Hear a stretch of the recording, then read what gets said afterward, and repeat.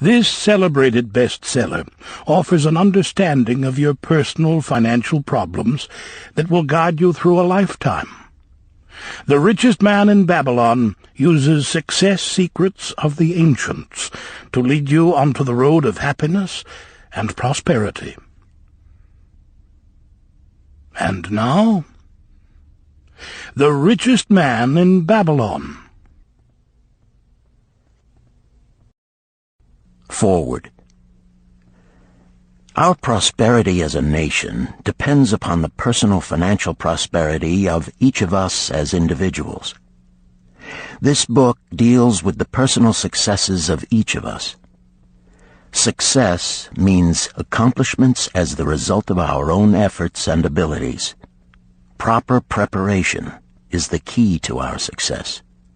Our acts can be no wiser than our thoughts. Our thinking can be no wiser than our understanding. This book of cures for lean purses has been termed a guide to financial understanding. That indeed is its purpose, to offer those who are ambitious for financial success an insight which will aid them to acquire money, to keep money, and to make their surpluses earn more money. In the pages which follow, we are taken back to Babylon, the cradle in which was nurtured the basic principles of finance now recognized and used the world over. To new readers, the author is happy to extend the wish that its pages may contain for them the same inspiration for growing bank accounts, greater financial successes, and the solution of difficult personal financial problems so enthusiastically reported by readers from coast to coast. To the business executives who have distributed these tales in such generous quantities to friends, relatives, employees, and associates, the author takes this opportunity to express his gratitude. No endorsement could be higher than that of practical men who appreciate its teachings because they themselves have worked up to important successes by applying the very principles it advocates. Babylon became the wealthiest city of the ancient world because its citizens were the richest people of their time. They appreciated the value of money. They practiced sound financial principles in acquiring money, keeping money, and making their money earn more money. They provided for themselves what we all desire: incomes for the future. GSC. Chapter 1. The Man Who Desired Gold. Banseer, the chariot builder of Babylon, was thoroughly discouraged. From his seat upon the low wall surrounding his property, he gazed sadly at his simple home and the open workshop in which stood a partially completed chariot. His wife frequently appeared at the open door. Her furtive glances in his direction reminded him that the meal bag was almost empty and he should be at work finishing the chariot, hammering and hewing, polishing and painting, stretching taut the leather over the wheel rims, preparing it for delivery so he could collect from his wealthy customer. Nevertheless, his fat, muscular body sat stolidly upon the wall. His slow mind was struggling patiently with a problem for which he could find no answer. The hot tropical sun, so typical of this valley of the Euphrates, beat down upon him mercilessly. Beads of perspiration formed upon his brow and trickled down unnoticed to lose themselves in the hairy jungle on his chest. Beyond his home towered the high terraced walls surrounding the king's palace. Nearby, cleaving the blue heavens, was the painted tower of the Temple of Bel. In the shadow of such grandeur was his simple home and many others far less neat and well cared for. Babylon was like this, a mixture of grandeur and squalor, of dazzling wealth and direst poverty, crowded together without plan or system within the protecting walls of the city. Behind him, had he cared to turn and look, The noisy chariots of the rich jostled and crowded aside the sandaled tradesmen as well as the barefooted beggars. Even the rich were forced to turn into the gutters to clear the way for the long lines of slave water carriers on the king's business, each bearing a heavy goatskin of water to be poured upon the hanging gardens. Bansir was too engrossed in his own problem to hear or heed the confused hubbub of the busy city. It was the unexpected twanging of the strings from a familiar lyre that aroused him from his reverie. He turned and looked into the sensitive, smiling face of his best friend, Kabai, the musician. "May the gods bless thee with great liberality, my good friend," began Kabai with an elaborate salute. "Yet it does appear they have already been so generous thou needst not to labor. I rejoice with thee in thy good fortune. More, I would even share it with thee. Pray, from thy purse, which must be bulging, else thou wouldst be busy in yon shop, extract but 2 humble shekels and lend them to me until after the nobleman's feast this night. Thou wilt not miss them ere they are returned." "If I did have 2 shekels," Bansir responded gloomily, "to no one could I lend them. Not even to you, my best of friends, for they would be my fortune, my entire fortune." No one lends his entire fortune, not even to his best friend. "What?" exclaimed Kabai with genuine surprise.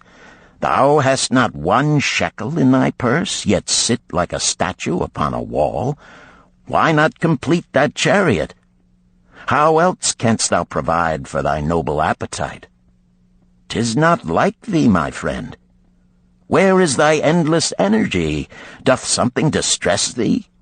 Have the gods brought to thee troubles?" "A torment from the gods it must be," Bansir agreed. "It began with a dream, a senseless dream in which I thought I was a man of means.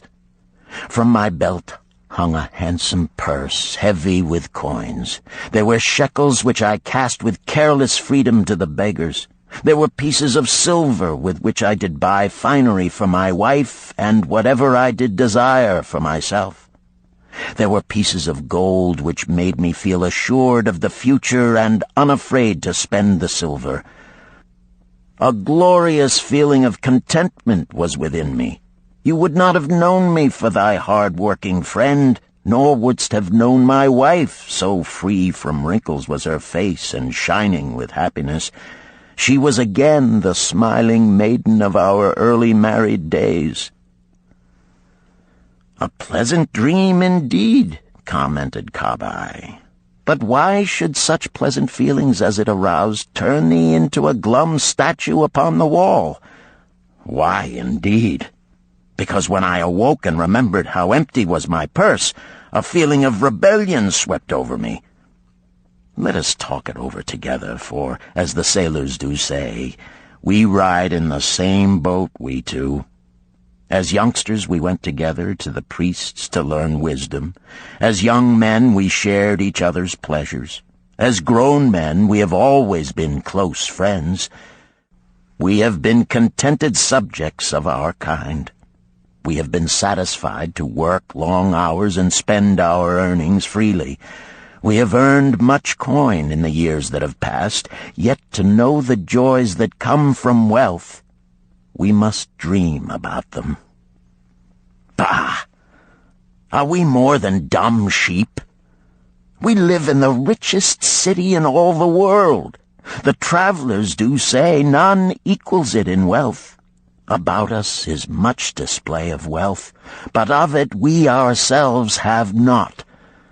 After half a lifetime of hard labor, thou, my best of friends, hast an empty purse, and sayest to me, "May I borrow such a trifle as 2 shekels until after the nobleman's feast this night?" Then what do I reply? Do I say, "Here is my purse, its contents will I gladly share"?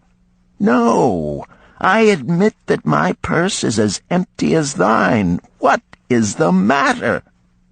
Why cannot we acquire silver and gold, more than enough for food and robes?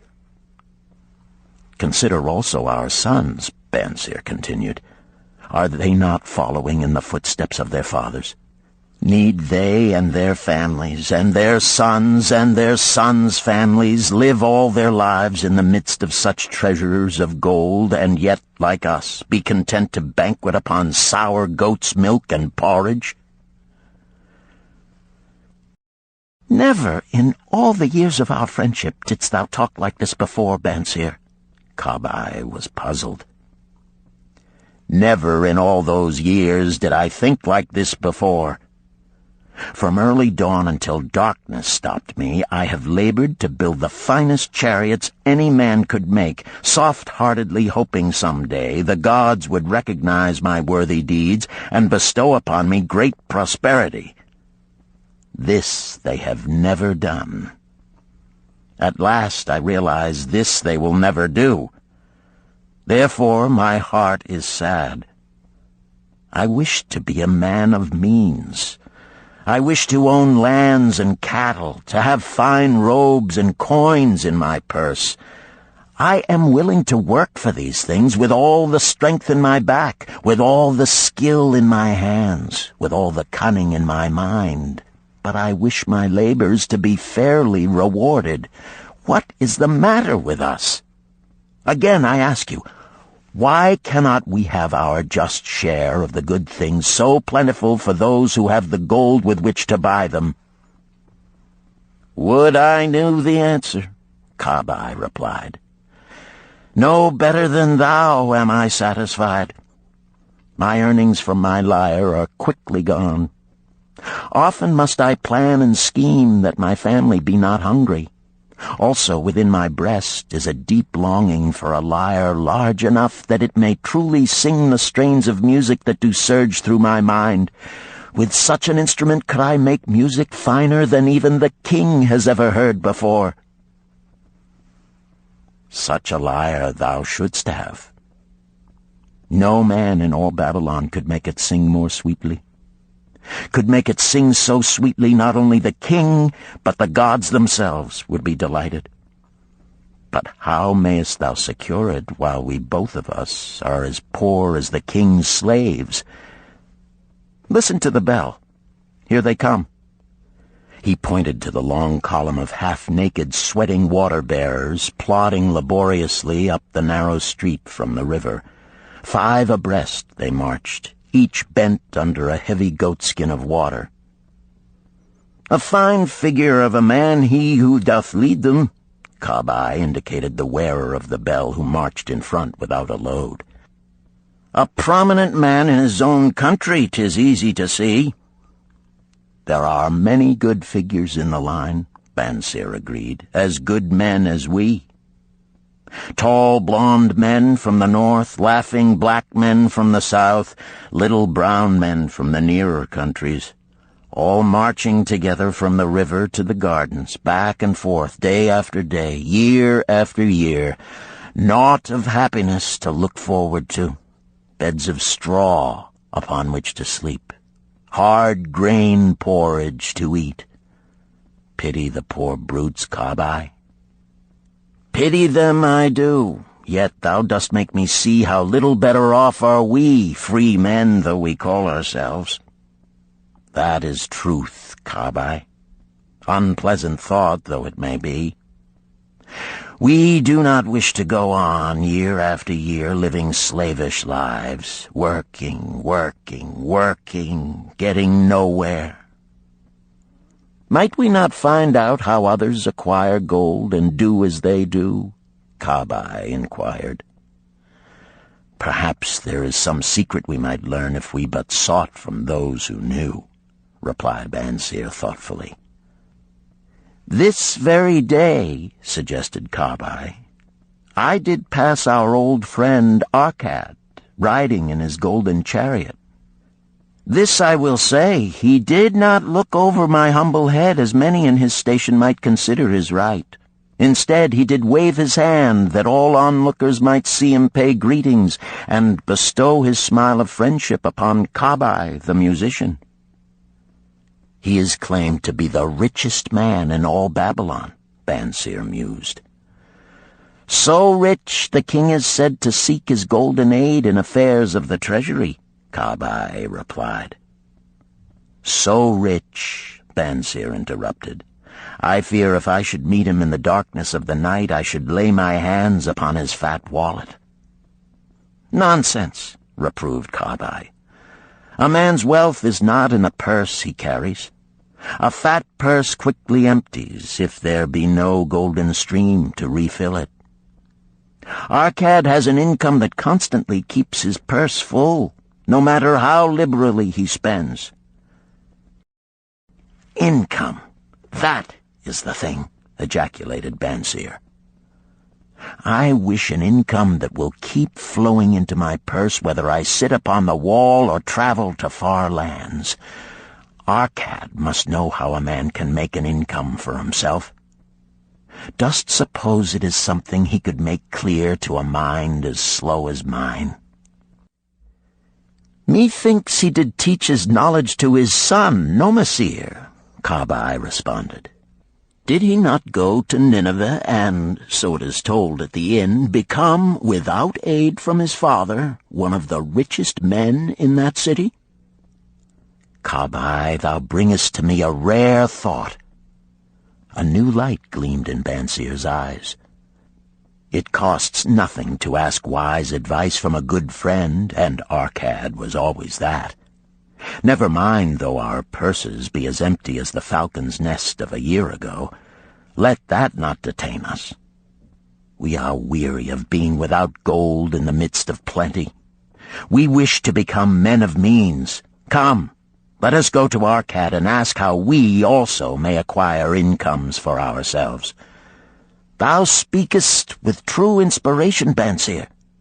Thou bringest to my mind a new understanding. Thou makest me to realize the reason why we have never found any measure of wealth. We never sought it. Thou hast labored patiently to build the staunchest chariots in Babylon. To that purpose was devoted your best endeavors. Therefore, at it thou didst succeed. I strove to become a skillful lyre player, and at it I did succeed. In those things toward which we exerted our best endeavors, we succeeded. The gods were content to let us continue thus. Now at last we see a light, bright like that from the rising sun. It biddeth us to learn more, that we may prosper more. With a new understanding, we shall find honorable ways to accomplish our desires. Let us go to Arkad this very day, Bansir urged. Also, let us ask other friends of our boyhood days who have fared no better than ourselves to join us, that they too may share in his wisdom.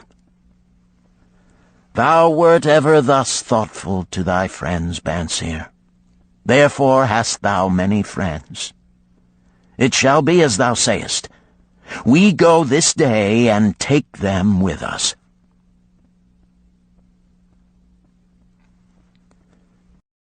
Chapter 2. The Richest Man in Babylon. In old Babylon there once lived a certain very rich man named Arkad. Far and wide he was famed for his great wealth. Also was he famed for his liberality. He was generous in his charities. He was generous with his family. He was liberal in his own expenses. But nevertheless, each year his wealth increased more rapidly than he spent it. And there were certain friends of younger days who came to him and said, You, Arkad, are more fortunate than we. You have become the richest man in all Babylon, while we struggle for existence. You can wear the finest garments, and you can enjoy the rarest foods, while we must be content if we can clothe our families in raiment that is presentable and feed them as best we can. Yet once we were equal. We studied under the same master. We played in the same games, and in neither the studies nor the games did you outshine us. And in the years since, you have been no more an honorable citizen than we. Nor have you worked harder or more faithfully in so far as we can judge. Why, then, should a fickle fate single you out to enjoy all the good things of life and ignore us who are equally deserving? Thereupon Arcad remonstrated with them, saying, If you have not acquired more than a bare existence in the years since we were youths, it is because you either have failed to learn the laws that govern the building of wealth, or else you do not observe them. Fickle fate is a vicious goddess who brings no permanent good to anyone. On the contrary, she brings ruin to almost every man upon whom she showers unearned gold. She makes wanton spenders who soon dissipate all they receive and are left beset by overwhelming appetites and desires they have not the ability to gratify. Yet others whom she favors become misers and hoard their wealth, fearing to spend what they have, knowing they do not possess the ability to replace it.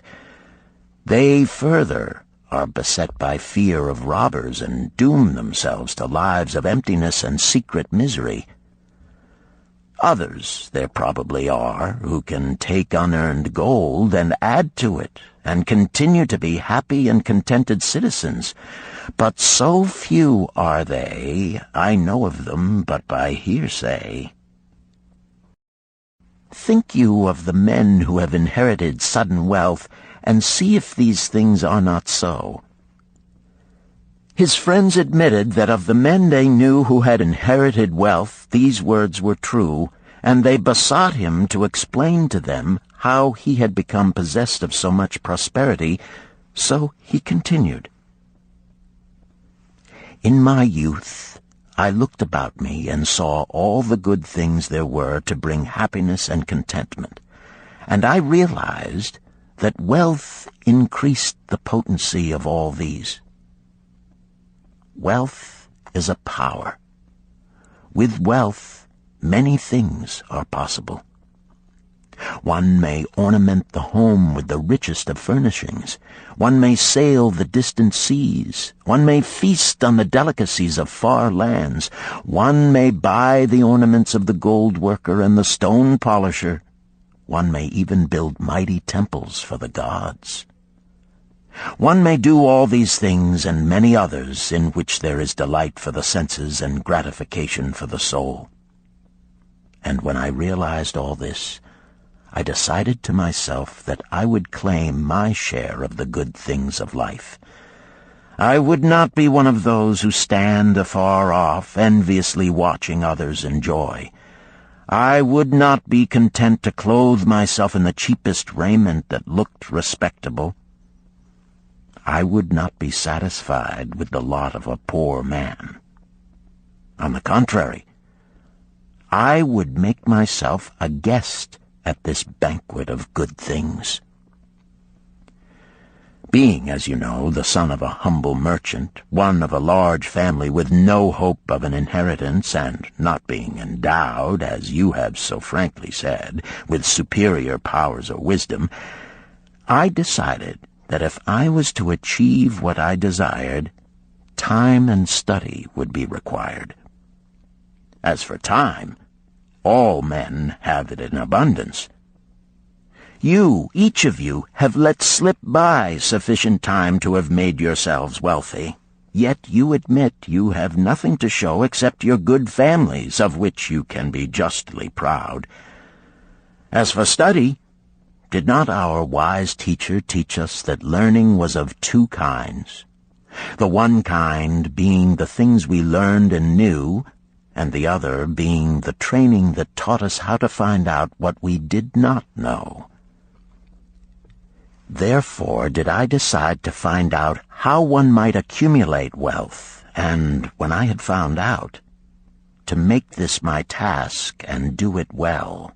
For is it not wise that we should enjoy while we dwell in the brightness of the sunshine? For sorrows enough shall descend upon us when we depart for the darkness of the world of spirit. I found employment as a scribe in the hall of records, and long hours each day I labored upon the clay tablets. Week after week, and month after month I labored, yet for my earnings I had naught to show. Food and clothing and penance to the gods, and other things of which I could remember not what, absorbed all my earnings, but my determination did not leave me. And one day Algamish, the moneylender, came to the house of the city master and ordered a copy of the 9th law, and he said to me, I must have this in 2 days, and if the task is done by that time, 2 coppers will I give to thee. So I labored hard, but the law was long, and when Algamish returned, the task was unfinished. He was angry, and had I been his slave, he would have beaten me. But knowing the city master would not permit him to injure me, I was unafraid, so I said to him, Algamish, you are a very rich man. Tell me how I may also become rich, and all night I will carve upon the clay, and when the sun rises, it shall be completed. He smiled at me and replied, You are a forward knave, but we will call it a bargain. All that night I carved, though my back pained and the smell of the wick made my head ache until my eyes could hardly see. But when he returned at sunup, the tablets were complete. Now, I said, tell me what you promised. You have fulfilled your part of our bargain, my son, he said to me kindly, and I am ready to fulfill mine. I will tell you these things you wish to know, because I am becoming an old man, and an old tongue loves to wag. And when youth comes to age for advice, he receives the wisdom of years. But too often does youth think that age knows only the wisdom of days that are gone, and therefore profits not. But remember this, the sun that shines today is the sun that shone when thy father was born, and will still be shining when thy last grandchild shall pass into the darkness. The thoughts of youth, he continued, are bright lights that shine forth like the meteors that oft make brilliant the sky. But the wisdom of age is like the fixed stars that shine so unchanged that the sailor may depend upon them to steer his course. Mark you well my words, for if you do not, you will fail to grasp the truth that I will tell you, and you will think that your night's work has been in vain. Then he looked at me shrewdly from under his shaggy brows and said in a low, forceful tone, I've found the road to wealth when I decided that a part of all I earned was mine to keep. And so will you. Then he continued to look at me with a glance that I could feel pierce me, but said no more. Is that all? I asked. That was sufficient to change the heart of a sheep-herder into the heart of a money-lender, he replied. But all I earn is mine to keep, is it not? I demanded. Far from it, he replied. Do you not pay the garment maker? Do you not pay the sandal maker? Do you not pay for the things you eat? Can you live in Babylon without spending? What have you to show for your earnings of the past month? What for the past year? Fool! You pay to everyone but yourself. Dullard! You labor for others. As well be a slave and work for what your master gives you to eat and wear. If you did keep for yourself 1/10 of all you earn, how much would you have in 10 years? My knowledge of the numbers did not forsake me, and I answered, "As much as I earn in 1 year." "You speak but half the truth," he retorted. "Every gold piece you save is a slave to work for you. Every copper it earns is its child that also can earn for you. If you would become wealthy, then what you save must earn, and its children must earn, that all may help to give to you the abundance you crave. You think I cheat you for your long night's work," he continued, "but I am paying you 1,000 times over if you have the intelligence to grasp the truth I offer you. A part of all you earn is yours to keep. It should not be less than 1/10, no matter how little you earn. It can be as much more as you can afford. Pay yourself first. Do not buy from the clothes maker and the sandal maker more than you can pay out of the rest and still have enough for food and charity and penance to the gods. Wealth, like a tree, grows from a tiny seed. The first copper you save is the seed from which your tree of wealth shall grow. The sooner you plant that seed, the sooner shall the tree grow. And the more faithfully you nourish and water that tree with consistent savings, the sooner may you bask in contentment beneath its shade." So saying, he took his tablets and went away. I thought much about what he had said to me, and it seemed reasonable, so I decided that I would try it. Each time I was paid, I took 1 from each 10 pieces of copper and hid it away. And strange as it may seem, I was no shorter of funds than before. I noticed little difference as I managed to get along without it.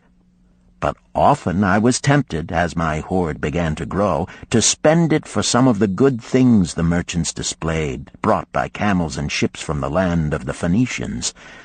But I wisely refrained.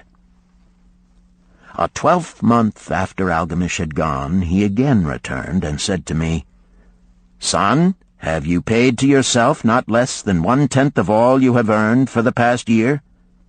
I answered proudly, "Yes, master, I have." "That is good," he answered, beaming upon me. "And what have you done with it?" "I have given it to Asmer, the brickmaker, who told me he was traveling over the far seas, and in Tyre he would buy from me the rare jewels of the Phoenicians. When he returns, we shall sell these at high prices and divide the earnings." "Every fool must learn," he growled. "But why trust the knowledge of a brickmaker about jewels? Would you go to the breadmaker to inquire about the stars? No, by my tunic, you would go to the astrologer if you had power to think. Your savings are gone, youth. You have jerked your wealth tree up by the roots. But plant another. Try again. And next time, if you would have advice about jewels, go to the jewel merchant. If you would know the truth about sheep, go to the herdsman. Advice is one thing that is freely given away, but watch that you take only what is worth having. He who takes advice about his savings from one who is inexperienced in such matters shall pay with his savings for proving the falsity of their opinions." Saying this, he went away. And it was as he said, for the Phoenicians are scoundrels and sold to Asmer worthless bits of glass that looked like gems. But as Algamish had bid me, I again saved each 10th copper, for I now had formed the habit, and it was no longer difficult. Again, 12 months later, Algamish came to the room of the scribes and addressed me. "What progress have you made since last I saw you?" "I have paid myself faithfully," I replied, "and my savings I have entrusted to Agar, the shield-maker, to buy bronze, and each 4th month he does pay me the rental." "That is good. And what do you do with the rental?" I do have a great feast with honey and fine wine and spiced cake. Also I have bought me a scarlet tunic, and some day I shall buy me a young ass upon which to ride." To which Algamish laughed, "You do eat the children of your savings. Then how do you expect them to work for you? And how can they have children that will also work for you? First get thee an army of golden slaves, and then many a rich banquet may you enjoy without regret." So saying, he again went away. Nor did I again see him for 2 years, when he once more returned, and his face was full of deep lines, and his eyes drooped, for he was becoming a very old man. And he said to me, "Arcad, hast thou yet achieved the wealth thou dreamed of?" And I answered, "Not yet all that I desire, but some I have, and it earns more, and its earnings earn more." "And do you still take the advice of brickmakers?" "About brickmaking they give me good advice," I retorted.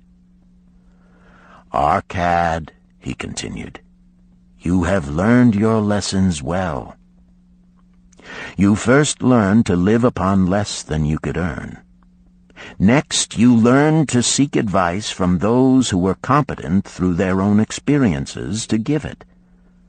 And lastly, you have learned to make gold work for you. You have taught yourself how to acquire money, how to keep it, and how to use it. Therefore, you are competent for a responsible position. I am becoming an old man. My sons think only of spending and give no thought to earning. My interests are great, and I fear too much for me to look after. If you will go to Nippur and look after my lands there, I shall make you my partner, and you shall share in my estate." So I went to Nippur and took charge of his holdings, which were large, and because I was full of ambition and because I had mastered the 3 laws of successfully handling wealth, I was enabled to increase greatly the value of his properties. So I prospered much, and when the spirit of Algamish departed for the sphere of darkness, I did share in his estate as he had arranged under the law. So spake Arcad, and when he had finished his tale, one of his friends said, "You were indeed fortunate that Algamish made you an heir." "Fortunate only in that I had the desire to prosper before I first met him. For 4 years did I not prove my definiteness of purpose by keeping 1/10 of all I earned? Would you call a fisherman lucky who for years so studied the habits of the fish that with each changing wind he could cast his nets about them? Opportunity is a haughty goddess who wastes no time with those who are unprepared. You had strong willpower to keep on after you lost your first year's savings. You are unusual in that way," spoke up another. "Willpower," retorted Arcad. "What nonsense! Do you think willpower gives a man the strength to lift a burden the camel cannot carry, or to draw a load the oxen cannot budge? Willpower is but the unflinching purpose to carry a task you set for yourself to fulfillment. If I set for myself a task, be it ever so trifling, I shall see it through. How else shall I have confidence in myself to do important things? Should I say to myself, for 100 days as I walk across the bridge into the city, I will pick from the road a pebble and cast it into the stream? I would do it. If on the 7th day I passed by without remembering, I would not say to myself, tomorrow I will cast 2 pebbles which will do as well.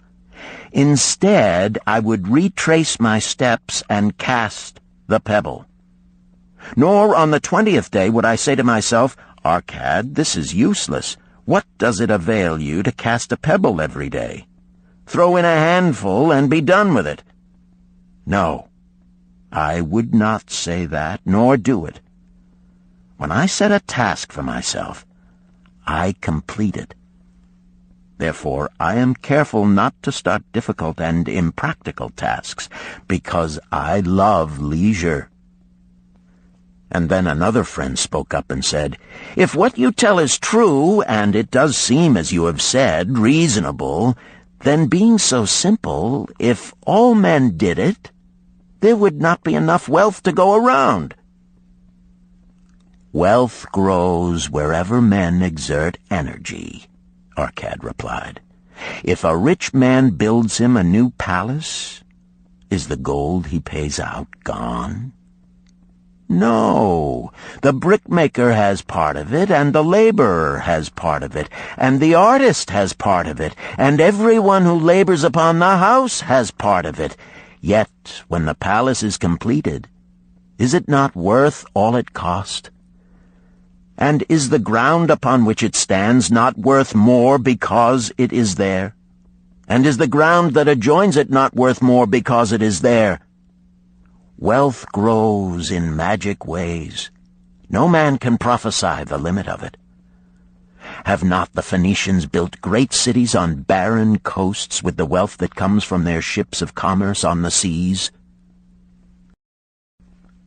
"What then do you advise us to do that we also may become rich?" asked still another of his friends. "The years have passed, and we are no longer young men, and we have nothing put by." "I advise that you take the wisdom of Algamish and say to yourselves, 'A part of all I earn is mine to keep.' Say it in the morning when you first arise, say it at noon, say it at night. Say it each hour of every day. Say it to yourself until the words stand out like letters of fire across the sky. Impress yourself with the idea. Fill yourself with the thought. Then take whatever portion seems wise. Let it be not less than 1/10, and lay it by. Arrange your other expenditures to do this if necessary, but lay by that portion first.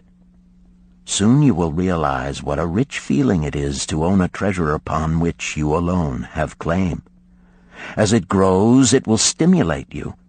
A new joy of life will thrill you. Greater efforts will come to you to earn more. For of your increased earnings, will not the same percentage be also yours to keep? Then learn to make your treasure work for you. Make it your slave. Make its children and its children's children work for you. Ensure an income for thy future. Look thou at the aged, and forget not that in the days to come thou also will be numbered among them. Therefore invest thy treasure with greatest caution that it be not lost. Usurious rates of return are deceitful sirens that sing but to lure the unwary upon the rocks of loss and remorse. Provide also that thy family may not want should the gods call thee to their realms. For such protection it is always possible to make provision with small payments at regular intervals. Therefore the provident man delays not in expectation of a large sum becoming available for such a wise purpose. Counsel with wise men. Seek the advice of men whose daily work is handling money. Let them save you from such an error as I myself made in entrusting my money to the judgment of Asmer, the brickmaker. A small return and a safe one is far more desirable than risk. Enjoy life while you are here. Do not overstrain or try to save too much. If 1/10 of all you earn is as much as you can comfortably keep, be content to keep this portion. Live otherwise according to your income, and let not yourself get niggardly and afraid to spend. Life is good and life is rich with things worth while and things to enjoy. His friends thanked him and went away. Some were silent because they had no imagination and could not understand. Some were sarcastic because they thought that one so rich should divide with old friends not so fortunate. But some had in their eyes a new light. They realized that Algamish had come back each time to the room of the scribes because he was watching a man work his way out of darkness into light. When that man had found the light, a place awaited him. No one could fill that place until he had for himself worked out his own understanding, until he was ready for opportunity. These latter were the ones who, in the following years, frequently revisited Arcad, who received them gladly. He counseled with them and gave them freely of his wisdom, as men of broad experience are always glad to do, and he assisted them in so investing their savings that it would bring in a good interest with safety and would neither be lost nor entangled in investments that paid no dividends. The turning point in these men's lives came upon that day when they realized the truth that had come from Algamish to Arcad, and from Arcad to them. A part of all you earn is yours to keep.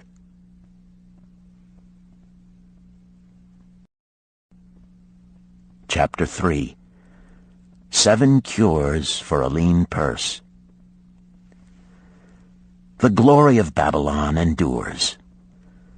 Down through the ages, its reputation comes to us as the richest of cities, its treasures as fabulous. Yet it was not always so. The riches of Babylon were the results of the wisdom of its people. They first had to learn how to become wealthy. When the good King Sargon returned to Babylon after defeating his enemies, the Elamites, he was confronted with a serious situation. The royal chancellor explained it to the king thus: "After many years of great prosperity brought to our people because your majesty built the great irrigation canals and the mighty temples of the gods, now that these works are completed, the people seem unable to support themselves. The laborers are without employment. The merchants have few customers. The farmers are unable to sell their produce. The people have not enough gold to buy food." "But where has all the gold gone that we spent for these great improvements?" demanded the king. "It has found its way, I fear," responded the chancellor, "into the possession of a few very rich men of our city. It filtered through the fingers of most of our people as quickly as the goat's milk goes through the strainer. Now that the stream of gold has ceased to flow, most of our people have nothing to show for their earnings." The king was thoughtful for some time. Then he asked, "Why should so few men be able to acquire all the gold?" "Because they know how," replied the chancellor. "One may not condemn a man for succeeding because he knows how. Neither may one with justice take away from a man what he has fairly earned to give to men of less ability." "But why," demanded the king, "should not all the people learn how to accumulate gold and therefore become themselves rich and prosperous?" "Quite possible, Your Excellency. But who can teach them? Certainly not the priests, because they know naught of money-making." "Who knows best in all our city how to become wealthy, Chancellor?" asked the king. "Thy question answers itself, Your Majesty. Who has amassed the greatest wealth in Babylon?" "Well said, my able Chancellor. It is Arcad. He is the richest man in Babylon. Bring him before me on the morrow." Upon the following day, as the king had decreed, Arcad appeared before him, straight and sprightly, despite his 80 years and 10. "Arcad," spoke the king, "is it true thou art the richest man in Babylon?" "So it is reported, Your Majesty, and no man disputes it." "How becamest thou so wealthy?" "By taking advantage of opportunities available to all citizens of our good city." Thou hadst nothing to start with? Only a great desire for wealth. Besides this, nothing.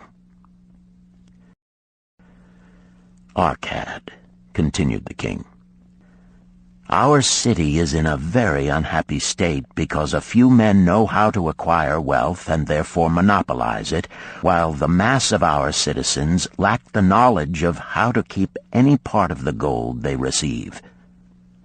It is my desire that Babylon be the wealthiest city in the world. Therefore, it must be a city of many wealthy men. Therefore, we must teach all the people how to acquire riches.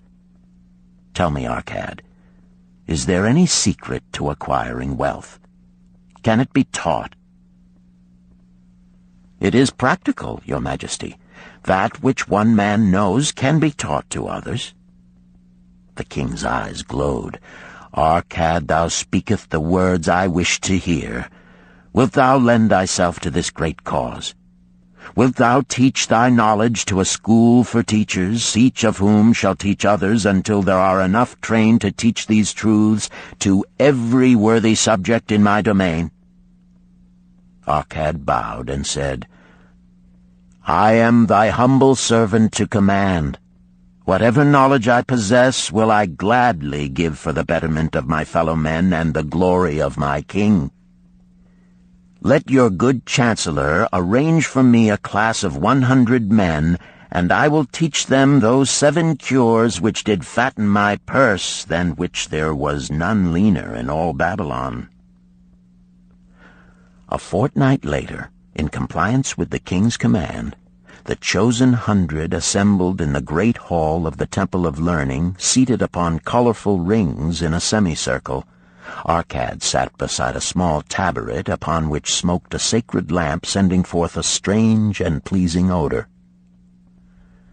"Behold the richest man in Babylon," whispered a student, nudging his neighbor as Arcad arose.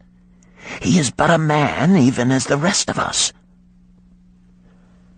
"As a dutiful subject of our great king," Arcad began, "I stand before you in his service. Because once I was a poor youth who did greatly desire gold, and because I found knowledge that enabled me to acquire it, he asks that I impart unto you my knowledge. I started my fortune in the humblest way.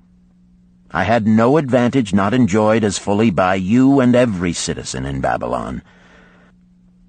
The first storehouse of my treasure was a well-worn purse. I loathed its useless emptiness. I desired that it be round and full, clinking with the sound of gold. Therefore I sought every remedy for a lean purse. I found 7. To you who are assembled before me shall I explain the 7 cures for a lean purse which I do recommend to all men who desire much gold. Each day for 7 days will I explain to you one of the 7 remedies. Listen attentively to the knowledge that I will impart. Debate it with me. Discuss it among yourselves. Learn these lessons thoroughly, that ye may also plant in your own purse the seed of wealth. First must each of you start wisely to build a fortune of his own. Then wilt thou be competent, and only then, to teach these truths to others. I shall teach to you in simple ways how to fatten your purses. This is the first step leading to the Temple of Wealth, and no man may climb who cannot plant his feet firmly upon the first step. We shall now consider the first cure. The first cure. Start thy purse to fattening. Arcad addressed the thoughtful man in the second row. My good friend, at what craft workest thou? I, replied the man, am a scribe and carve records upon the clay tablets. Even at such labor did I myself earn my first coppers. Therefore thou hast the same opportunity to build a fortune. He spoke to a florid-faced man farther back. Pray tell also what dost thou to earn thy bread? I, responded this man, am a meat butcher. I do buy the goats the farmers raise, and kill them, and sell the meat to the housewives, and the hides to the sandal-makers. Because thou dost also labor and earn, thou hast every advantage to succeed that I did possess. In this way did Arcad proceed to find out how each man labored to earn his living. When he had done questioning them, he said, Now, my students, ye can see that there are many trades and labors at which men may earn coins. Each of the ways of earning is a stream of gold from which the worker doth divert by his labors a portion to his own purse. Therefore into the purse of each of you flows a stream of coins, large or small, according to his ability. Is it not so? Thereupon they agreed that it was so.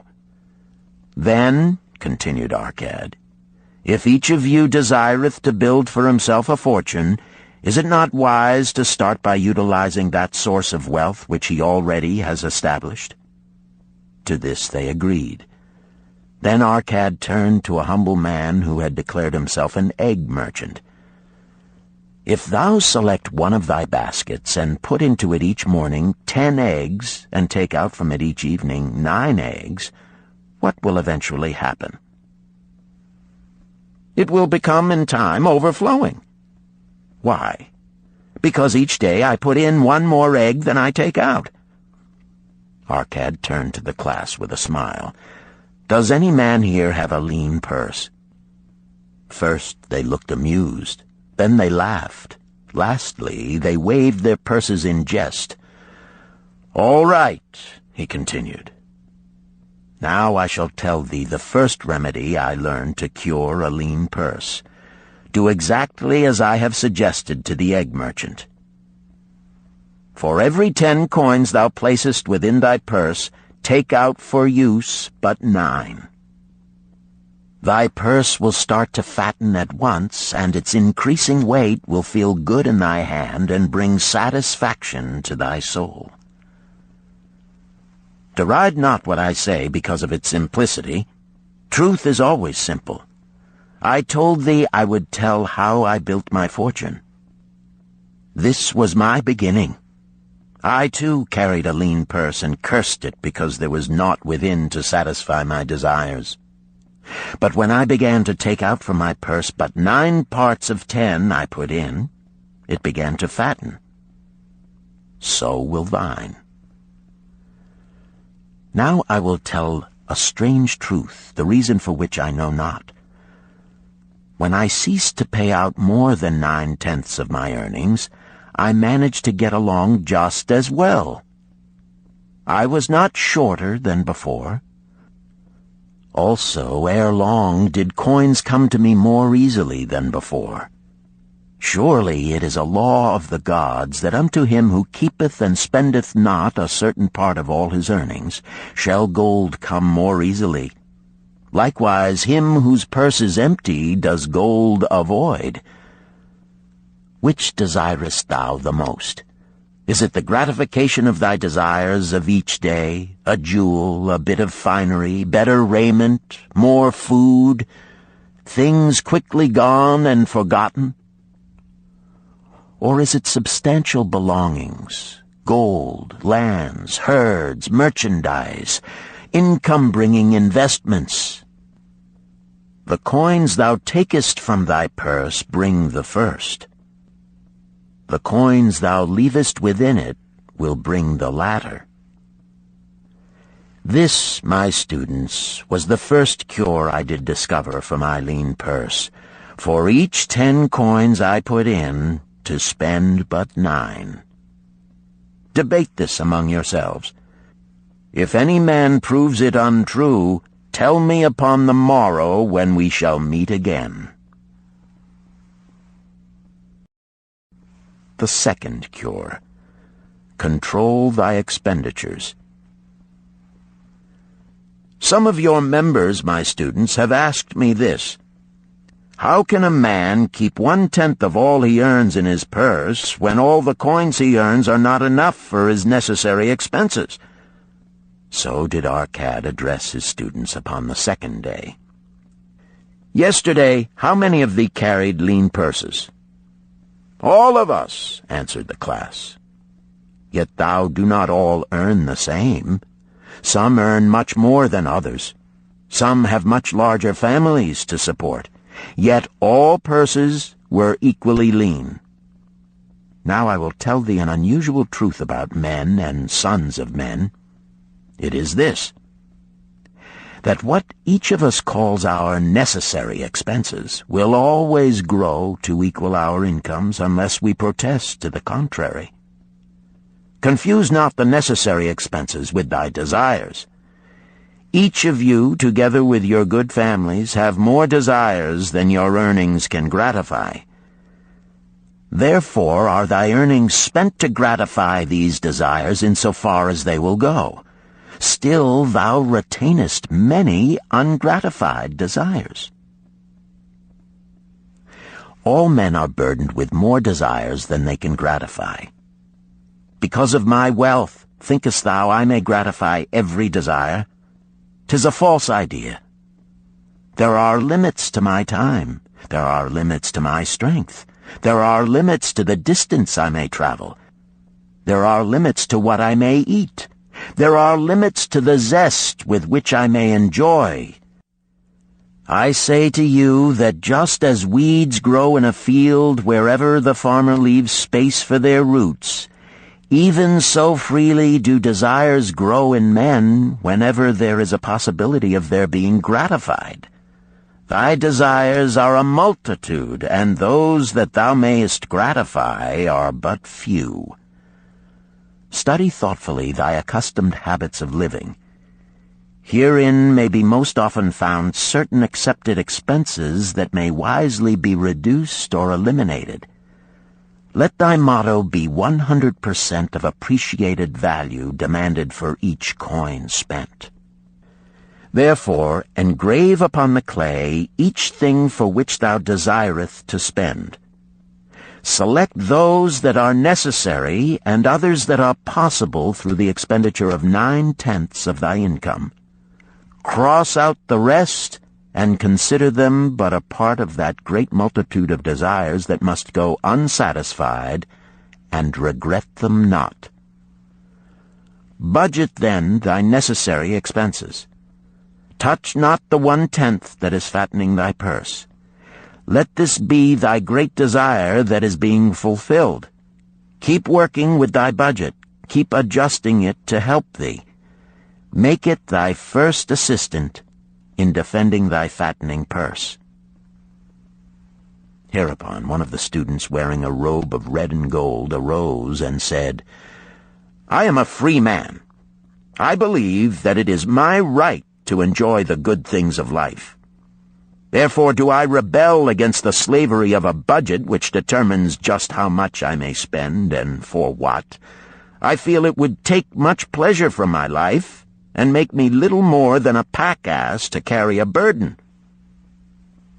To him Arcad replied, "Who, my friend, would determine thy budget?"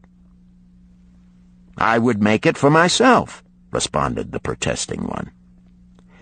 "In that case, were a pack-ass to budget his burden, would he include therein jewels and rugs and heavy bars of gold? Not so. He would include hay and grain and a bag of water for the desert trail. The purpose of a budget is to help thy purse to fatten. It is to assist thee to have thy necessities and, insofar as attainable, thy other desires. It is to enable thee to realize thy most cherished desires by defending them from thy casual wishes. Like a bright light in a dark cave, thy budget shows up the leaks from thy purse and enables thee to stop them and control thy expenditures for definite and gratifying purposes.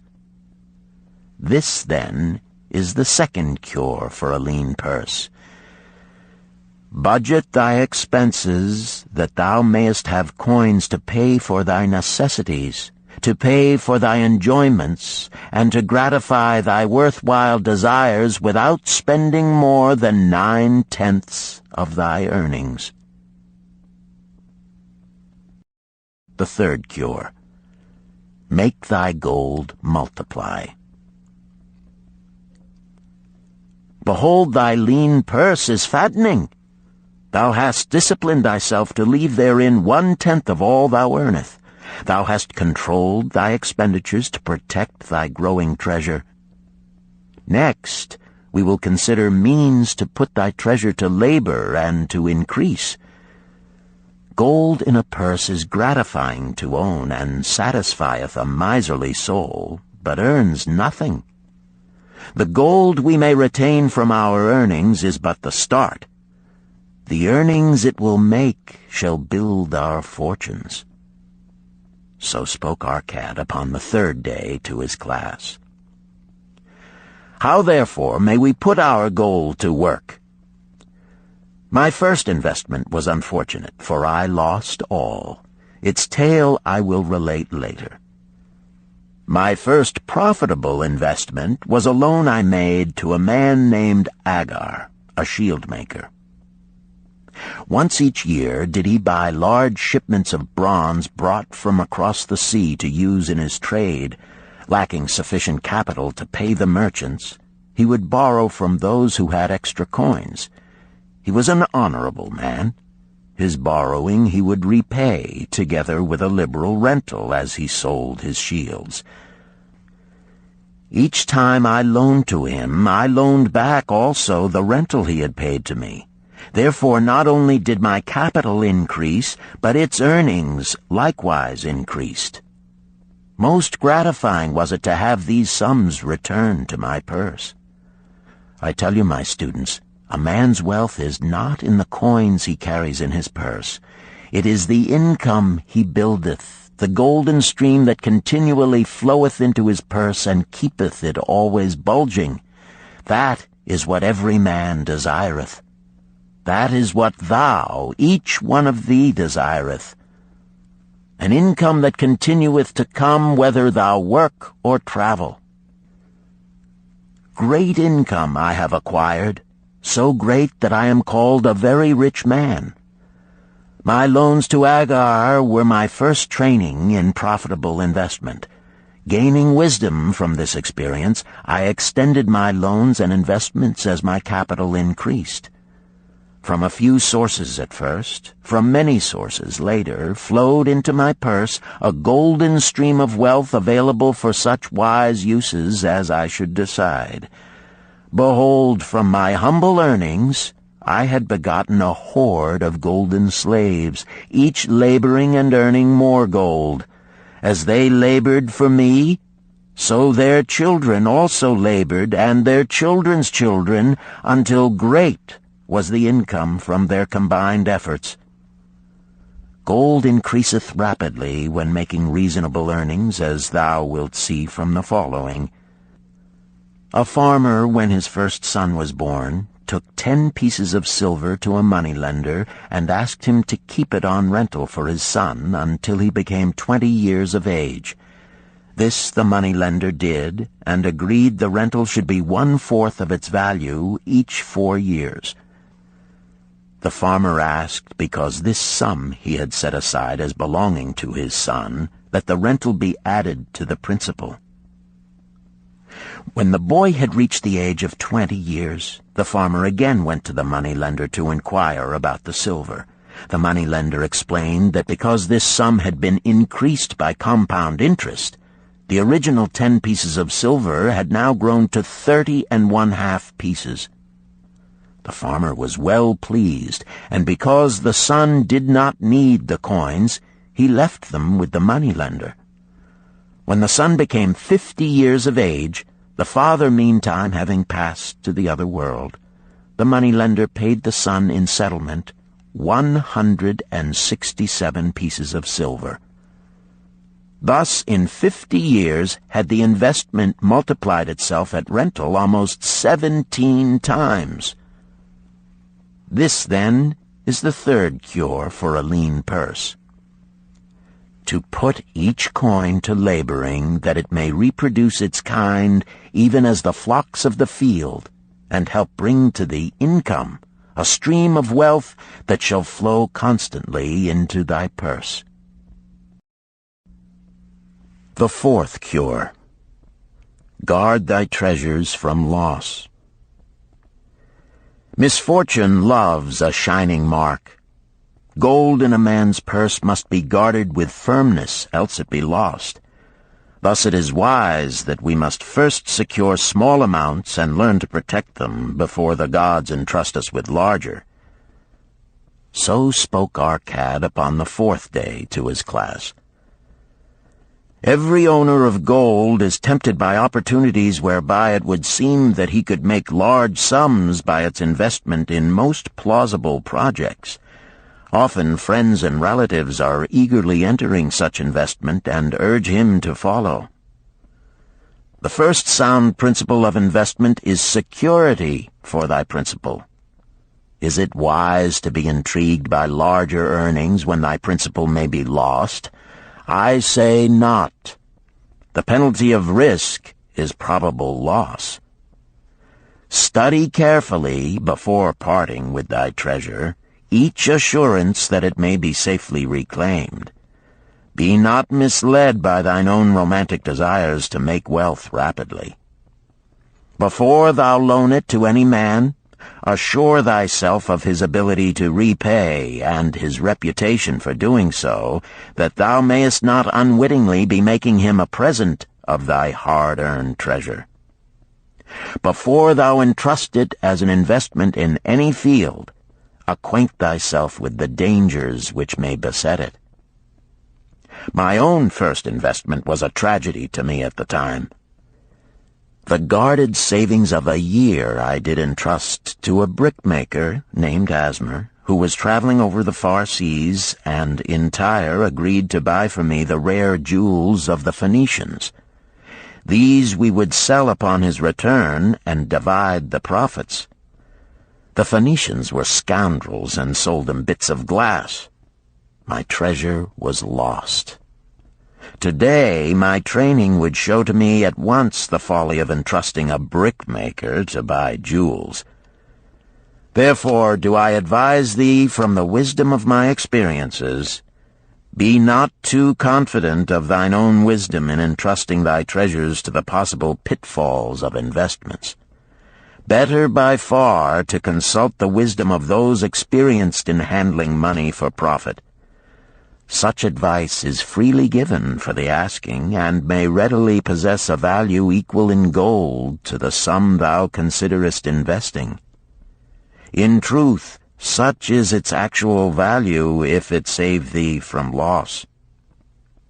This, then, is the fourth cure for a lean purse, and of great importance if it prevent thy purse from being emptied once it has become well filled.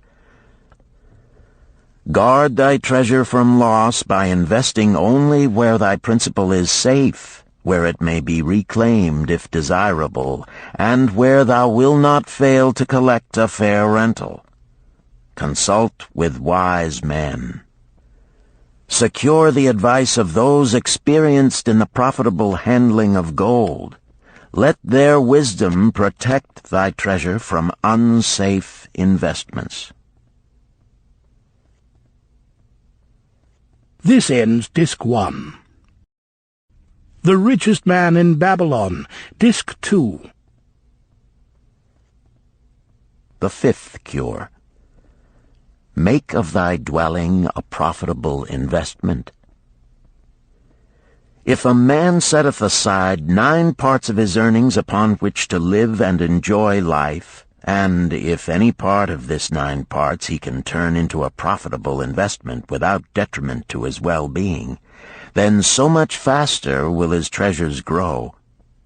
So spake our cad to his class at their 5th lesson. All too many of our men of Babylon do raise their families in unseemly quarters. They do pay to exacting landlords liberal rentals for rooms where their wives have not a spot to raise the blooms that gladden a woman's heart, and their children have no place to play their games except in the unclean alleys. No man's family can fully enjoy life unless they do have a plot of ground wherein children can play in the clean earth, and where the wife may raise not only blossoms but good rich herbs to feed her family.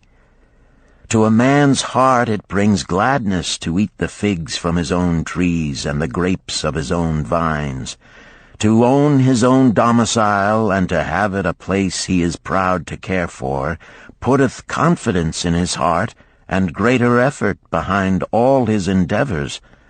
Therefore do I recommend that every man own the roof that sheltereth him and his. Nor is it beyond the ability of any well-intentioned man to own his home. Hath not our great king so widely extended the walls of Babylon that within them much land is now unused, and may be purchased at sums most reasonable?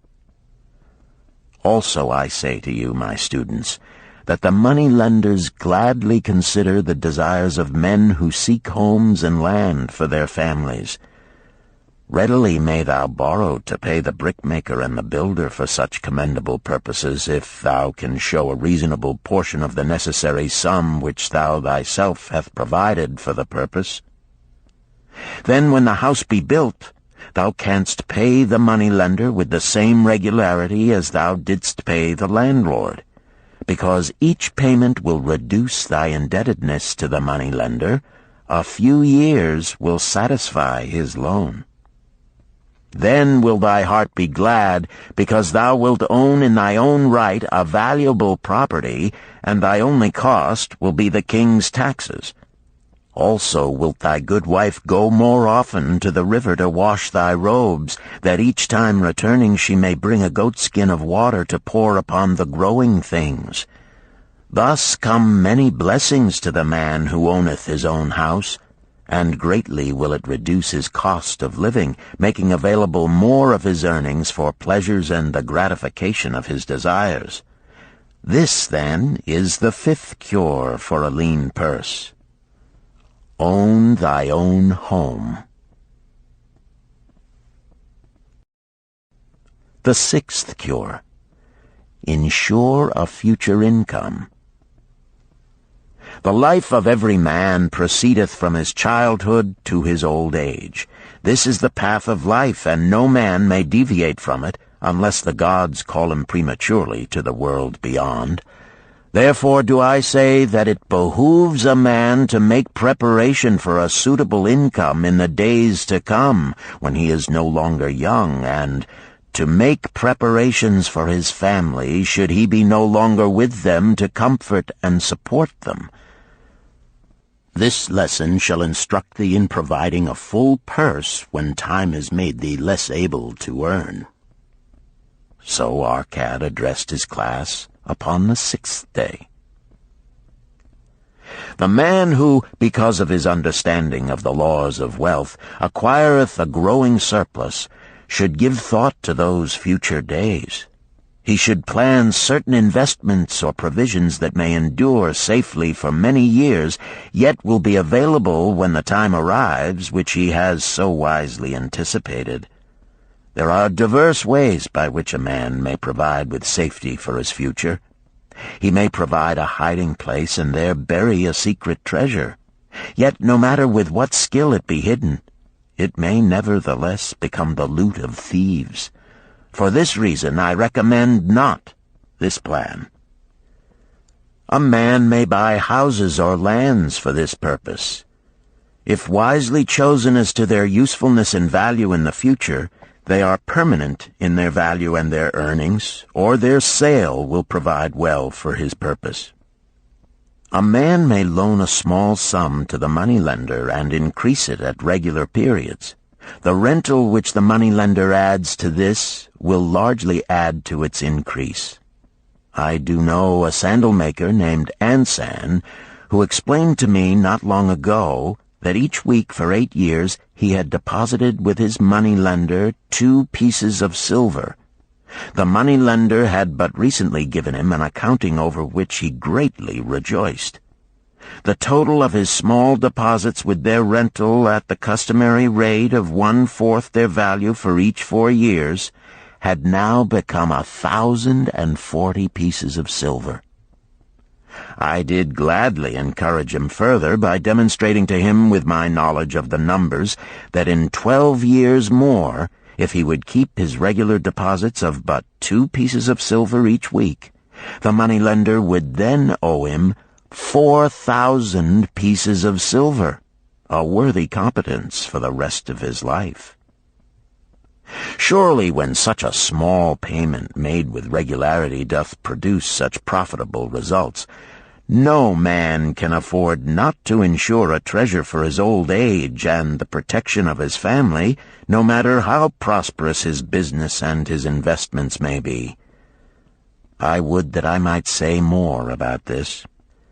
In my mind rests a belief that someday wise-thinking men will devise a plan to insure against death, whereby many men pay in but a trifling sum regularly, the aggregate making a handsome sum for the family of each member who passeth to the beyond. This do I see as something desirable and which I could highly recommend. But today it is not possible, because it must reach beyond the life of any man or any partnership to operate. It must be as stable as the king's throne. Some day do I feel that such a plan shall come to pass, and be a great blessing to many men, because even the first small payment will make available a snug fortune for the family of a member, should he pass on. But because we live in our own day, and not in the days which are to come, must we take advantage of those means and ways of accomplishing our purposes. Therefore do I recommend to all men that they, by wise and well-thought-out methods, do provide against a lean purse in their mature years. For a lean purse to a man no longer able to earn, or to a family without its head, is a sore tragedy. This, then, is the 6th cure for a lean purse. Provide in advance for the needs of thy growing age and the protection of thy family. The 7th cure. Increase thy ability to earn.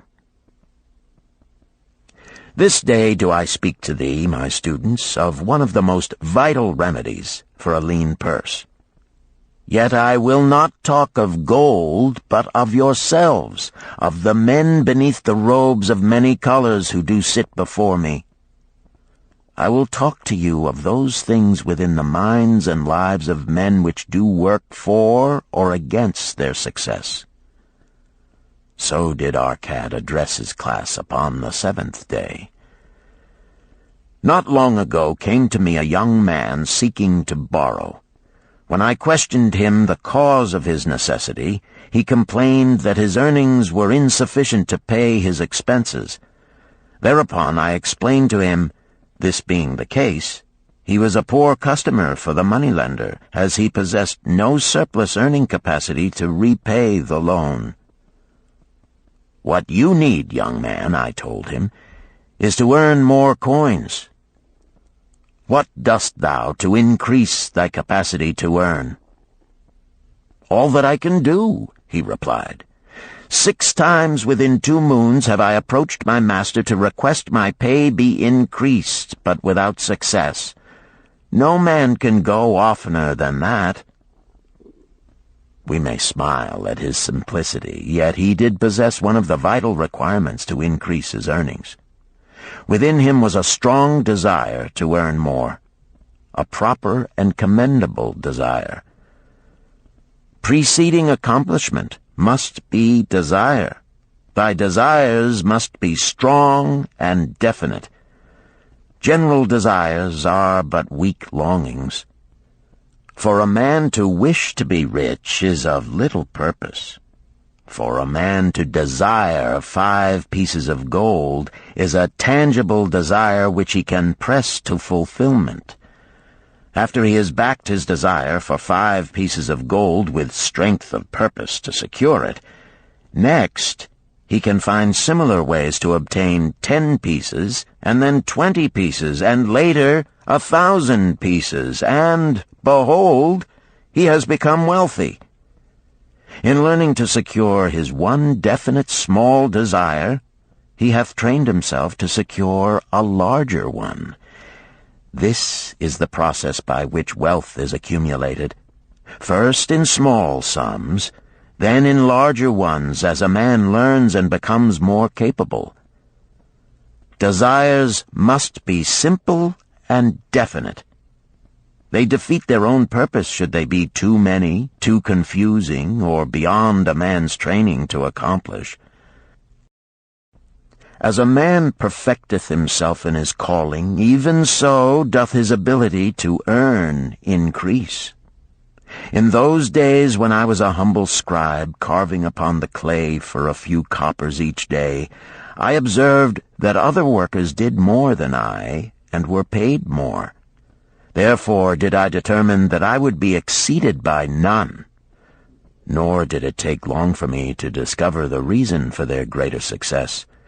More interest in my work, more concentration upon my task, more persistence in my effort, and, behold, few men could carve more tablets in a day than I. With reasonable promptness my increased skill was rewarded, nor was it necessary for me to go 6 times to my master to request recognition. The more of wisdom we know, the more we may earn. That man who seeks to learn more of his craft shall be richly rewarded. If he is an artisan, he may seek to learn the methods and the tools of those most skillful in the same line. If he laboreth at the law or at healing, he may consult and exchange knowledge with others of his calling. If he be a merchant, he may continually seek better goods that can be purchased at lower prices. Always do the affairs of men change and improve, because keen-minded men seek greater skill that they may better serve those upon whose patronage they depend. Therefore I urge all men to be in the front rank of progress, and not to stand still, lest they be left behind. Many things come to make a man's life rich with gainful experiences. Such things as the following a man must do if he respects himself. He must pay his debts with all the promptness within his power, not purchasing that for which he is unable to pay. He must take care of his family, that they may think and speak well of him. He must make a will of record, that in case the gods call him, proper and honorable division of his property be accomplished. He must have compassion upon those who are injured and smitten by misfortune, and aid them within reasonable limits. He must do deeds of thoughtfulness to those dear to him. Thus, the 7th and last remedy for a lean purse is to cultivate thy own powers, to study and become wiser, to become more skillful, to so act as to respect thyself. Thereby shalt thou acquire confidence in thyself to achieve thy carefully considered desires.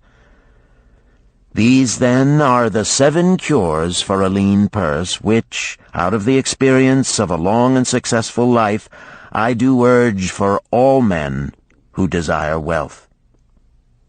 There is more gold in Babylon, my students, than thou dreamest of. There is abundance for all. Go thou forth and practice these truths, that thou mayest prosper and grow wealthy, as is thy right. Go thou forth and teach these truths, that every honorable subject of his majesty may also share liberally in the ample wealth of our beloved city. Chapter 4. Meet the Goddess of Good Luck. Babylonian proverb. If a man be lucky, there is no foretelling the possible extent of his good fortune. Pitch him into the Euphrates, and like as not he will swim out with a pearl in his hand. The desire to be lucky is universal. It was just as strong in the breasts of men 4,000 years ago in ancient Babylon as it is in the hearts of men today. We all hope to be favored by the whimsical goddess of good luck. Is there some way we can meet her and attract not only her favorable attention, but her generous favors? Is there a way to attract good luck? That is just what the men of ancient Babylon wished to know. It is exactly what they decided to find out. They were shrewd men and keen thinkers. That explains why their city became the richest and most powerful city of their time. In that distant past, they had no schools or colleges. Nevertheless, they had a center of learning, and a very practical one it was. Among the towered buildings in Babylon was one that ranked in importance with the palace of the king, the hanging gardens, and the temples of the gods. You will find scant mention of it in the history books, more likely no mention at all, yet it exerted a powerful influence upon the thought of that time. This building was the temple of learning, where the wisdom of the past was expounded by voluntary teachers, and where subjects of popular interest were discussed in open forums. Within its walls, all men met as equals. The humblest of slaves could dispute with impunity the opinions of a prince of the royal house. Among the many who frequented the Temple of Learning was a wise rich man named Arcad, called the Richest Man in Babylon. He had his own special hall where almost any evening a large group of men, some old, some very young, but mostly middle-aged, gathered to discuss and argue interesting subjects. Suppose we listen in to see whether they knew how to attract good luck. The sun had just set like a great red ball of fire shining through the haze of desert dust when Arcad strolled to his accustomed platform. Already full 80 men were awaiting his arrival, reclining on their small rugs spread upon the floor. More were still arriving. "What shall we discuss this night?" Arcad inquired. After a brief hesitation, a tall cloth weaver addressed him, arising as was the custom. "I have a subject I would like to hear discussed, yet hesitate to offer, lest it seem ridiculous to you, Arcad, and my good friends here." Upon being urged to offer it, both by Arcad and by calls from the others, he continued, "This day I have been lucky, for I have found a purse in which there are pieces of gold. To continue to be lucky is my great desire. Feeling that all men share with me this desire, I do suggest we debate how to attract good luck, that we may discover ways it can be enticed to one." "A most interesting subject has been offered," Arcad commented. "One most worthy of our discussion. To some men, good luck bespeaks but a chance happening that, like an accident, may befall one without purpose or reason. Others do believe that the instigator of all good fortune is our most bounteous goddess Ashtar, ever anxious to reward with generous gifts those who please her. Speak up, my friends, what say you? Shall we seek to find if there be means by which good luck may be enticed to visit each and all of us?" "Yea, and much of it," responded the growing group of eager listeners.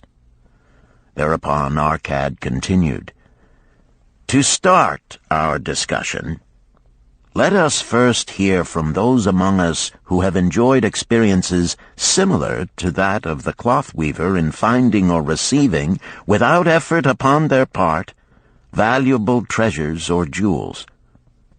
There was a pause in which all looked about, expecting someone to reply, but no one did. "What? No one?" Arcad asked. then rare indeed must be this kind of good luck. Who now will offer a suggestion as to where we shall continue our search?" "That I will do," spoke a well-robed young man, arising. "When a man speaketh of luck, is it not natural that his thoughts turn to the gaming tables? Is it not there we find many men courting the favor of the goddess in hope she will bless them with rich winnings?" As he resumed his seat, a voice called, "Do not stop! Continue thy story. Tell us, didst thou find favor with the goddess at the gaming tables? Did she turn the cubes with red side up, so thou filled thy purse at the dealer's expense? Or did she permit the blue sides to come up, so the dealer raked in thy hard-earned pieces of silver?" The young man joined the good-natured laughter, then replied, "I am not averse to admitting she seemed not to know I was even there. But how about the rest of you? Have you found her waiting about such places to roll the cubes in your favor? We are eager to hear as well as to learn." "A wise start," broke in Arcad. "We meet here to consider all sides of each question. To ignore the gaming table would be to overlook an instinct common to most men, the love of taking a chance with a small amount of silver in the hope of winning much gold." "That doth remind me of the races but yesterday," called out another listener. "If the goddess frequents the gaming tables, certainly she does not overlook the races where the gilded chariots and the foaming horses offer far more excitement. Tell us honestly, Arcad, didst she whisper to you to place your bet upon those gray horses from Nineveh yesterday? I was standing just behind thee, and could scarce believe my ears when I heard thee place thy bet upon the grays. Thou knowest as well as any of us that no team in all Assyria can beat our beloved bays in a fair race. Didst the goddess whisper in thy ear to bet upon the grays, because at the last turn the inside black would stumble and so interfere with our bays that the grays would win the race and score an unearned victory?" Arcad smiled indulgently at the banter. "What reason have we to feel the good goddess would take that much interest in any man's bet upon a horse race? To me she is a goddess of love and dignity, whose pleasure it is to aid those who are in need and to reward those who are deserving. I look to find her, not at the gaming tables or the races where men lose more gold than they win, but in other places where the doings of men are more worthwhile and more worthy of reward. In tilling the soil, in honest trading, in all of man's occupations, there is opportunity to make a profit upon his efforts and his transactions. Perhaps not all the time will he be rewarded, because sometimes his judgment may be faulty, and other times the winds and the weather may defeat his efforts. Yet, if he persists, he may usually expect to realize his profit. This is so because the chances of profit are always in his favor. But when a man playeth the games, the situation is reversed, for the chances of profit are always against him, and always in favor of the gamekeeper. The game is so arranged that it will always favor the keeper. It is his business at which he plans to make a liberal profit for himself from the coins bet by the players. Few players realize how certain are the gamekeeper's profits and how uncertain are their own chances to win. For example, let us consider wagers placed upon the cube. Each time it is cast, we bet which side will be uppermost. If it be the red side, the game master pays to us 4 times our bet. But if any other of the 5 sides come uppermost, we lose our bet. Thus, the figures show that for each cast we have 5 chances to lose, But because the red pays 4 for 1, we have 4 chances to win. In a night's play, the game master can expect to keep for his profit 1/5 of all the coins wagered. Can a man expect to win more than occasionally against odds so arranged that he should lose 1/5 of all his bets? Yet some men do win large sums at times, volunteered one of the listeners. Quite so, they do, Arcad continued. Realizing this, the question comes to me whether money secured in such ways brings permanent value to those who are thus lucky. Among my acquaintances are many of the successful men of Babylon, yet among them I am unable to name a single one who started his success from such a source. You who are gathered here tonight know many more of our substantial citizens. To me, it would be of much interest to learn how many of our successful citizens can credit the gaming tables with their start to success. Suppose each of you tell of those you know. What say you? After a prolonged silence, a wag ventured, "Wouldst thy inquiry include the gamekeepers?" "If you think of no one else," Arcad responded. "If not one of you can think of anyone else, then how about yourselves? Are there any consistent winners with us who hesitate to advise such a source for their incomes?" His challenge was answered by a series of groans from the rear, taken up and spread amid much laughter. "It would seem we are not seeking good luck in such places as the goddess frequents," he continued. "Therefore let us explore other fields. We have not found it in picking up lost wallets, neither have we found it haunting the gaming tables.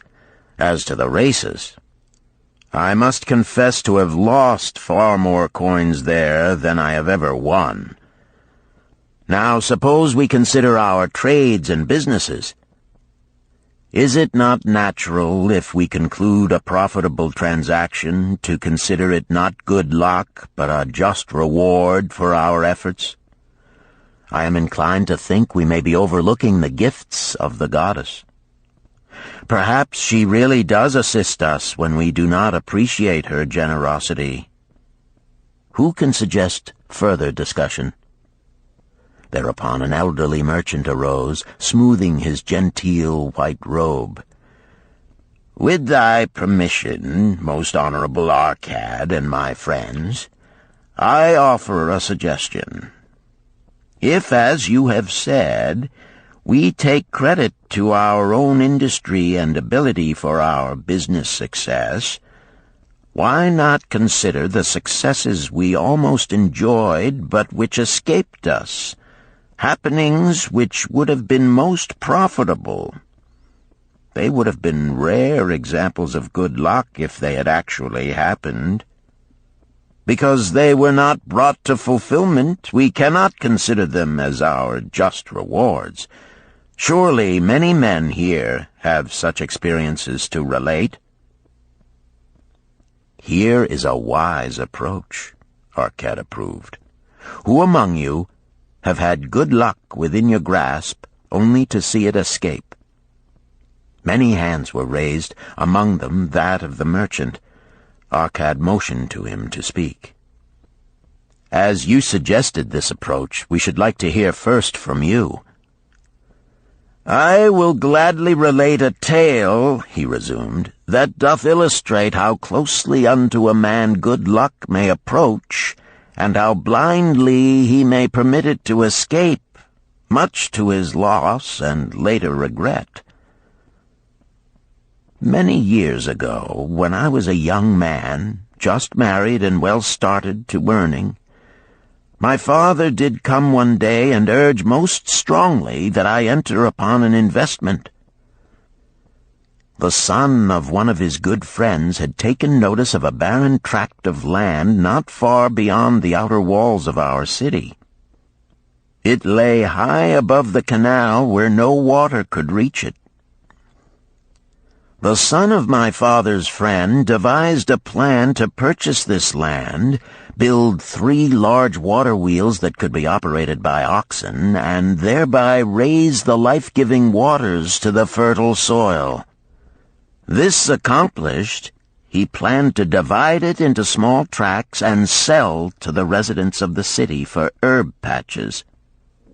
The son of my father's friend did not possess sufficient gold to complete such an undertaking. Like myself, he was a young man earning a fair sum. His father, like mine, was a man of large family and small means. He therefore decided to interest a group of men to enter the enterprise with him. The group was to comprise 12. Each of whom must be a money earner and agree to pay 1/10 of his earnings into the enterprise until the land was made ready for sale. All would then share justly in the profits in proportion to their investment. "Thou, my son," bespoke my father unto me, "art now in thy young manhood. It is my deep desire that thou begin the building of a valuable estate for thyself, that thou mayest become respected among men. I desire to see thou profit from a knowledge of the thoughtless mistakes of thy father." "This do I most ardently desire, my father," I replied. "Then this do I advise. Do what I should have done at thy age. From thy earnings keep out 1/10 to put into favorable investments. With this 1/10 of thy earnings, and what it will also earn, thou canst, before thou art my age, accumulate for thyself a valuable estate." "Thy words are words of wisdom, my father. Greatly do I desire riches. Yet there are many uses to which my earnings are called. Therefore do I hesitate to do as thou dost advise. I am young. There is plenty of time." "So I thought at thy age. Yet behold, many years have passed, and I have not yet made the beginning." "We live in a different age, my father. I shall avoid thy mistakes." "Opportunity stands before thee, my son.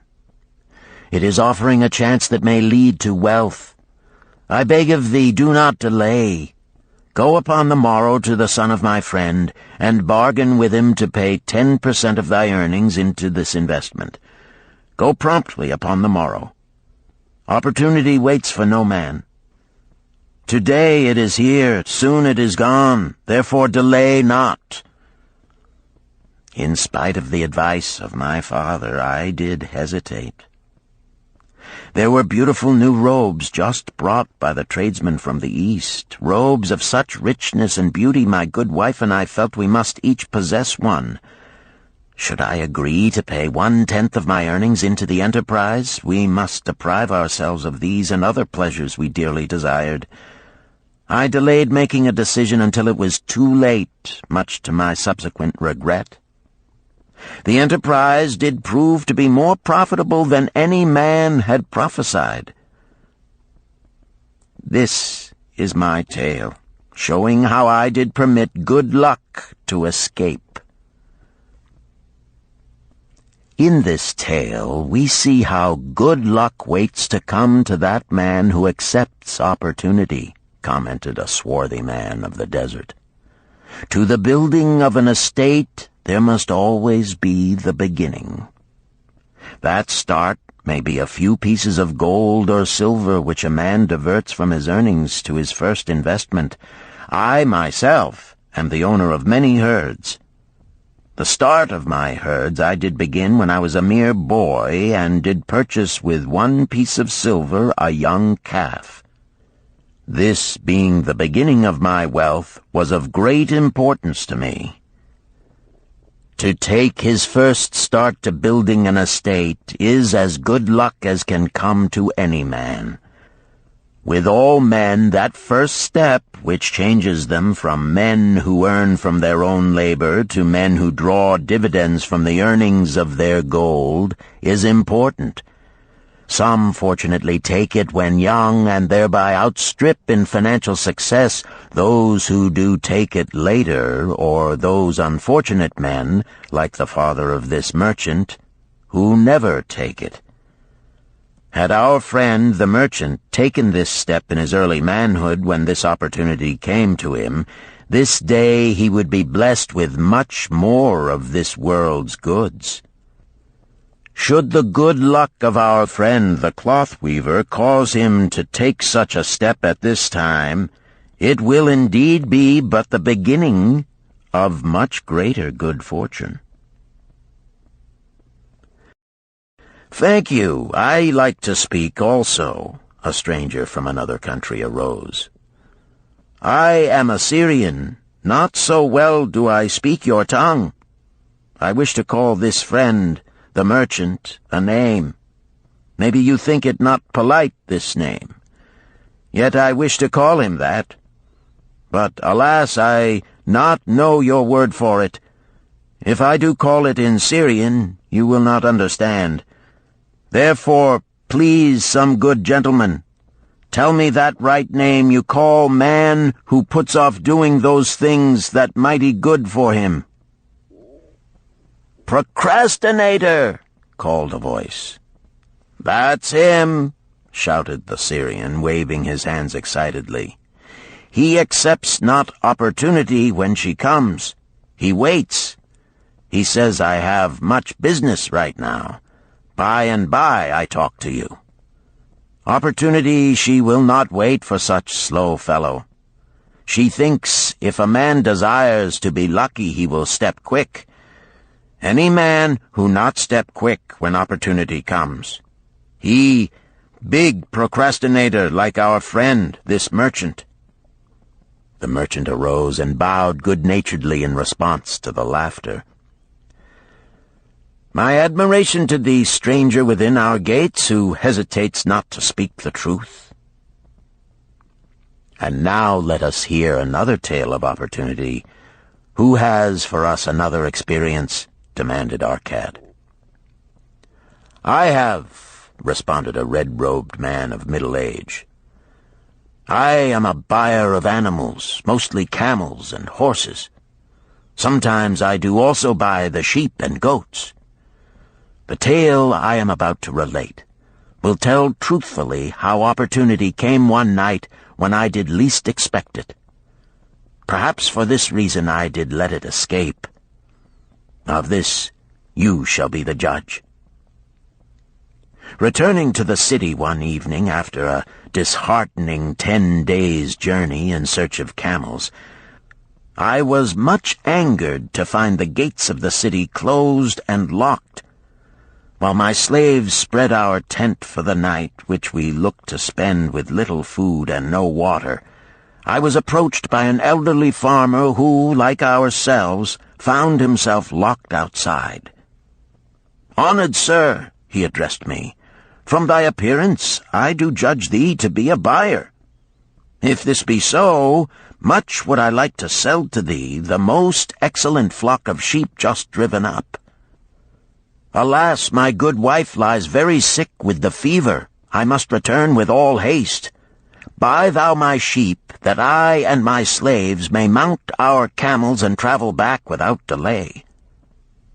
So dark it was that I could not see his flock, but from the bleating I did know it must be large. Having wasted 10 days searching for camels I could not find, I was glad to bargain with him. In his anxiety, he did set a most reasonable price. I accepted, well knowing my slaves could drive the flock through the city gates in the morning and sell at a substantial profit. The bargain concluded, I called my slaves to bring torches that we might count the flock which the farmer declared to contain 900. I shall not burden you, my friends, with a description of our difficulty in attempting to count so many thirsty, restless, milling sheep. It proved to be an impossible task. Therefore, I bluntly informed the farmer I would count them at daylight and pay him then. "Please, most honorable sir," he pleaded, Pay me but 2/3 of the price tonight, that I may be on my way. I will leave my most intelligent and educated slave to assist to make the count in the morning. He is trustworthy, and to him thou canst pay the balance." But I was stubborn and refused to make payment that night. Next morning, before I awoke, the city gates opened, and 4 buyers rushed out in search of flocks. They were most eager and willing to pay high prices because the city was threatened with siege and food was not plentiful. Nearly 3 times the price at which he had offered the flock to me did the old farmer receive for it. Thus was rare good luck allowed to escape. "Here is a tale most unusual," commented Arcad. "What wisdom doth it suggest?" "The wisdom of making a payment immediately when we are convinced our bargain is wise," suggested a venerable saddle-maker. "If the bargain be good, then dost thou need protection against thy own weaknesses as much as against any other man. We mortals are changeable. Alas, I must say more apt to change our minds when right than wrong. Wrong, we are stubborn indeed. Right, we are prone to vacillate and let opportunity escape. My first judgment is my best. Yet always have I found it difficult to compel myself to proceed with a good bargain when made. Therefore, as a protection against my own weaknesses, I do make a prompt deposit thereon. This doth save me from later regrets for the good luck that should have been mine." "Thank you. Again I like to speak." The Syrian was upon his feet once more. "These tales much alike. Each time opportunity fly away for same reason. Each time she come to procrastinator, bringing good plan. Each time they hesitate, not say, right now, best time, I do it quick. How can men succeed that way?" "Wise are thy words, my friend," responded the buyer. "Good luck fled from procrastination in both these tales. Yet this is not unusual. The spirit of procrastination is within all men. We desire riches, yet how often, when opportunity doth appear before us, that spirit of procrastination from within doth urge various delays in our acceptance.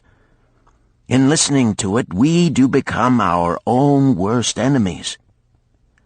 In my younger days, I did not know it by this long word our friend from Syria doth enjoy. I did think at first it was my own poor judgment that did cause me loss at many profitable trades. Later I did credit it to my stubborn disposition. At last I did recognize it for what it was, a habit of needless delaying where action was required, action prompt and decisive. How I did hate it when its true character stood revealed. With the bitterness of a wild ass hitched to a chariot, I did break loose from this enemy to my success. "Thank you. I like ask question from Mr. Merchant," the Syrian was speaking. "You wear fine robes, not like those of poor man. You speak like successful man. Tell us, do you listen now when procrastination whispers in your ear?" "Like our friend the buyer, I also had to recognize and conquer procrastination," responded the merchant. "To me, it proved to be an enemy ever watching and waiting to thwart my accomplishments. The tale I did relate is but one of many similar instances I could tell to show how it drove away my opportunities. 'Tis not difficult to conquer once understood. No man willingly permits the thief to rob his bins of grain, nor does any man willingly permit an enemy to drive away his customers and rob him of his profits. When once I did recognize that such acts as these my enemy was committing, with determination I conquered him. So must every man master his own spirit of procrastination before he can expect to share in the rich treasures of Babylon. What sayest, Arcad?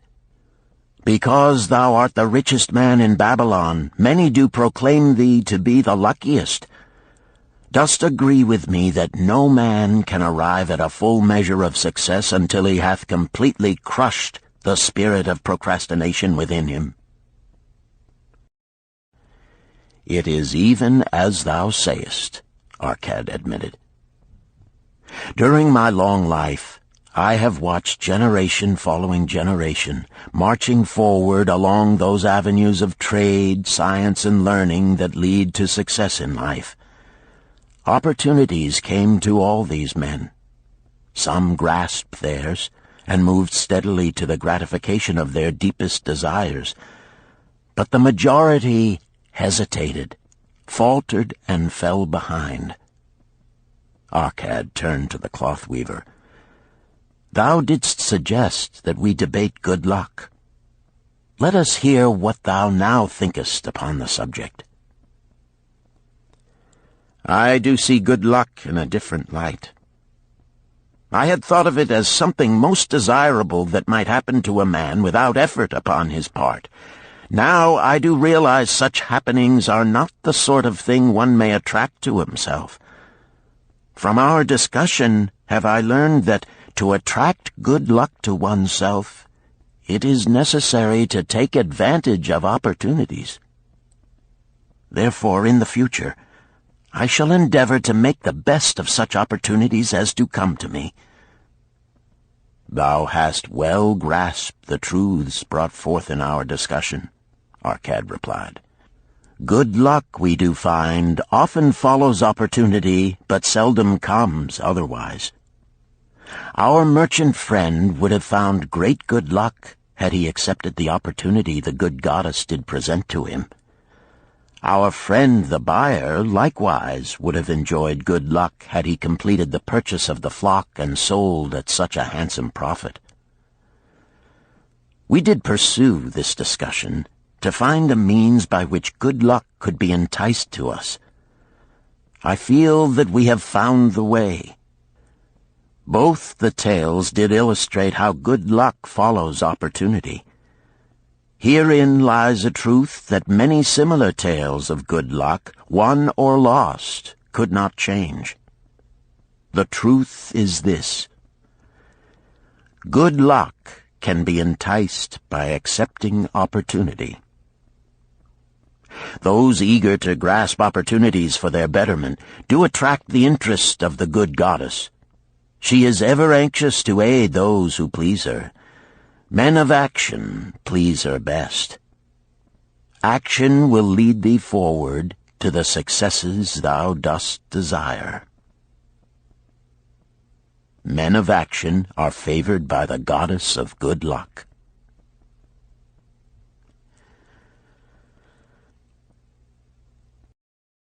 Chapter 5. The 5 Laws of Gold. A bag heavy with gold, or a clay tablet carved with words of wisdom. If thou hadst thy choice, which wouldst thou choose? By the flickering light from the fire of desert shrubs, the sun-tanned faces of the listeners gleamed with interest. "The gold! The gold!" chorused the 27. Old Calibab smiled knowingly. "Hark!" he resumed, raising his hand. "Hear the wild dogs out there in the night? They howl and wail because they are lean with hunger. Yet feed them, and what do they? Fight and strut.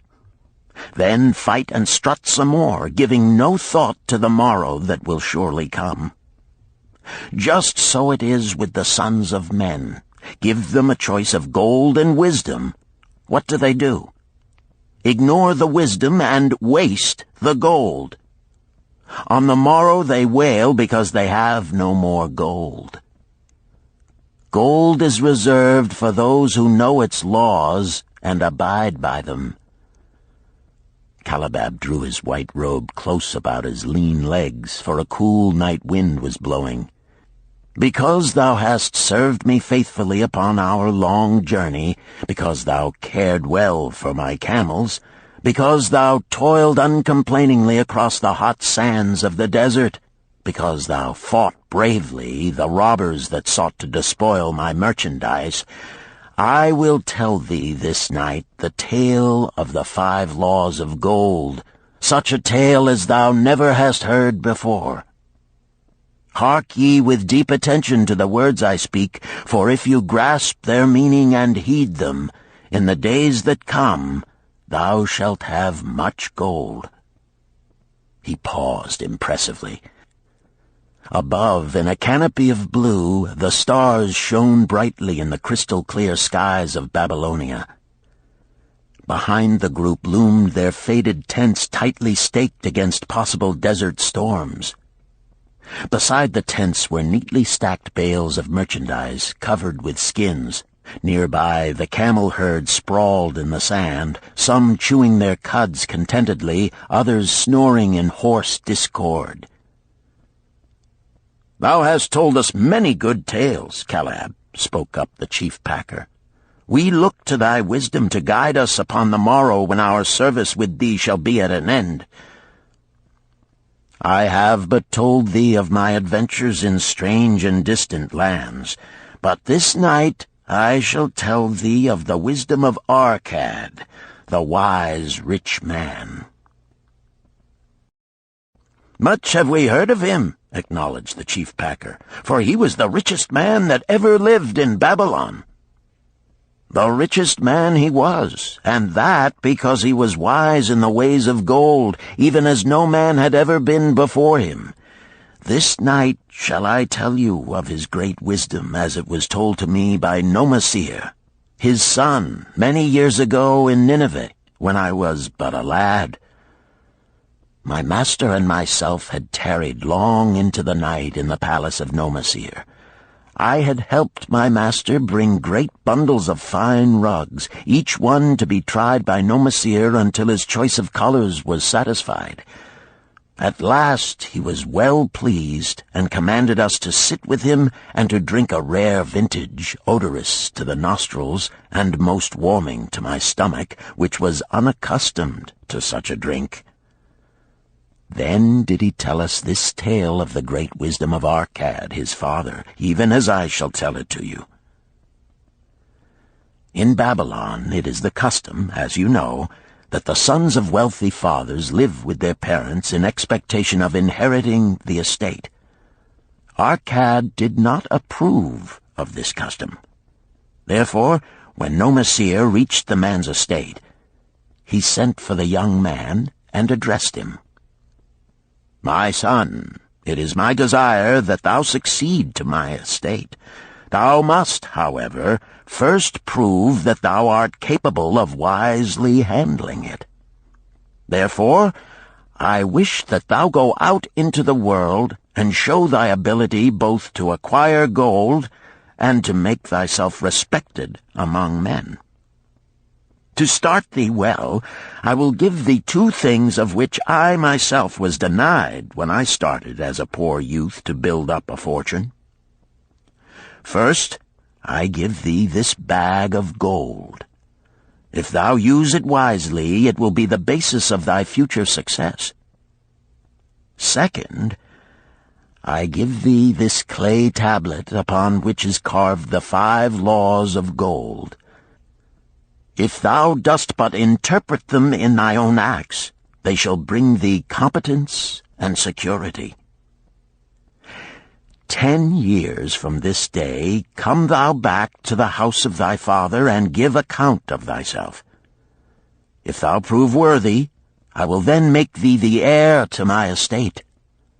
Otherwise I will give it to the priests that they may barter for my soul the kind consideration of the gods." So Nomasir went forth to make his own way, taking his bag of gold, the clay tablet carefully wrapped in silken cloth, his slave, and the horses upon which they rode. The 10 years passed, and Nomasir, as he had agreed, returned to the house of his father, who provided a great feast in his honor, to which he invited many friends and relatives. After the feast was over, the father and mother mounted their throne-like seats at one side of the great hall, and Nomasir stood before them to give an account of himself as he had promised his father. It was evening. The room was hazy with smoke from the wicks of the oil lamps that but dimly lighted it. Slaves in white woven jackets and tunics fanned the humid air rhythmically with long-stemmed palm leaves. A stately dignity colored the scene. The wife of Nomasir and his 2 young sons, with friends and other members of the family, sat upon rugs behind him, eager listeners. "My father," he began deferentially, "I bow before thy wisdom. 10 years ago, when I stood at the gates of manhood, thou bade me go forth and become a man among men, instead of remaining a vassal to thy fortune. Thou gave me liberally of thy gold. Thou gave me liberally of thy wisdom. Of the gold, alas, I must admit of a disastrous handling. It fled indeed from my inexperienced hands, even as a wild hare flees at the first opportunity from the youth who captures it." The father smiled indulgently. "Continue, my son. Thy tale interests me in all its details." "I decided to go to Nineveh, as it was a growing city, believing that I might find there opportunities. I joined a caravan, and among its members made numerous friends. 2 well-spoken men who had a most beautiful white horse, as fleet as the wind, were among these. As we journeyed, they told me in confidence that in Nineveh was a wealthy man who owned a horse so swift that it had never been beaten. Its owner believed that no horse living could run with greater speed. Therefore would he wager any sum, however large, that his horse could outspeed any horse in all Babylonia. Compared to their horse, so my friend said, it was but a lumbering ass that could be beaten with ease. They offered, as a great favor, to permit me to join them in a wager. I was quite carried away with the plan. Our horse was badly beaten, and I lost much of my gold." The father laughed. "Later, I discovered that this was a deceitful plan of these men, and they constantly journeyed with caravans seeking victims. You see, the man in Nineveh was their partner and shared with them the bets he won. This shrewd deceit taught me my first lesson in looking out for myself. I was soon to learn another, equally bitter. In the caravan was another young man with whom I became quite friendly. He was the son of wealthy parents and, like myself, journeying to Nineveh to find a suitable location. Not long after our arrival, he told me that a merchant had died, and his shop with its rich merchandise and patronage could be secured at a paltry price.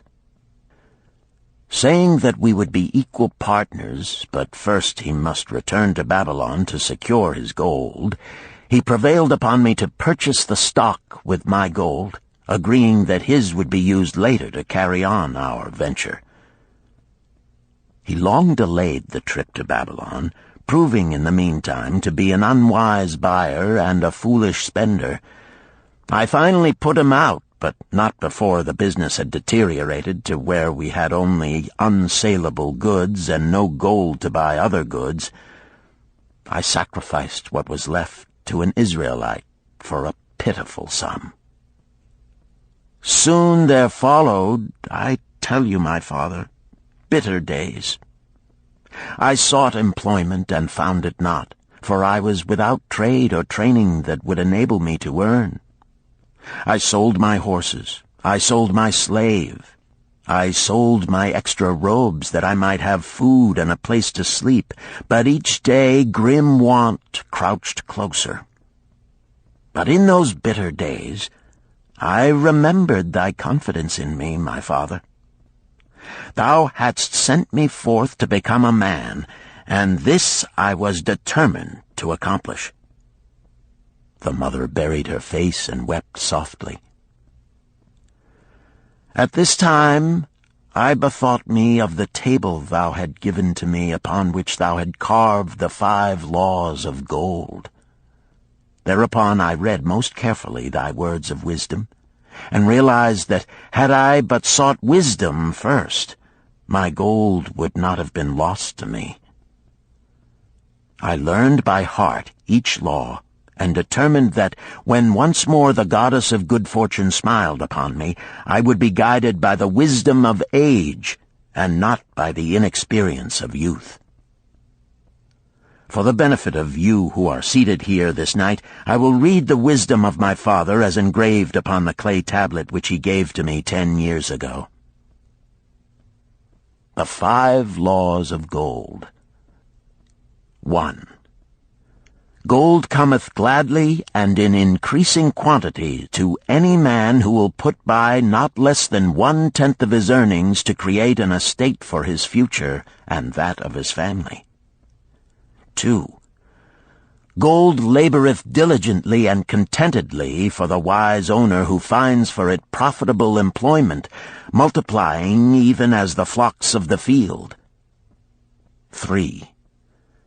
Gold clingeth to the protection of the cautious owner who invests it under the advice of men wise in its handling. 4. Gold slippeth away from the man who invests it in businesses or purposes with which he is not familiar, or which are not approved by those skilled in its keep. 5. Gold flees the man who would force it to impossible earnings, or who followeth the alluring advice of tricksters and schemers, or who trusts it to his own inexperience and romantic desires in investment. These are the 5 laws of gold as written by my father. I do proclaim them as of greater value than gold itself, as I will show by the continuance of my tale. He again faced his father. I have told thee of the depth of poverty and despair to which my inexperience brought me. However, there is no chain of disasters that will not come to an end. Mine came when I secured employment managing a crew of slaves working upon the new outer wall of the city. Profiting from my knowledge of the first law of gold, I saved a copper from my first earnings, adding to it at every opportunity until I had a piece of silver. It was a slow procedure, for one must live. I did spend grudgingly, I admit, because I was determined to earn back before the 10 years were over as much gold as you, my father, had given to me. One day the slave-master with whom I had become quite friendly said to me, "Thou art a thrifty youth who spends not wantonly what he earns. Hast thou gold put by that is not earning?" "Yes," I replied. "It is my greatest desire to accumulate gold, to replace that which my father gave to me and which I have lost. 'Tis a worthy ambition, I will grant, and do you know that the gold which you have saved can work for you and earn much more gold?" "Alas, my experience has been bitter, for my father's gold has fled from me, and I am in much fear lest my own do the same." "If thou hast confidence in me, I will give thee a lesson in the profitable handling of gold," he replied. "Within a year the outer wall will be complete and ready for the great gates of bronze that will be built at each entrance to protect the city from the king's enemies. In all Nineveh there is not enough metal to make these gates, and the king has not thought to provide it. Here is my plan. A group of us will pool our gold and send a caravan to the mines of copper and tin which are distant, and bring to Nineveh the metal for the gates. When the king says, 'Make the great gates,' we alone can supply the metal, and a rich price he will pay. If the king will not buy from us, we will yet have the metal which can be sold for a fair price." In his offer, I recognized an opportunity to abide by the third law and invest my savings under the guidance of wise men. Nor was I disappointed. Our pool was a success, and my small store of gold was greatly increased by the transaction. In due time I was accepted as a member of this same group in other ventures. They were men wise in the profitable handling of gold. They talked over each plan presented with great care before entering upon it. They would take no chance on losing their principal or tying it up in unprofitable investments from which their gold could not be recovered. Such foolish things as the horse race and the partnership into which I had entered with my inexperience would have had scant consideration with them. They would have immediately pointed out their weaknesses. Through my association with these men, I learned to safely invest gold to bring profitable returns. As the years went on, my treasure increased more and more rapidly. I not only made back as much as I lost, but much more. Through my misfortunes, my trials, and my success, I have tested time and again the wisdom of the 5 laws of gold, my father, and have proven them true in every test. To him who is without knowledge of the 5 laws, gold comes not often, and goeth away quickly. But to him who abide by the 5 laws, gold comes and works as his dutiful slave. Nomasir ceased speaking and motioned to a slave in the back of the room. The slave brought forward one at a time 3 heavy leather bags. One of these Nomasir took and placed upon the floor before his father, addressing him again. "Thou didst give to me a bag of gold, Babylon gold. Behold, in its place I do return to thee a bag of Nineveh gold of equal weight, an equal exchange, as all will agree. Thou didst give to me a clay tablet inscribed with wisdom. Behold, in its stead I do return 2 bags of gold." So saying, he took from the slave the other 2 bags, and likewise placed them upon the floor before his father. "This I do to prove to thee, my father, of how much greater value I consider thy wisdom than thy gold. Yet who can measure in bags of gold the value of wisdom? Without wisdom, gold is quickly lost by those who have it. But with wisdom, gold can be secured by those who have it not, as these 3 bags of gold do prove. It does indeed give to me the deepest satisfaction, my father, to stand before thee and say that, because of thy wisdom, I have been able to become rich and respected before men." The father placed his hand fondly upon the head of Nomasir. "Thou hast learned well thy lessons, and I am indeed fortunate to have a son to whom I may entrust my wealth." Calabab ceased his tale and looked critically at his listeners. "What means this to thee, this tale of Nomasir?" he continued. "Who among thee can go to thy father or to the father of thy wife and give an account of wise handling of his earnings? What would these venerable men think were you to say, 'I have traveled much and learned much and labored much and earned much, yet alas, of gold I have little.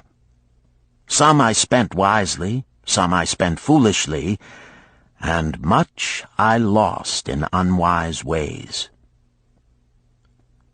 Dost still think it but an inconsistency of fate that some men have much gold and others have naught? Then you err. Men have much gold when they know the 5 laws of gold and abide thereby. Because I learned these 5 laws in my youth and abided by them, I have become a wealthy merchant. Not by some strange magic did I accumulate my wealth. Wealth that comes quickly goeth the same way. Wealth that stayeth to give enjoyment and satisfaction to its owner comes gradually, because it is a child born of knowledge and persistent purpose. To earn wealth is but a slight burden upon the thoughtful man. Bearing the burden consistently from year to year accomplishes the final purpose. The 5 laws of gold offer to thee a rich reward for their observance. Each of these 5 laws is rich with meaning, and lest thou overlook this in the briefness of my tale, I will now repeat them. I do know them each by heart, because in my youth I could see their value and would not be content until I knew them word for word. The first law of gold. Gold cometh gladly and in increasing quantity to any man who will put by not less than 1/10 of his earnings to create an estate for his future and that of his family. Any man who will put by 1/10 of his earnings consistently and invest it wisely will surely create a valuable estate that will provide an income for him in the future and further guarantee safety for his family in case the gods call him to the world of darkness. This law always saith that gold cometh gladly to such a man. I can truly certify this in my own life. The more gold I accumulate, the more readily it comes to me, and in increased quantities. The gold which I save earns more, even as yours will, and its earnings earn more, and this is the working out of the first law. The second law of gold. Gold laboreth diligently and contentedly for the wise owner who finds for it profitable employment, multiplying even as the flocks of the field. Gold indeed is a willing worker. It is ever eager to multiply when opportunity presents itself. To every man who hath a store of gold set by, opportunity comes for its most profitable use. As the years pass, it multiplies itself in surprising fashion. The third law of gold. Gold clingeth to the protection of the cautious owner who invests it under the advice of men wise in its handling. Gold indeed clingeth to the cautious owner, even as it flees the careless owner. The man who seeks the advice of men wise in handling gold soon learneth not to jeopardize his treasure, but to preserve in safety and to enjoy in contentment its consistent increase.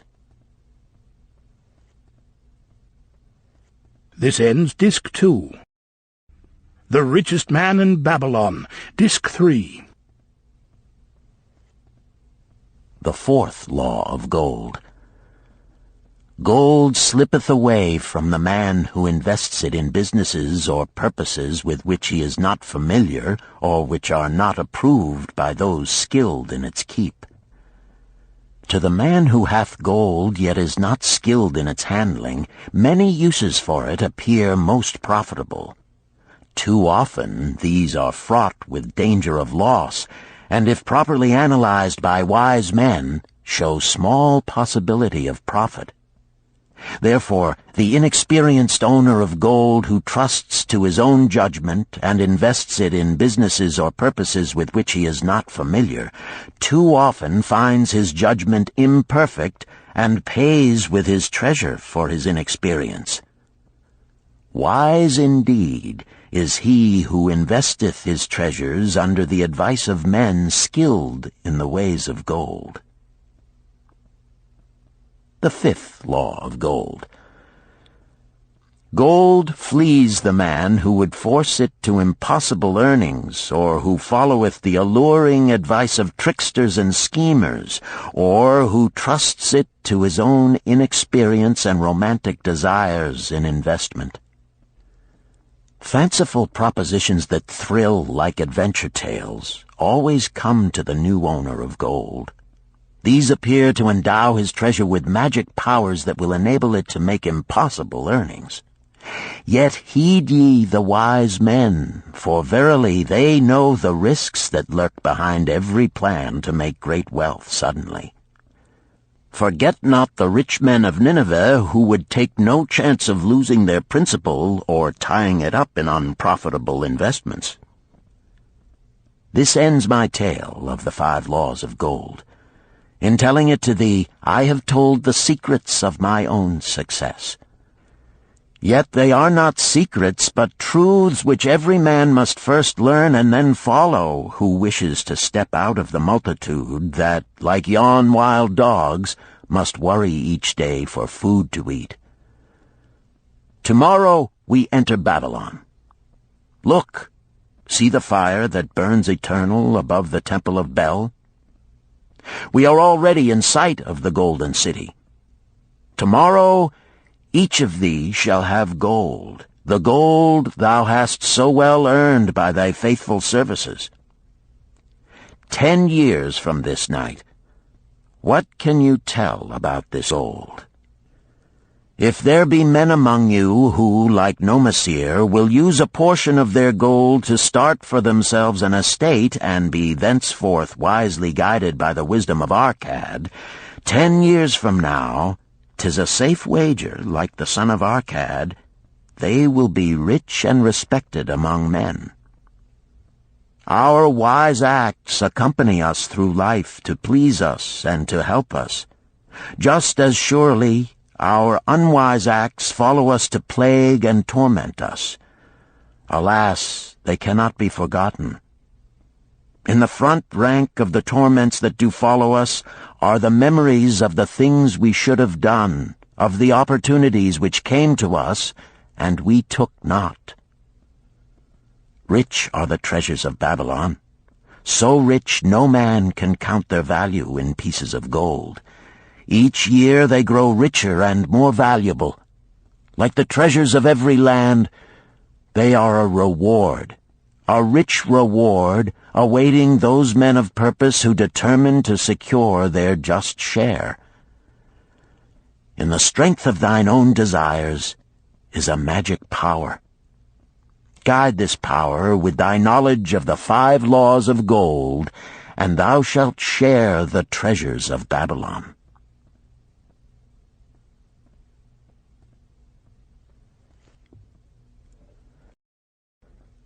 Chapter 6. The Gold Lender of Babylon. 50 pieces of gold. Never before had Rodan, the spear-maker of old Babylon, carried so much gold in his leather wallet.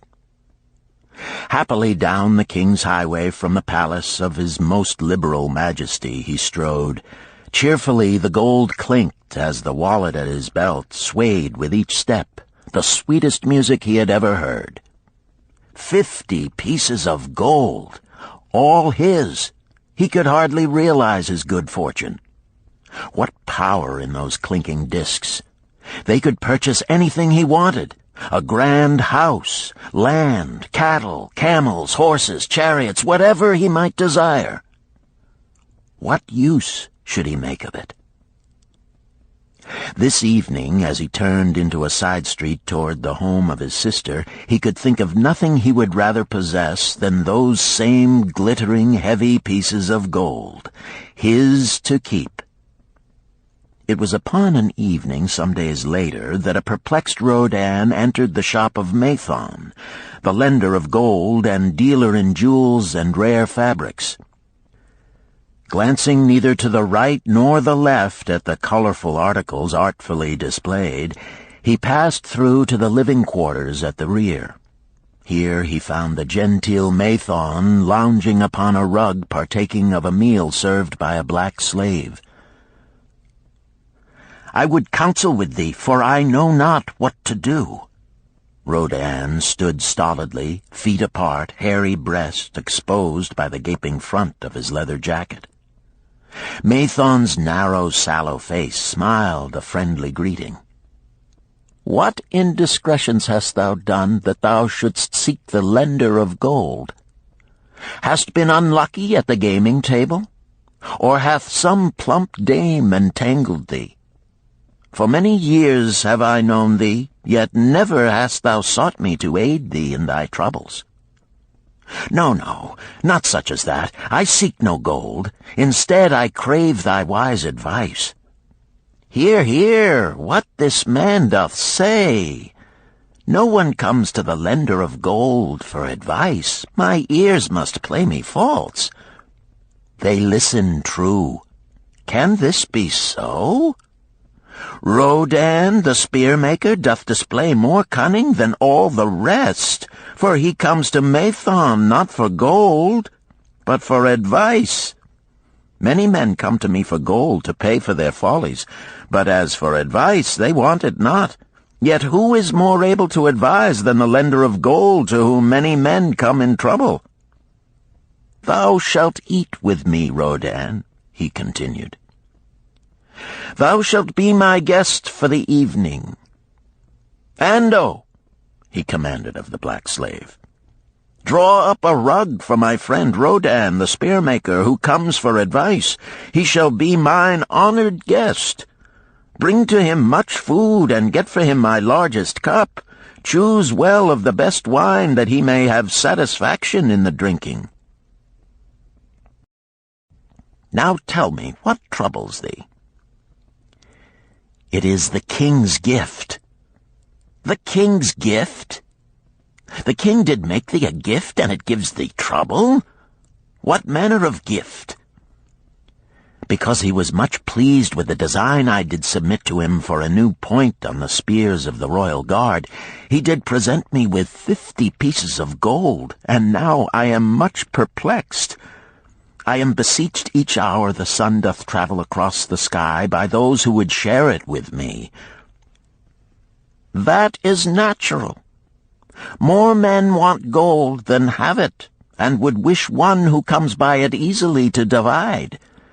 But can you not say no? Is thy will not as strong as thy fist?" "To many I can say no, yet sometimes it would be easier to say yes. Can one refuse to share with one's sister to whom he is deeply devoted?" "Surely thy own sister would not wish to deprive thee of enjoying thy reward?"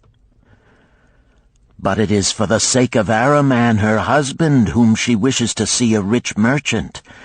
She does feel that he has never had a chance, and she beseeches me to loan to him this gold, that he may become a prosperous merchant and repay me from his profits." "My friend," resumed Mathon, "'tis a worthy subject thou bringest to discuss. Gold bringeth unto its possessor responsibility and a changed position with his fellow men. It bringeth fear lest he lose it, or it be tricked away from him. It bringeth a feeling of power and ability to do good. Likewise, it bringeth opportunities whereby his very good intentions may bring him into difficulties. Didst ever hear of the farmer of Nineveh who could understand the language of animals? I wot not, for 'tis not the kind of tale men like to tell over the bronze-caster's forge. I will tell it to thee, for thou shouldst know that to borrowing and lending there is more than the passing of gold from the hands of one to the hands of another. This farmer, who could understand what the animals said to each other, did linger in the farmyard each evening just to listen to their words. One evening he did hear the ox bemoaning to the ass the hardness of his lot. I do labor pulling the plow from morning until night, no matter how hot the day, or how tired my legs, or how the bow doth chafe my neck, still must I work. But you are a creature of leisure. You are trapped with a colorful blanket and do nothing more than carry our master about where he wishes to go. When he goes nowhere, you do rest and eat the green grass all the day." Now the ass, in spite of his vicious heels, was a goodly fellow and sympathized with the ox. "My good friend," he replied, "you do work very hard, and I would help ease your lot. Therefore will I tell you how you may have a day of rest. In the morning, when the slave comes to fetch you to the plow, lie upon the ground and bellow much, that he may say you are sick and cannot work." So the ox took the advice of the ass, and the next morning the slave returned to the farmer and told him the ox was sick and could not pull the plow. "Then," said the farmer, "hitch the ass to the plow, for the plowing must go on." All that day, the ass, who had only intended to help his friend, found himself compelled to do the ox's task. When night came and he was released from the plow, his heart was bitter, and his legs were weary, and his neck was sore where the bow had chafed it. The farmer lingered in the barnyard to listen. The ox began first. "You are my good friend. Because of your wise advice, I have enjoyed a day of rest." "And I," retorted the ass, "am like many another simple-hearted one who starts to help a friend and ends up by doing his task for him. Hereafter you draw your own plow, for I did hear the master tell the slave to send for the butcher were you sick again. I wish he would, for you are a lazy fellow." Thereafter they spoke to each other no more. This ended their friendship. Canst thou tell the moral to this tale, Rodan? "'Tis a good tale," responded Rodan, "but I see not the moral." "I thought not that you would, but it is there, and simple too. Just this: if you desire to help thy friend, do so in a way that will not bring thy friend's burdens upon thyself." "I had not thought of that. It is a wise moral. I wish not to assume the burdens of my sister's husband. But tell me, you lend to many. Do not the borrowers repay?" Mathon smiled the smile of one whose soul is rich with much experience. "Could a loan be well made if the borrower cannot repay? Must not the lender be wise and judge carefully whether his gold can perform a useful purpose to the borrower and return to him once more? Or whether it will be wasted by one unable to use it wisely and leave him without his treasure, and leave the borrower with a debt he cannot repay?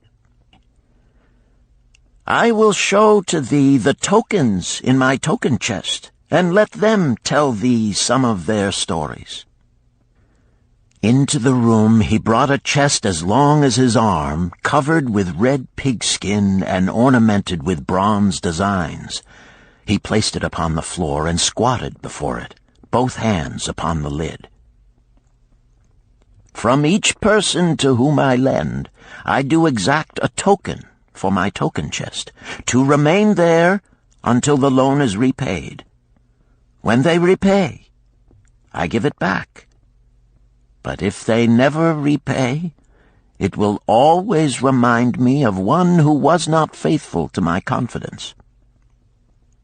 The safest loans, my token box tells me, are to those whose possessions are of more value than the one they desire. They own lands or jewels or camels or other things which could be sold to repay the loan. Some of the tokens given to me are jewels of more value than the loan. Others are promises that if the loan be not repaid as agreed, they will deliver to me certain property settlement. On loans like those I am assured that my gold will be returned with the rental thereon, for the loan is based on property. In another class are those who have the capacity to earn. They are such as you, who labor or serve and are paid. They have income. And if they are honest and suffer no misfortune, I know that they also can repay the gold I loan them and the rental to which I am entitled. Such loans are based on human effort. Others are those who have neither property nor assured earning capacity. Life is hard, and there will always be some who cannot adjust themselves to it. Alas for the loans I make them! Even though they be no larger than a pence, my token box may censure me in the years to come unless they be guaranteed by good friends of the borrower who know him honorable. Mathon released the clasp and opened the lid. Rodan leaned forward eagerly. At the top of the chest a bronze neckpiece lay upon a scarlet cloth. Mathon picked up the piece and patted it affectionately. "This shall always remain in my token chest, because the owner has passed on into the great darkness. I treasure it, his token, and I treasure his memory, for he was my good friend. We traded together with much success until out of the East he brought a woman to wed, beautiful, but not like our women, a dazzling creature. He spent his gold lavishly to gratify her desires. He came to me in distress when his gold was gone. I counseled with him. I told him I would help him to once more master his own affairs. He swore by the sign of the great bull that he would. But it was not to be. In a quarrel she thrust a knife into the heart he dared her to pierce." "And she?" questioned Rodan. "Yes, of course. This was hers." He picked up the scarlet cloth. "In bitter remorse she threw herself into the Euphrates. These 2 loans will never be repaid. The chest tells you, Rodan, that humans in the throes of great emotions are not safe risks for the gold lender. Here, now, this is different." He reached for a ring carved of ox-bone. "This belongs to a farmer. I buy the rugs of his women. The locusts came, and they had not food. I helped him, and when the new crop came, he repaid me. Later he came again and told of strange goats in a distant land, as described by a traveler. They had long hair so fine and soft it would weave into rugs more beautiful than any ever seen in Babylon. He wanted a herd, but he had no money. So I did lend him gold to make the journey and bring back goats. Now his herd is begun, and next year I shall surprise the lords of Babylon with the most expensive rugs it has been their good fortune to buy. Soon I must return his ring. He doth insist on repaying promptly." "Some borrowers do that?" queried Rodan. "If they borrow for purposes that bring money back to them, I find it so. But if they borrow because of their indiscretions, I warn thee to be cautious if thou wouldst ever have thy gold back in hand again." "Tell me about this," requested Rodan, picking up a heavy gold bracelet inset with jewels in rare designs. "The women do appeal to my good friend," bantered Mathon. "I am still much younger than you," retorted Rodin. "I grant that, but this time thou doth suspicion romance where it is not. The owner of this is fat and wrinkled, and doth talk so much and say so little, she drives me mad. Once they had much money and were good customers, but ill times came upon them. She has a son of whom she would make a merchant. So she came to me and borrowed gold that he might become a partner of a caravan owner who travels with his camels, bartering in one city what he buys in another. This man proved a rascal, for he left the poor boy in a distant city without money and without friends, pulling out early while the youth slept. Perhaps when this youth has grown to manhood he will repay. Until then I get no rental for the loan, only much talk. But I do admit the jewels are worthy of the loan." "Did this lady ask thy advice as to the wisdom of the loan?" "Quite otherwise. She had pictured to herself this son of hers as a wealthy and powerful man of Babylon. To suggest the contrary was to infuriate her. A fair rebuke I had. I knew the risk for this inexperienced boy, but as she offered security, I could not refuse her." "This," continued Mathon, waving a bit of pack rope tied into a knot, "belongs to Nebator, the camel trader. When he would buy a herd larger than his funds, he brings to me this knot, and I lend to him according to his needs. He is a wise trader. I have confidence in his good judgment and can lend him freely. Many other merchants of Babylon have my confidence because of their honorable behavior. Their tokens come and go frequently in my token box. Good merchants are an asset to our city, and it profits me to aid them to keep trade moving that Babylon be prosperous." Mathon picked out a beetle carved in turquoise and tossed it contemptuously on the floor. "A bug from Egypt. The lad who owns this does not care whether I ever receive back my gold. When I reproach him, he replies, 'How can I repay when ill fate pursues me? You have plenty more. What can I do?' The token is his father's, a worthy man of small means who did pledge his land and herd to back his son's enterprises. The youth found success at first, and then was overzealous to gain great wealth. His knowledge was immature. His enterprises collapsed. Youth is ambitious. Youth would take shortcuts to wealth and the desirable things for which it stands. To secure wealth quickly, youth often borrows unwisely. Youth, never having had experience, cannot realize that hopeless debt is like a deep pit into which one may descend quickly, and where one may struggle vainly for many days. It is a pit of sorrow and regrets, where the brightness of the sun is overcast, and night is made unhappy by restless sleeping. Yet I do not discourage borrowing gold. I encourage it. I recommend it if it be for a wise purpose. I myself made my first real success as a merchant with borrowed gold. Yet what should the lender do in such a case?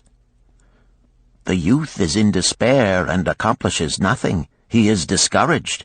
He makes no effort to repay. My heart turns against depriving the father of his land and cattle."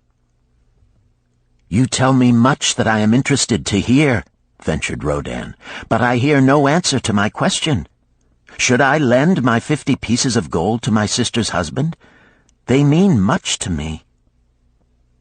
"Thy sister is a sterling woman whom I do much esteem. Should her husband come to me and ask to borrow 50 pieces of gold, I should ask him for what purpose he would use it. If he answered that he desired to become a merchant like myself and deal in jewels and rich furnishings, I would say, 'What knowledge have you of the ways of trade? Do you know where you can buy at lowest cost? Do you know where you can sell at a fair price? Could he say yes to these questions? No, he could not, Rodin admitted. He has helped me much in making spears, and he has helped some in the shops. Then would I say to him that his purpose was not wise. Merchants must learn their trade. His ambition, though worthy, is not practical, and I would not lend him any gold. But supposing he could say, yes, I have helped merchants much. I know how to travel to Smyrna and to buy at low cost the rugs the housewives weave. I also know many of the rich people of Babylon to whom I can sell these at a large profit. Then I would say, your purpose is wise and your ambition honorable. I shall be glad to lend you the 50 pieces of gold if you can give me security that they will be returned. But would he say, I have no security other than that I am an honored man and will pay you well for the loan? Then would I reply, I treasure much each piece of gold. Were the robbers to take it from you as you journeyed to Smyrna, or take the rugs from you as you returned, then you would have no means of repaying me, and my gold would be gone. Gold, you see, Rodin, is the merchandise of the lender of money. It is easy to lend. If it is lent unwisely, then it is difficult to get back. The wise lender wishes not the risk of the undertaking, but the guarantee of safe repayment. "'Tis well," he continued, "to assist those that are in trouble. 'Tis well to help those upon whom fate has laid a heavy hand. 'Tis well to help those who are starting, that they may progress and become valuable citizens. But help must be given wisely, lest, like the farmer's ass, in our desire to help, we but take upon ourselves the burden that belongs to another." Again I wandered from thy question, Rodin, but hear my answer. Keep thy 50 pieces of gold. What thy labor earns for thee and what is given thee for reward is thine own, and no man can put an obligation upon thee to part with it unless it do be thy wish. If thee wouldst lend it so that it may earn thee more gold, then lend with caution and in many places. I like not idle gold, even less I like too much of risk. How many years hast thou labored as a spear-maker? Fully 3. How much besides the king's gift hast saved? 3 gold pieces. Each year that thou hast labored, thou hast denied thyself good things to save from thine earnings 1 piece of gold? 'Tis as you say. Then mightest save in 50 years of labor 50 pieces of gold by thy self-denial? A lifetime of labor it would be. Thinkest thou thy sister would wish to jeopardize the savings of 50 years of labor over the bronze melting pot, that her husband might experiment on being a merchant? Not if I spoke in your words. Then go to her and say, 3 years I have labored each day except fast days, from morning until night, and I have denied myself many things that my heart craved. For each year of labor and self-denial, I have to show 1 piece of gold. Thou art my favored sister, and I wish that thy husband may engage in business in which he will prosper greatly. If he will submit to me a plan that seems wise and possible to my friend Mathon, then will I gladly lend to him my savings of an entire year, that he may have an opportunity to prove that he can succeed. Do that, I say, and if he has within him the soul to succeed, he can prove it. If he fails, he will not owe thee more than he can hope some day to repay. I am a gold lender because I own more gold than I can use in my own trade. I desire my surplus gold to labor for others and thereby earn more gold. I do not wish to take risk of losing my gold, for I have labored much and denied myself much to secure it. Therefore I will no longer lend any of it where I am not confident that it is safe and will be returned to me. Neither will I lend it where I am not convinced that its earnings will be promptly paid to me. I have told to thee, Rodan, a few of the secrets of my token chest. From them you may understand the weakness of men and their eagerness to borrow that which they have no certain means to repay. From this you can see how often their high hopes of the great earnings they could make if they but had gold are but false hopes they have not the ability or training to fulfill. Thou, Rodan, now have gold which thou shouldst put to earning more gold for thee. Thou art about to become, even as I, a gold lender. If thou dost safely preserve thy treasure, it will produce liberal earnings for thee, and be a rich source of pleasure and profit during all thy days. But if thou dost let it escape from thee, it will be a source of constant sorrow and regret as long as thy memory doth last. What desirest thou most of this gold in thy wallet? To keep it safe. Wisely spoken, replied Mathon approvingly. Thy first desire is for safety. Thinkest thou that in the custody of thy sister's husband it would be truly safe from possible loss? I fear not, for he is not wise in guarding gold. Then be not swayed by foolish sentiments of obligation to trust thy treasure to any person. If thou wouldst help thy family or thy friends, find other ways than risking the loss of thy treasure. Forget not that gold slippeth away in unexpected ways from those unskilled in guarding it. As well waste thy treasure in extravagance as let others lose it for thee. What next after safety dost desire of this treasure of thine? That it earn more gold. Again thou speakest with wisdom. It should be made to earn and grow larger. Gold wisely lent may even double itself with its earnings before a man like you groweth old. If you risk losing it, you risk losing all that it would earn as well.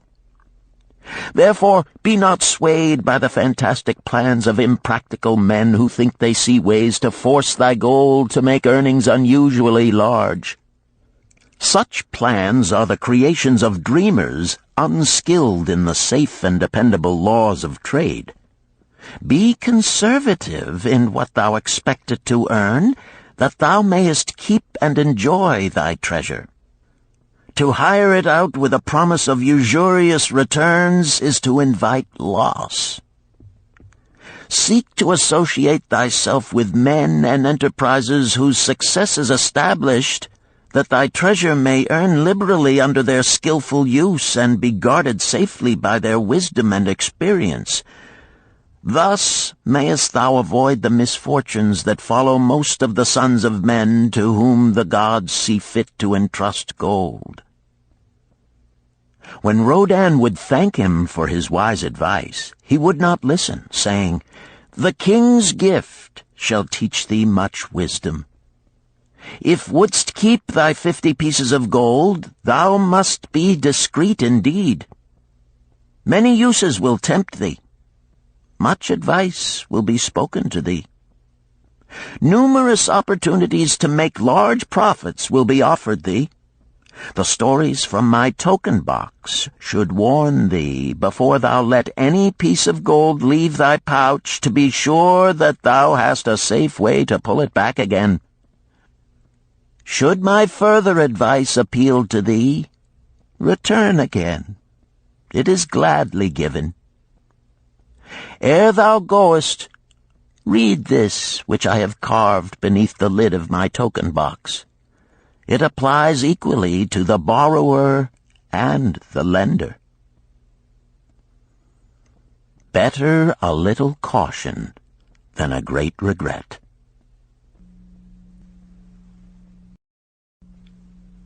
Chapter 7. The Walls of Babylon. Old Banzar, grim warrior of another day, stood guard at the passageway leading to the top of the ancient walls of Babylon. Up above, valiant defenders were battling to hold the walls. Upon them depended the future existence of this great city with its hundreds of thousands of citizens. Over the walls came the roar of the attacking armies, the yelling of many men, the trampling of thousands of horses, the deafening boom of the battering rams pounding the bronzed gates. In the street behind the gate lounged the spearmen, waiting to defend the entrance should the gates give way. They were but few for the task. The main armies of Babylon were with their king, far away in the east on a great expedition against the Elamites. No attack upon the city having been anticipated during their absence, the defending forces were small. Unexpectedly from the north bore down the mighty armies of the Assyrians, and now the walls must hold or Babylon was doomed. About Banzar were great crowds of citizens, white-faced and terrified, eagerly seeking news of the battle. With hushed awe they viewed the stream of wounded and dead being carried or led out of the passageway. Here was the crucial point of attack. After 3 days of circling about the city, the enemy had suddenly thrown his great strength against this section and this gate. The defenders from the top of the wall fought off the climbing platforms and the scaling ladders of the attackers with arrows, burning oil, and, if any reached the top, spears. Against the defenders, thousands of the enemy's archers poured a deadly barrage of arrows. Old Banzar had the vantage point for news. He was closest to the conflict and first to hear of each fresh repulse of the frenzied attackers. An elderly merchant crowded close to him, his palsied hands quivering. tell me," he pleaded. "They cannot get in. My sons are with the good king. There is no one to protect my old wife. My goods, they will steal all. My food, they will leave nothing. We are old, too old to defend ourselves, too old for slaves. We shall starve, we shall die. Tell me they cannot get in." "Calm thyself, good merchant," the guard responded. "The walls of Babylon are strong. Go back to the bazaar and tell your wife that the walls will protect you and all of your possessions as safely as they protect the rich treasures of the king. Keep close to the walls, lest the arrows flying over strike you." A woman with a babe in arms took the old man's place as he withdrew. "Sergeant, what news from the top? Tell me truly that I may reassure my poor husband. He lies with fever from his terrible wounds, yet insists upon his armor and his spear to protect me, who am with child. Terrible, he says, will be the vengeful lust of our enemies should they break in." "Be thou good of heart, thou mother that is and is again to be. The walls of Babylon will protect you and your babes. They are high and strong. Hear ye not the yells of our valiant defenders as they empty the cauldrons of burning oil upon the ladder scalers?" "Yes, that do I hear, and also the roar of the battering rams that do hammer at our gates." "Back to thy husband. Tell him the gates are strong and withstand the rams. Also that the scalers climb the walls, but to receive the waiting spear thrust. Watch thy way, and hasten behind yon buildings." Banzar stepped aside to clear the passage for heavily armed reinforcements, as, with clanking bronze shields and heavy tread they tramped by, a small girl plucked at his girdle. "Tell me, soldier, are we safe?" she pleaded. "I hear the awful noises. I see the men all bleeding. I am so frightened. What will become of our family, of my mother, little brother, and the baby?" The grim old campaigner blinked his eyes and thrust forward his chin as he beheld the child. "Be not afraid, little one," he reassured her. "The walls of Babylon will protect you and mother and little brother and the baby. It was for the safety of such as you that the good Queen Semiramis built them over 100 years ago. Never have they been broken through. Go back and tell your mother and little brother and the baby that the walls of Babylon will protect them, and they need have no fear." Day after day old Banzar stood at his post and watched the reinforcements file up the passageway, there to stay and fight until, wounded or dead, they came down once more. Around him unceasingly crowded the throngs of frightened citizens, eagerly seeking to learn if the walls would hold. To all he gave his answer with the fine dignity of an old soldier: "The walls of Babylon will protect you."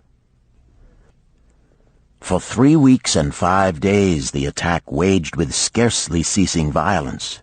Harder and grimmer set the jaw of Banzar as the passage behind, wet with the blood of the many wounded, was churned into mud by the never-ceasing streams of men passing up and staggering down. Each day the slaughtered attackers piled up in heaps before the wall. Each night they were carried back and buried by their comrades. Upon the 5th night of the 4th week, the clamor without diminished. The first streaks of daylight illuminated the plains, disclosed great clouds of dust raised by the retreating armies. A mighty shout went up from the defenders. There was no mistaking its meaning. It was repeated by the waiting troops behind the walls.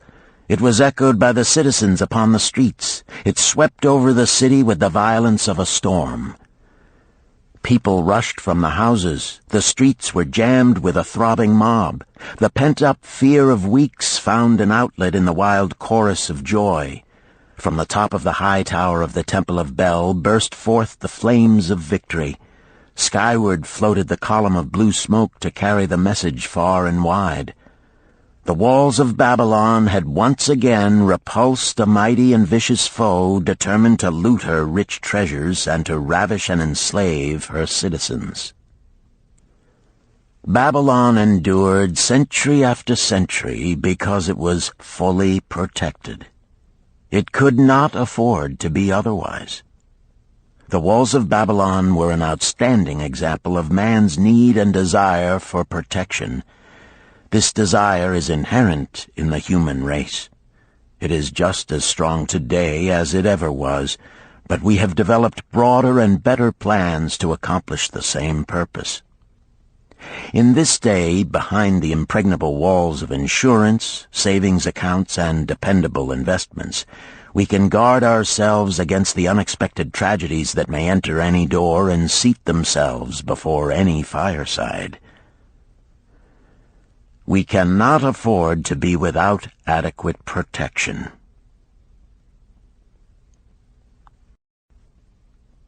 Chapter 8. The Camel Trader of Babylon. The hungrier one becomes, the clearer one's mind works. Also, the more sensitive one becomes to the odors of food. Tarkad, the son of Azure, certainly thought so. For 2 whole days he had tasted no food except 2 small figs purloined from over the wall of a garden. Not another could he grab before the angry woman rushed forth and chased him down the street. Her shrill cries were still ringing in his ears as he walked through the marketplace. They helped him to restrain his restless fingers from snatching the tempting fruits from the baskets of the market women. Never before had he realized how much food was brought to the markets of Babylon and how good it smelled. Leaving the market, he walked across to the inn and paced back and forth in front of the eating house. Perhaps here he might meet someone he knew, someone from whom he could borrow a copper that would gain him a smile from the unfriendly keeper of the inn and, with it, a liberal helping. Without the copper, he knew all too well how unwelcome he would be. In his abstraction, he unexpectedly found himself face to face with the one man he wished most to avoid, the tall, bony figure of Dabasir, the camel trader. Of all the friends and others from whom he had borrowed small sums, Dabasir made him feel the most uncomfortable because of his failure to keep his promises to repay promptly. Dabasir's face lighted up at the sight of him. "Ha! 'Tis Tarkad, just the one I have been seeking, that he might repay the 2 pieces of copper which I lent him a moon ago. Also the piece of silver which I lent to him before that. We are well met. I can make good use of the coins this very day. What say, boy, what say?" Tarkad stuttered, and his face flushed. He had naught in his empty stomach to nerve him to argue with the outspoken Dabasir. "I am sorry, very sorry," he mumbled weakly. "But this day I have neither the copper nor the silver with which I could repay." "Then get it," Dabasir insisted. "Surely thou canst get hold of a few coppers and a piece of silver to repay the generosity of an old friend of thy father, who aided thee whence thou wast in need." "'Tis because ill fortune does pursue me that I cannot pay." "Ill fortune? Wouldst blame the gods for thine own weakness? Ill fortune pursues every man who thinks more of borrowing than of repaying. Come with me, boy, while I eat. I am hungry, and I would tell thee a tale." Tarkad flinched from the brutal frankness of Dabasir, but here at least was an invitation to enter the coveted doorway of the eating-house. Dabasir pushed him to a far corner of the room where they seated themselves upon small rugs. When Koskor, the proprietor, appeared smiling, Dabasir addressed him with his usual freedom. "Fat lizard of the desert, bring to me a leg of the goat, very brown, with much juice, and bread and all of the vegetables, for I am hungry and want much food. Do not forget my friend here. Bring to him a jug of water. Have it cooled, for the day is hot." Tarkad's heart sank. Must he sit here and drink water while he watched this man devour an entire goat leg? He said nothing. He thought of nothing he could say. Dabasir, however, knew no such thing as silence. Smiling and waving his hand good-naturedly to the other customers, all of whom knew him, he continued. "I did hear from a traveler just returned from Urfa of a certain rich man who has a piece of stone cut so thin that one can look through it. He put it in the window of his house to keep out the rains. It is yellow, so this traveler does relate, and he was permitted to look through it, and all the outside world looks strange and not like it really is. What say you to that, Tarkad? Thinkest all the world could look to a man a different color from what it is?" "I dare say," responded the youth, much more interested in the fat leg of goat placed before Dabasir. "Well, I know it to be true, for I, myself, have seen the world all of a different color from what it really is, and the tale I am about to tell relates how I came to see it in its right color once more." "Dabasir will tell a tale," whispered a neighboring diner to his neighbor, and dragged his rug close. Other diners brought their food and crowded in a semicircle. They crunched noisily in the ears of Tarkad and brushed him with their meaty bones. He alone was without food. Dabasir did not offer to share with him, nor even motion him to a small corner of the hard bread that was broken off and had fallen from the platter to the floor. "The tale that I am about to tell," began Dabasir, pausing to bite a goodly chunk from the goat leg, "relates to my early life and how I came to be a camel trader. Didst anyone know that I once was a slave in Syria?" A murmur of surprise ran through the audience, to which Dabasir listened with satisfaction. "When I was a young man," continued Dabasir after another vicious onslaught on the goat leg, "I learned the trade of my father, the making of saddles. I worked with him in his shop and took to myself a wife.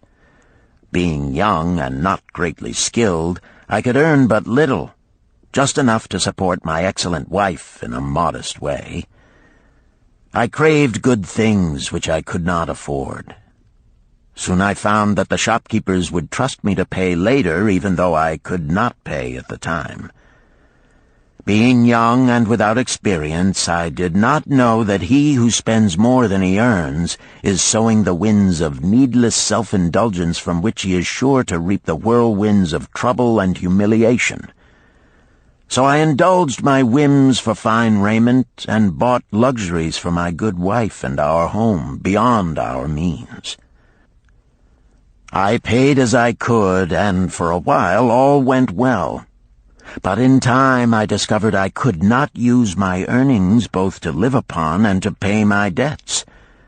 Creditors began to pursue me to pay for my extravagant purchases, and my life became miserable. I borrowed from my friends, but could not repay them either. Things went from bad to worse. My wife returned to her father, and I decided to leave Babylon and seek another city where a young man might have better chances.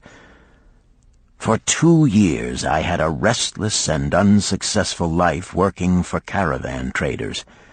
From this I fell in with a set of likable robbers who scoured the desert for unarmed caravans. Such deeds were unworthy of the son of my father, but I was seeing the world through a colored stone and did not realize to what degradation I had fallen. We met with success on our first trip, capturing a rich haul of gold and silks and valuable merchandise. This loot we took to Ganir and squandered.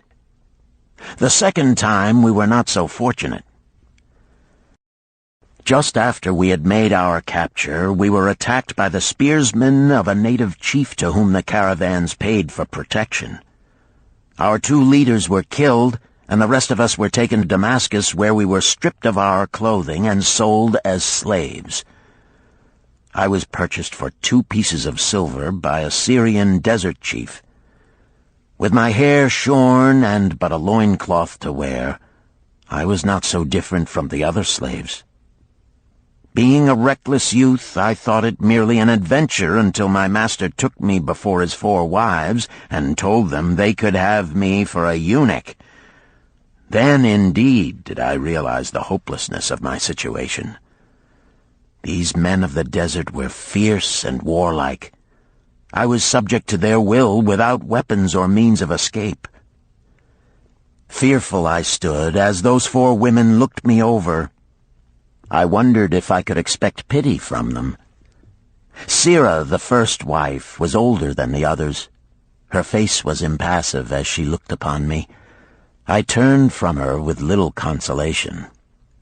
The next was a contemptuous beauty who gazed at me as indifferently as if I had been a worm of the earth. The 2 younger ones tittered as though it were all an exciting joke. It seemed an age that I stood waiting sentence. Each woman appeared willing for the others to decide. Finally, Sirah spoke up in a cold voice. "Of eunuchs we have plenty, but of camel-tenders we have few, and they are a worthless lot. Even this day I would visit my mother who is sick with the fever, and there is no slave I would trust to lead my camel. Ask this slave if he can lead a camel." My master thereupon questioned me, "What know you of camels?" Striving to conceal my eagerness, I replied, "I can make them kneel, I can load them, I can lead them on long trips without tiring. If need be, I can repair their trappings." "The slave speaks forward enough," observed my master. "If thou so desire, Sirah, take this man for thy camel-tender." So I was turned over to Sirah, and that day I led her camel upon a long journey to her sick mother. I took the occasion to thank her for her intercession, and also to tell her that I was not a slave by birth, but the son of a freeman, an honorable saddle-maker of Babylon. I also told her much of my story. Her comments were disconcerting to me, and I pondered much afterward on what she said. How can you call yourself a free man when your weakness has brought you to this? If a man has in himself the soul of a slave, will he not become one, no matter what his birth, even as water seeks its level? If a man has within him the soul of a free man, will he not become respected and honored in his own city in spite of his misfortune? For over a year I was a slave and lived with the slaves, but I could not become as one of them. One day Sirrah asked me, "In the eventime, when the other slaves can mingle and enjoy the society of each other, why dost thou sit in thy tent alone?" To which I responded, "I am pondering what you have said to me. I wonder if I have the soul of a slave. I cannot join them, so I must sit apart." "I, too, must sit apart," she confided. "My dowry was large, and my lord married me because of it. Yet he does not desire me. What every woman longs for is to be desired. Because of this, and because I am barren and have neither son nor daughter, must I sit apart. Were I a man, I would rather die than be such a slave, but the conventions of our tribe make slaves of women." "What think thou of me by this time?" I asked her suddenly. "Have I the soul of a man, or have I the soul of a slave?" "Have you a desire to repay the just debts you owe in Babylon?" she parried. "Yes, I have the desire, but I see no way." "If thou contentedly let the years slip by and make no effort to repay, then thou hast but the contemptible soul of a slave. No man is otherwise who cannot respect himself, and no man can respect himself who does not repay honest debts." "But what can I do who am a slave in Syria?" "Stay a slave in Syria, thou weakling." "I am not a weakling," I denied hotly. "Then prove it." "How?" "Does not thy great king fight his enemies in every way he can and with every force he has? Thy debts are thy enemies. They ran thee out of Babylon. You left them alone, and they grew too strong for thee. Hadst fought them as a man, thou couldst have conquered them and been one honored among the townspeople. But thou had not the soul to fight them, and behold, thy pride hast gone down until thou art a slave in Syria." Much I thought over her unkind accusations, and many defensive phrases I worded to prove myself not a slave at heart. But I was not to have the chance to use them. 3 days later, the maid of Sirrah took me to her mistress. "My mother is again very sick," she said. "Saddle the 2 best camels in my husband's herd. Tie on waterskins and saddlebags for a long journey. The maid will give thee food at the kitchen tent." I packed the camels, wondering much at the quantity of provisions the maid provided, for the mother dwelt less than a day's journey away. The maid rode the rear camel which followed, and I led the camel of my mistress. When we reached her mother's house, it was just dark. Sirrah dismissed the maid and said to me, "Tabasir, hast thou the soul of a free man, or the soul of a slave?" "The soul of a free man," I insisted. "Now is thy chance to prove it. Thy master hath imbibed deeply, and his chiefs are in a stupor. Take then these camels and make thy escape. Here in this bag is raiment of thy master's to disguise thee. I will say thou stole the camels and ran away while I visited my sick mother." "Thou hast the soul of a queen," I told her. "Much do I wish that I might lead thee to happiness." "Happiness," she responded, "awaits not the runaway wife who seeks it in far lands among strange people. Go thy own way, and may the gods of the desert protect thee, for the way is far and barren of food or water." I needed no further urging, but thanked her warmly and was away into the night. I knew not this strange country, and had only a dim idea of the direction in which lay Babylon, but struck out bravely across the desert toward the hills. One camel I rode, and the other I led. All that night I traveled, and all the next day, urged on by the knowledge of the terrible fate that was meted out to slaves who stole their master's property and tried to escape. Late that afternoon I reached a rough country as uninhabitable as the desert. The sharp rocks bruised the feet of my faithful camels, and soon they were picking their way slowly and painfully along. I met neither man nor beast, and could well understand why they shunned this inhospitable land. It was such a journey from then on as few men lived to tell of. Day after day we plodded along. Food and water gave out. The heat of the sun was merciless. At the end of the 9th day I slid from the back of my mount with the feeling that I was too weak to ever remount, and I would surely die, lost in this abandoned country.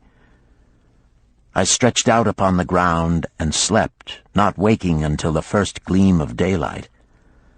I sat up and looked about me.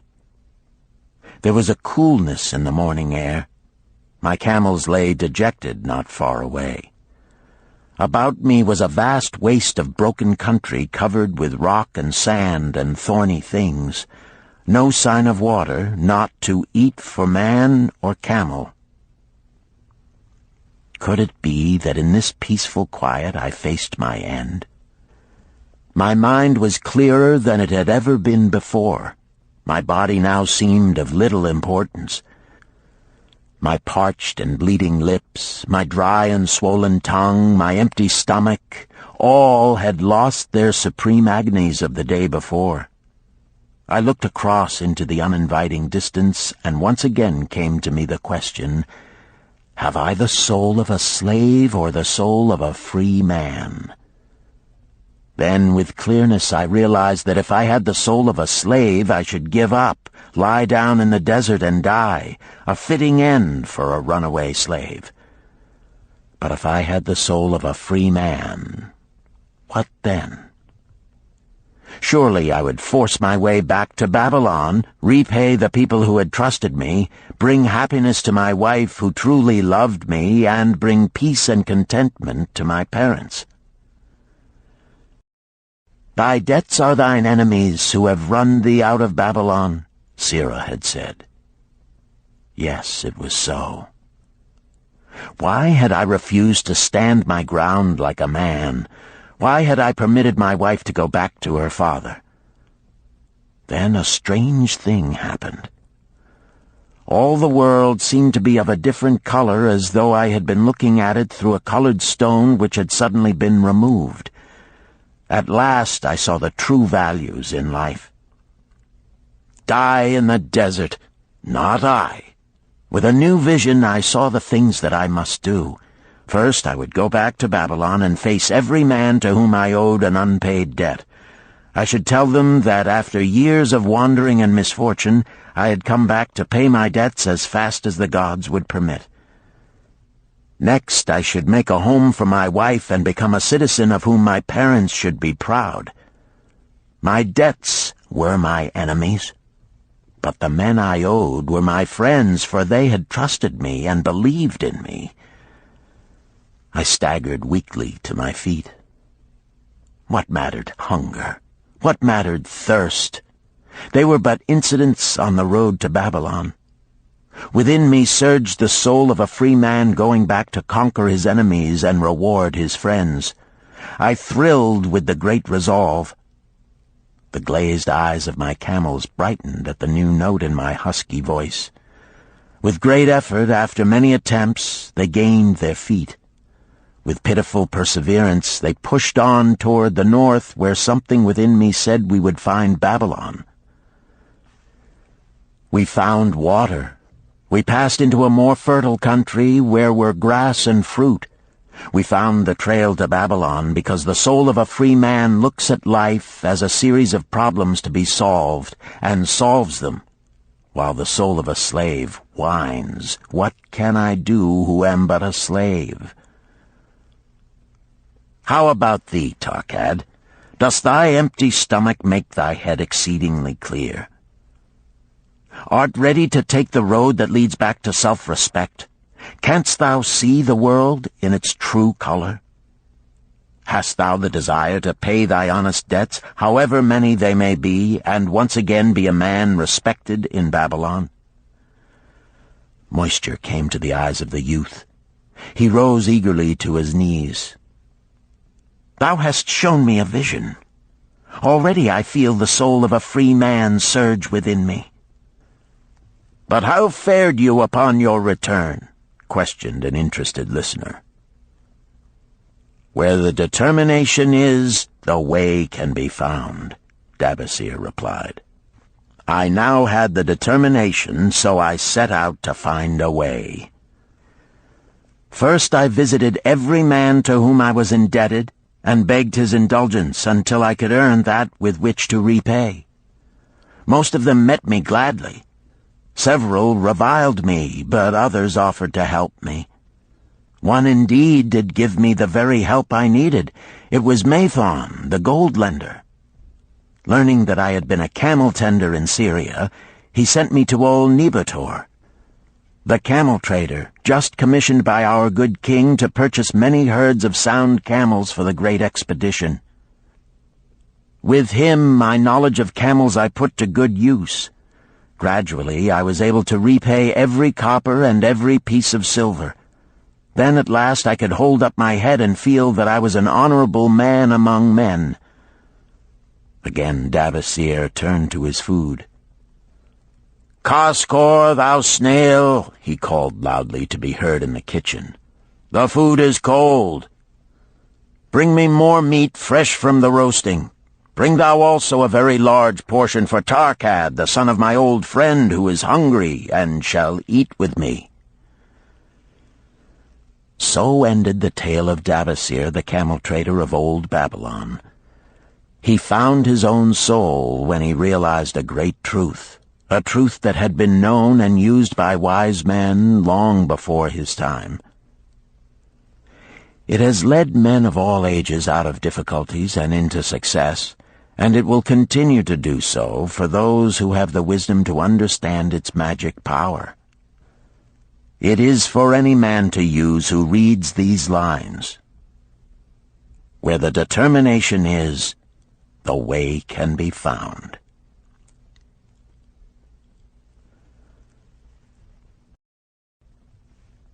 Chapter 9. The Clay Tablets from Babylon. St. Swithin's College, Nottingham University, Newark-on-Trent, Nottingham. October 21st, 1934. Professor Franklin Caldwell, care of British Scientific Expedition, Hilla, Mesopotamia. My dear Professor, the 5 clay tablets from your recent excavation in the ruins of Babylon arrived on the same boat with your letter. I have been fascinated no end and have spent many pleasant hours translating their inscriptions. I should have answered your letter at once, but delayed until I could complete the translations which are attached. The tablets arrived without damage thanks to your careful use of preservatives and excellent packing. You will be as astonished as we in the laboratory at the story they relate. One expects the dim and distant past to speak of romance and adventure. Arabian Nights sort of things, you know. When instead it discloses the problem of a person named Baseando to pay off his debts, one realizes that conditions upon this old world have not changed as much in 5,000 years as one might expect. It's odd, you know, but these old inscriptions rather rag me, as the students say. Being a college professor, I am supposed to be a thinking human being possessing a working knowledge of most subjects. Yet here comes this old chap out of the dust-covered ruins of Babylon to offer a way I had never heard of to pay off my debts and at the same time acquire gold to jingle in my wallet. Pleasant thought, I say, and interesting to prove whether it will work as well nowadays as it did in old Babylon. Mrs. Shrewsbury and myself are planning to try out his plan upon our own affairs, which could be much improved. Wishing you the best of luck in your worthy undertaking, and waiting eagerly another opportunity to assist, I am, yours sincerely, Alfred H. Shrewsbury, Department of Archaeology. Tablet 1. Now, when the moon becometh full, I, Baseando-se, who am but recently returned from slavery in Syria, with the determination to pay my many just debts and become a man of means worthy of respect in my native city of Babylon, do here engrave upon the clay a permanent record of my affairs to guide and assist me in carrying through my high desires. Under the wise advice of my good friend Mathon, the gold lender, I am determined to follow an exact plan that he doth say will lead any honorable man out of debt into means and self-respect. This plan includeth 3 purposes which are my hope and desire. First, the plan doth provide for my future prosperity. Therefore 1/10 of all I earn shall be set aside as my own to keep. For Mathon speaketh wisely when he saith, "That man who keepeth in his purse both gold and silver that he need not spend is good to his family and loyal to his king. The man who hath but a few coppers in his purse is indifferent to his family and indifferent to his king. But the man who hath naught in his purse is unkind to his family and disloyal to his king, for his own heart is bitter. Therefore the man who wisheth to achieve must have coin that he may keep to jingle in his purse, that he have in his heart love for his family and loyalty to his king. Second, the plan doth provide that I shall support and clothe my good wife who hath returned to me with loyalty from the house of her father. For Mathon doth say that to take good care of a faithful wife putteth self-respect into the heart of a man, and addeth strength and determination to his purposes. Therefore 7/10 of all I earn shall be used to provide a home, clothes to wear, and food to eat, with a bit extra to spend, that our lives be not lacking in pleasure and enjoyment. But he doth further enjoin the greatest care that we spend not greater than 7/10 of what I earn for these worthy purposes. Herein lieth the success of the plan. I must live upon this portion, and never use more, nor buy what I may not pay for out of this portion. This ends Disc 3. The Richest Man in Babylon, Disc 4. Tablet 2. Third, the plan doth provide that out of my earnings my debts shall be paid. Therefore each time the moon is full, 2/10 of all I have earned shall be divided honorably and fairly among those who have trusted me and to whom I am indebted. Thus in due time will all my indebtedness be surely paid. Therefore do I here engrave the name of every man to whom I am indebted, and the honest amount of my debt. Faru the cloth weaver, 2 silver, 6 copper. Sinjar the couch maker, 1 silver. Amar my friend, 3 silver, 1 copper. Zantkar my friend, 4 silver, 7 copper. Askamir my friend, 1 silver, 3 copper. Haransir the jewel maker, 6 silver, 2 copper. Diarbakir, my father's friend, 4 silver, 1 copper. Alkahad, the house owner, 14 silver. Mathon, the gold lender, 9 silver. Birajik, the farmer, 1 silver, 7 copper. From here on, disintegrated, cannot be deciphered. Tablet 3. To these creditors do I owe in total 119 pieces of silver and 141 pieces of copper. Because I did owe these sums and saw no way to repay, in my folly I did permit my wife to return to her father, and didst leave my native city and seek easy wealth elsewhere, only to find disaster and to see myself sold into the degradation of slavery. Now that Mathon doth show me how I can repay my debts in small sums of my earnings, do I realize the great extent of my folly in running away from the results of my extravagances. Therefore have I visited my creditors and explained to them that I have no resources with which to pay except my ability to earn, and that I intend to apply 2/10 of all I earn upon my indebtedness evenly and honestly. This much can I pay, but no more. Therefore, if they be patient, in time my obligations will be paid in full. Amar, whom I thought my best friend, reviled me bitterly, and I left him in humiliation. Birajik, the farmer, pleaded that I pay him first, as he didst badly need help. Alcahad, the house owner, was indeed disagreeable, and insisted that he would make me trouble unless I did soon settle in full with him. All the rest willingly accepted my proposal. Therefore am I more determined than ever to carry through, being convinced that it is easier to pay one's just debts than to avoid them. Even though I cannot meet the needs and demands of a few of my creditors, I will deal impartially with all. Tablet 4. Again the moon shines full.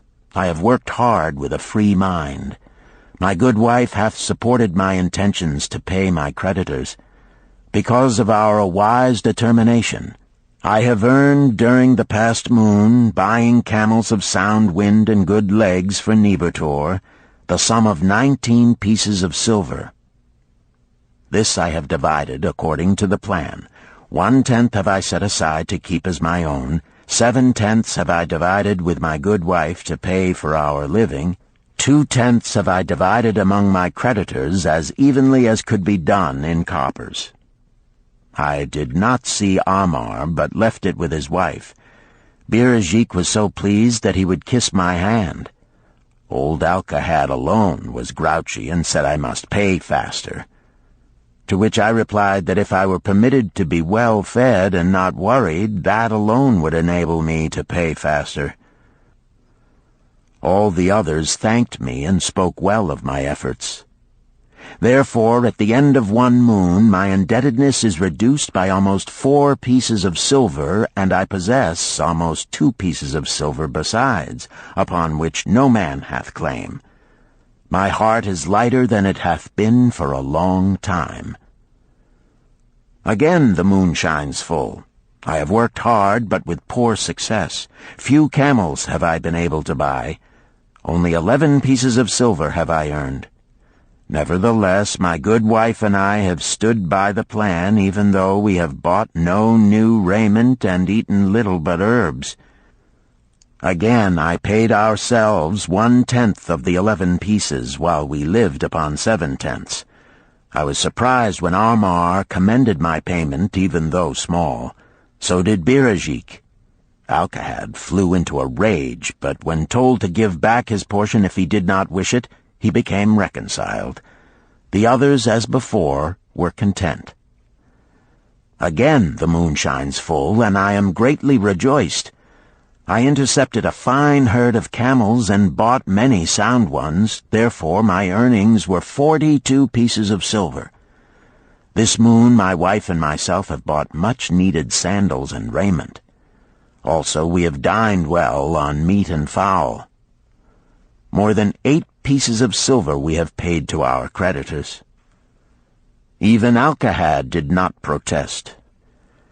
Great is the plan, for it leadeth us out of debt, and giveth us wealth which is ours to keep.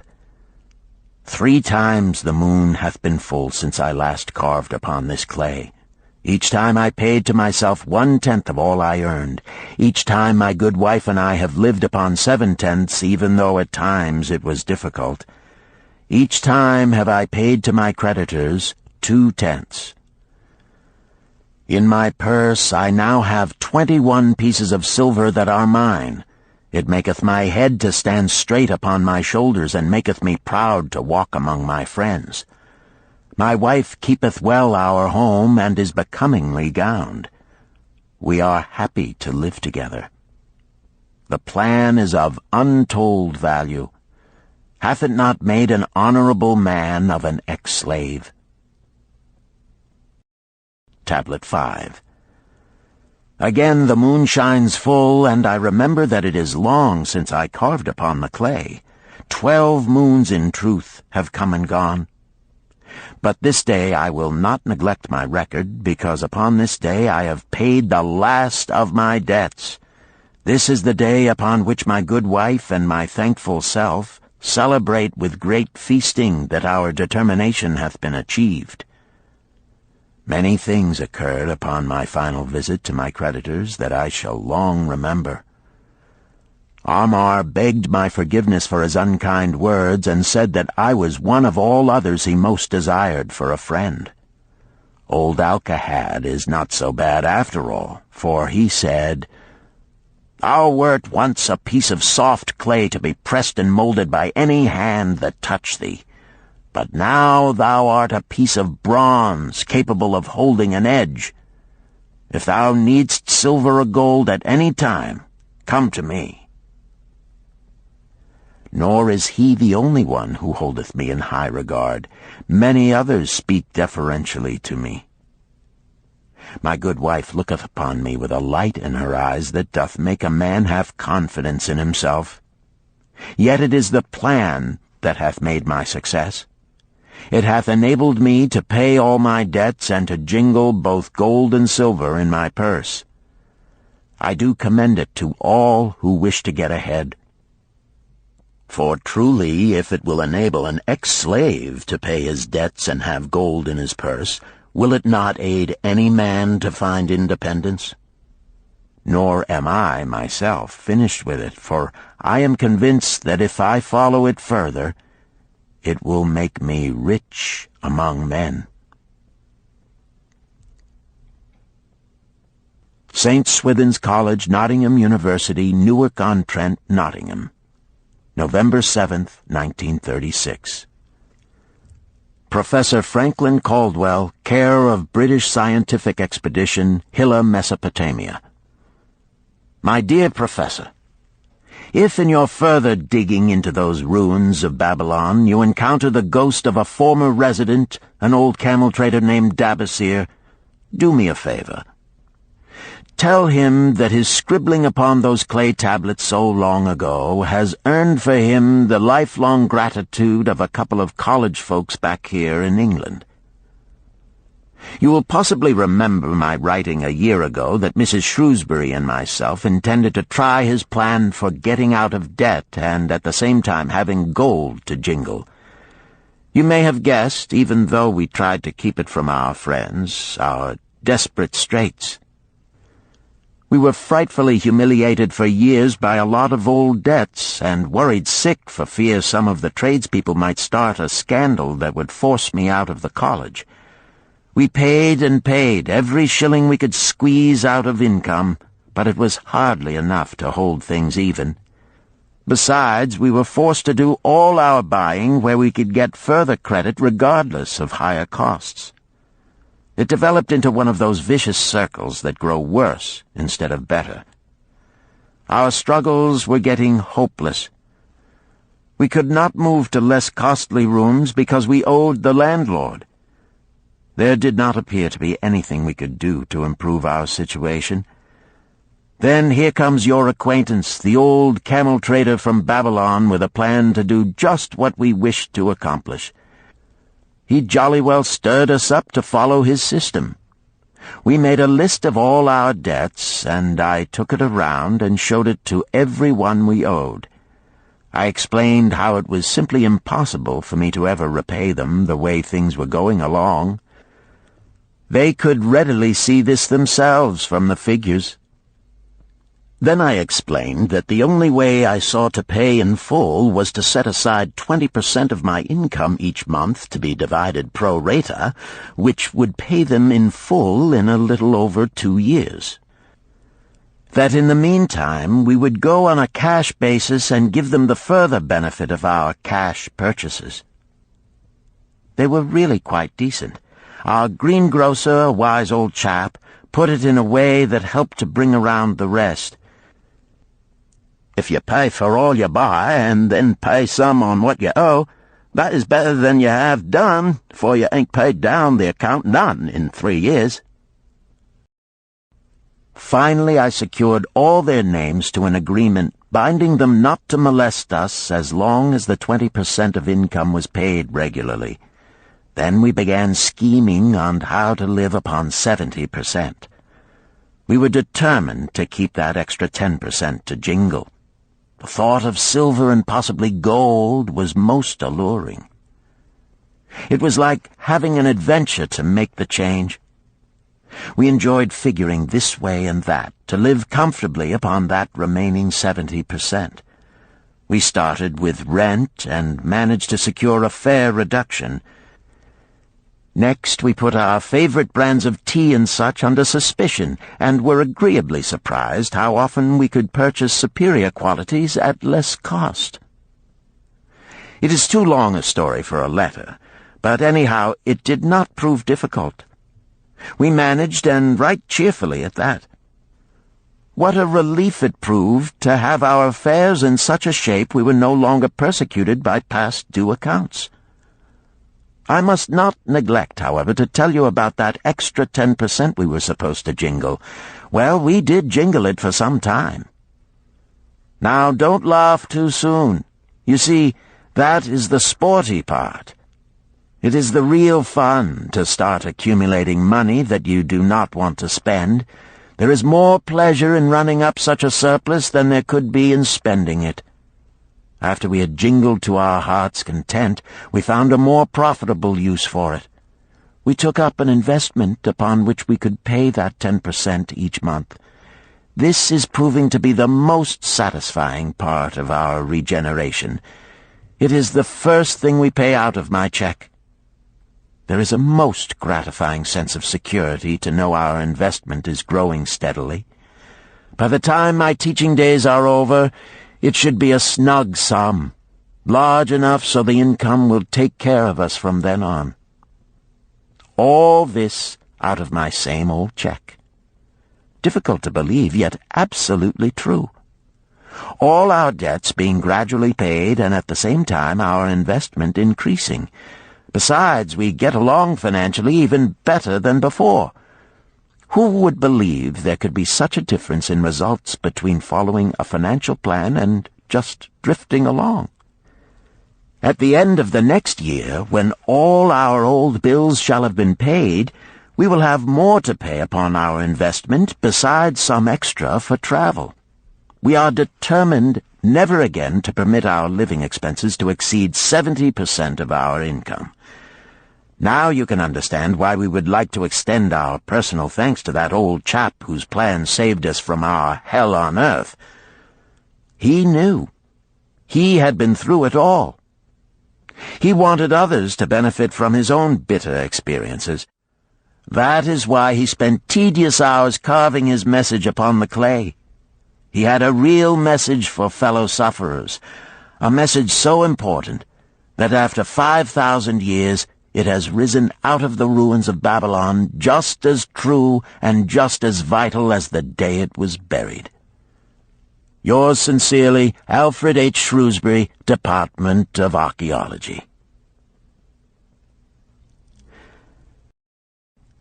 Chapter 10. The Luckiest Man in Babylon. At the head of his caravan proudly rode Shahrunada, the merchant prince of Babylon. He liked fine cloth and wore rich and becoming robes. He liked fine animals and sat easily upon his spirited Arabian stallion. To look at him, one would hardly have guessed his advanced years. Certainly they would not have suspected that he was inwardly troubled. The journey from Damascus is long, and the hardships of the desert many. These he minded not. The Arab tribes are fierce and eager to loot rich caravans. These he feared not, for his many fleet-mounted guards were a safe protection. About the youth at his side, whom he was bringing from Damascus, was he disturbed. This was Hayden Gula, the grandson of his partner of other years, Arid Gula, to whom he felt he owed a debt of gratitude which could never be repaid. He would like to do something for this grandson, but the more he considered this, the more difficult it seemed because of the youth himself. Eyeing the young man's rings and earrings, he thought to himself, "He thinks jewels are for men. Still, he has his grandfather's strong face. But his grandfather wore no such gaudy robes. Yet I sought him to come, hoping I might help him get a start for himself and get away from the wreck his father has made of their inheritance." Hayden Gula broke in upon his thoughts. "Why dost thou work so hard, riding always with thy caravan upon its long journeys? Dost thou never take time to enjoy life?" Sharunada smiled. "To enjoy life?" he repeated. "What wouldst thou do to enjoy life if thou wert Sharunada?" "If I had wealth equal to thine, I would live like a prince. Never across the hot desert would I ride. I would spend the shekels as fast as they came to my purse. I would wear the richest of robes and the rarest of jewels. That would be a life to my liking, a life worth living." Both men laughed. "Thy grandfather wore no jewels," Sharunada spoke before he thought, then continued jokingly, "Wouldst thou leave no time for work?" "Work was made for slaves," Hayden Gula responded. Sharunada bit his lip but made no reply, riding in silence until the trail led them to the slope. Here he reined his mount, and pointing to the green valley far away, "See, there is the valley. Look far down, and thou canst faintly see the walls of Babylon. The tower is the temple of Bel. If thine eyes are sharp, thou mayest even see the smoke from the eternal fire upon its crest." "So that is Babylon? Always have I longed to see the wealthiest city in all the world," Hayden Gula commented. "Babylon, where my grandfather started his fortune. Would he were still alive, we would not be so sorely pressed. Why wish his spirit to linger on earth beyond its allotted time? Thou and thy father can well carry on his good work. Alas, of us neither has his gift. Father and myself know not his secret for attracting the golden shekels." Sharunada did not reply, but gave rein to his mount and rode thoughtfully down the trail to the valley. Behind them followed the caravan in a cloud of reddish dust. Some time later they reached the King's Highway and turned south through the irrigated farms. 3 old men plowing a field caught Sharunada's attention. They seemed strangely familiar. How ridiculous! One does not pass a field after 40 years and find the same men plowing there. Yet something within him said they were the same. One, with an uncertain grip, held the plow. The others laboriously plodded beside the oxen, ineffectually beating them with their barrel staves to keep them pulling. 40 years ago, he had envied these men. How gladly he would have exchanged places. But what a difference now! With pride he looked back at his trailing caravan, well-chosen camels and donkeys loaded high with valuable goods from Damascus. All this was but one of his possessions. He pointed to the plowers, saying, "Still plowing the same field where they were 40 years ago. They look it, but why thinkest thou they are the same?" "I saw them there," Sharunada replied. Recollections were racing rapidly through his mind. Why could he not bury the past and live in the present? Then he saw, as in a picture, the smiling face of arid Gula. The barrier between himself and the cynical youth beside him dissolved. But how could he help such a superior youth with his spendthrift ideas and bejeweled hands? Work he could offer in plenty to willing workers, but not for men who considered themselves too good for work. Yet he owed it to arid Gula to do something, not a half-hearted attempt. He and arid Gula had never done things that way. They were not that sort of men. A plan came almost in a flash. There were objections. He must consider his own family and his own standing. It would be cruel. It would hurt. Being a man of quick decisions, he waived objections and decided to act. "Wouldst thou be interested in hearing how thy worthy grandfather and myself joined in the partnership which proved so profitable?" he questioned. "Why not just tell me how thou madest the golden shekels? That is all I need to know," the young man parried. Sharunada ignored the reply and continued, "We start with those men plowing. I was no older than thou. As the column of men in which I marched approached, good old Megiddo, the farmer, scoffed at the slipshod way in which they plowed. Megiddo was chained next to me. 'Look at the lazy fellows,' he protested. 'The plow holder makes no effort to plow deep, nor do the beaters keep the oxen in the furrow. How can they expect to raise a good crop with poor plowing?' "'Didst thou say Megiddo was chained to thee?' Hayden Gula asked in surprise. "'Yes, with bronze collars about our necks and a length of heavy chain between us. Next to him was Zabado, the sheep thief. I had known him in Harun.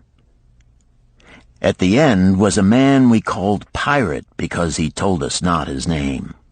We judged him as a sailor as he had entwined serpents tattooed upon his chest in sailor fashion. The column was made up thus, so the men could walk in fours." "Thou wert chained as a slave?" Hayden Gula asked incredulously. "Did not thy grandfather tell thee I was once a slave? He often spoke of thee, but never hinted of this. He was a man thou couldst trust with innermost secrets. Thou, too, are a man I may trust, am I not right?" Sharunada looked him squarely in the eye. "Thou mayest rely upon my silence, but I am amazed. Tell me, how didst thou come to be a slave?" Sharunada shrugged his shoulders. "Any man may find himself a slave. It was a gaming house and barley beer that brought me disaster. I was the victim of my brother's indiscretions. In a brawl he killed his friend. I was bonded to the widow by my father, desperate to keep my brother from being prosecuted under the law. When my father could not raise the silver to free me, she in anger sold me to the slave dealer." "What a shame and injustice!" Hayden Gula protested. "But tell me, how didst thou regain freedom?" "We shall come to that, but not yet. Let us continue my tale. As we passed, the plowers jeered at us. One did doff his ragged hat and bow low, calling out, 'Welcome to Babylon, guests of the king! He waits for thee on the city walls where the banquet is spread, mud bricks and onion soup.' With that, they laughed uproariously. Pirate flew into a rage and cursed them roundly. 'What do those men mean by the king awaiting us on the walls?' I asked him. 'To the city walls ye march to carry bricks until the back breaks. Maybe they beat thee to death before it breaks. They won't beat me. I'll kill 'em.' Then Megiddo spoke up. 'It doesn't make sense to me to talk of masters beating willing, hard-working slaves to death. Masters like good slaves and treat them well." "Who wants to work hard?" commented Zabato. "Those plowers are wise fellows. They're not breaking their backs, just letting on as if they be." "Thou can't get ahead by shirking," Megiddo protested. "If thou plow a hectare, that's a good day's work, and any master knows it. But when thou plow only a half, that's shirking. I don't shirk. I like to work, and I like to do good work, for work is the best friend I've ever known. It has brought me all the good things I've had, my farm and cows and crops, everything." "Yea, and where be these things now?" scoffed Zabato. "I figure it pays better to be smart and get by without working. You watch Zabato. If we're sold to the walls, he'll be carrying the water bag or some easy job, when thou, who like to work, will be breaking thy back carrying bricks." He laughed his silly laugh. Terror gripped me that night. I could not sleep. I crowded close to the guard rope, and when the others slept, I attracted the attention of Godoso, who was doing the first guard watch. He was one of those brigand Arabs, the sort of rogue who, if he robbed thee of thy purse, would think he must also cut thy throat. "Tell me, Godoso," I whispered, "when we get to Babylon, will we be sold to the walls?" "Why want to know?" he questioned cautiously. "Canst thou not understand?" I pleaded. "I am young. I want to live. I don't want to be worked or beaten to death on the walls. Is there any chance for me to get a good master?" He whispered back, "I tell something. Thou good fellow, give Godoso no trouble. Most times we go first to slave market. Listen now. When buyers come, tell 'em you good worker, like to work hard for good master, make 'em want to buy. You not make 'em buy, next day you carry brick, mighty hard work." After he walked away, I lay in the warm sand looking up at the stars and thinking about work. What Megiddo had said about it being his best friend made me wonder if it would be my best friend. Certainly it would be if it helped me out of this. When Megiddo awoke, I whispered my good news to him. It was our one ray of hope as we marched toward Babylon. Late in the afternoon, we approached the walls and could see the lines of men, like black ants, climbing up and down the steep diagonal paths. As we drew closer, we were amazed at the thousands of men working. Some were digging in the moat, others mixed the dirt into mud bricks. The greatest number were carrying the bricks in large baskets up those steep trails to the masons. Overseers cursed the laggards and cracked bullock whips over the backs of those who failed to keep in line. Poor, worn-out fellows were seen to stagger and fall beneath their heavy baskets, unable to rise again. If the lash failed to bring them to their feet, they were pushed to the side of the paths and left writhing in agony. Soon they would be dragged down to join other craven bodies beside the roadway to await unsanctified graves. As I beheld the ghastly sight, I shuddered. So this was what awaited my father's son if he failed at the slave market. Godoso had been right. We were taken through the gates of the city to the slave prison, and next morning marched to the pens in the market. Here the rest of the men huddled in fear, and only the whips of our guard could keep them moving so the buyers could examine them. Megiddo and myself eagerly talked to every man who permitted us to address him. The slave dealer brought soldiers from the king's guard who shackled Pirate and brutally beat him when he protested. As they led him away, I felt sorry for him. Megiddo felt that we would soon part. When no buyers were near, he talked to me earnestly to impress upon me how valuable work would be to me in the future. Some men hate it. They make it their enemy. Better to treat it like a friend. Make thyself like it. Don't mind because it is hard. If thou thinkest about what a good house thou build, then who cares if the beams are heavy and it is far from the well to carry the water for the plaster? Promise me, boy, if thou get a master, work for him as hard as thou canst. If he does not appreciate all thou do, never mind. Remember, work well done does good to the man who does it. It makes him a better man. He stopped as a burly farmer came to the enclosure and looked at us critically. Megiddo asked about his farm and crops, soon convincing him that he would be a valuable man.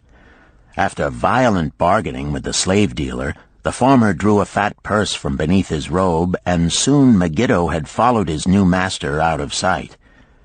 A few other men were sold during the morning.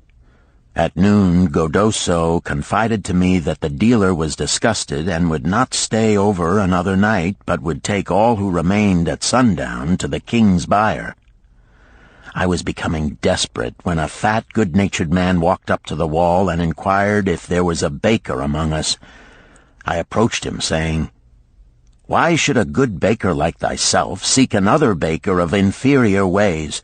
Would it not be easier to teach a willing man like myself thy skilled ways? Look at me. I am young, strong, and like to work. Give me a chance, and I will do my best to earn gold and silver for thy purse."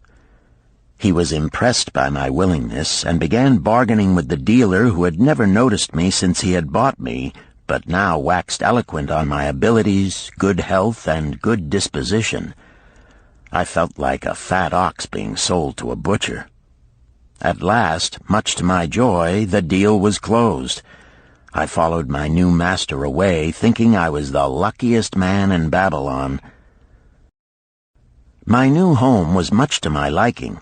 Nananaid, my master, taught me how to grind the barley in the stone bowl that stood in the courtyard, how to build the fire in the oven, and then how to grind very fine the sesame flour for the honey cakes.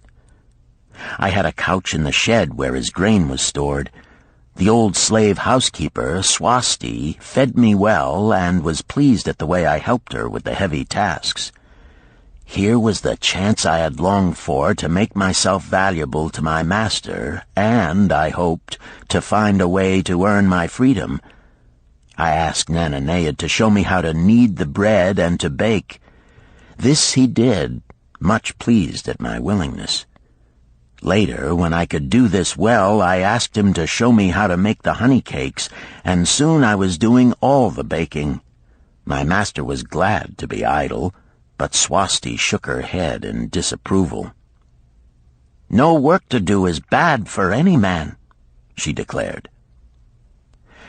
I felt it was time for me to think of a way by which I might start to earn coins to buy my freedom.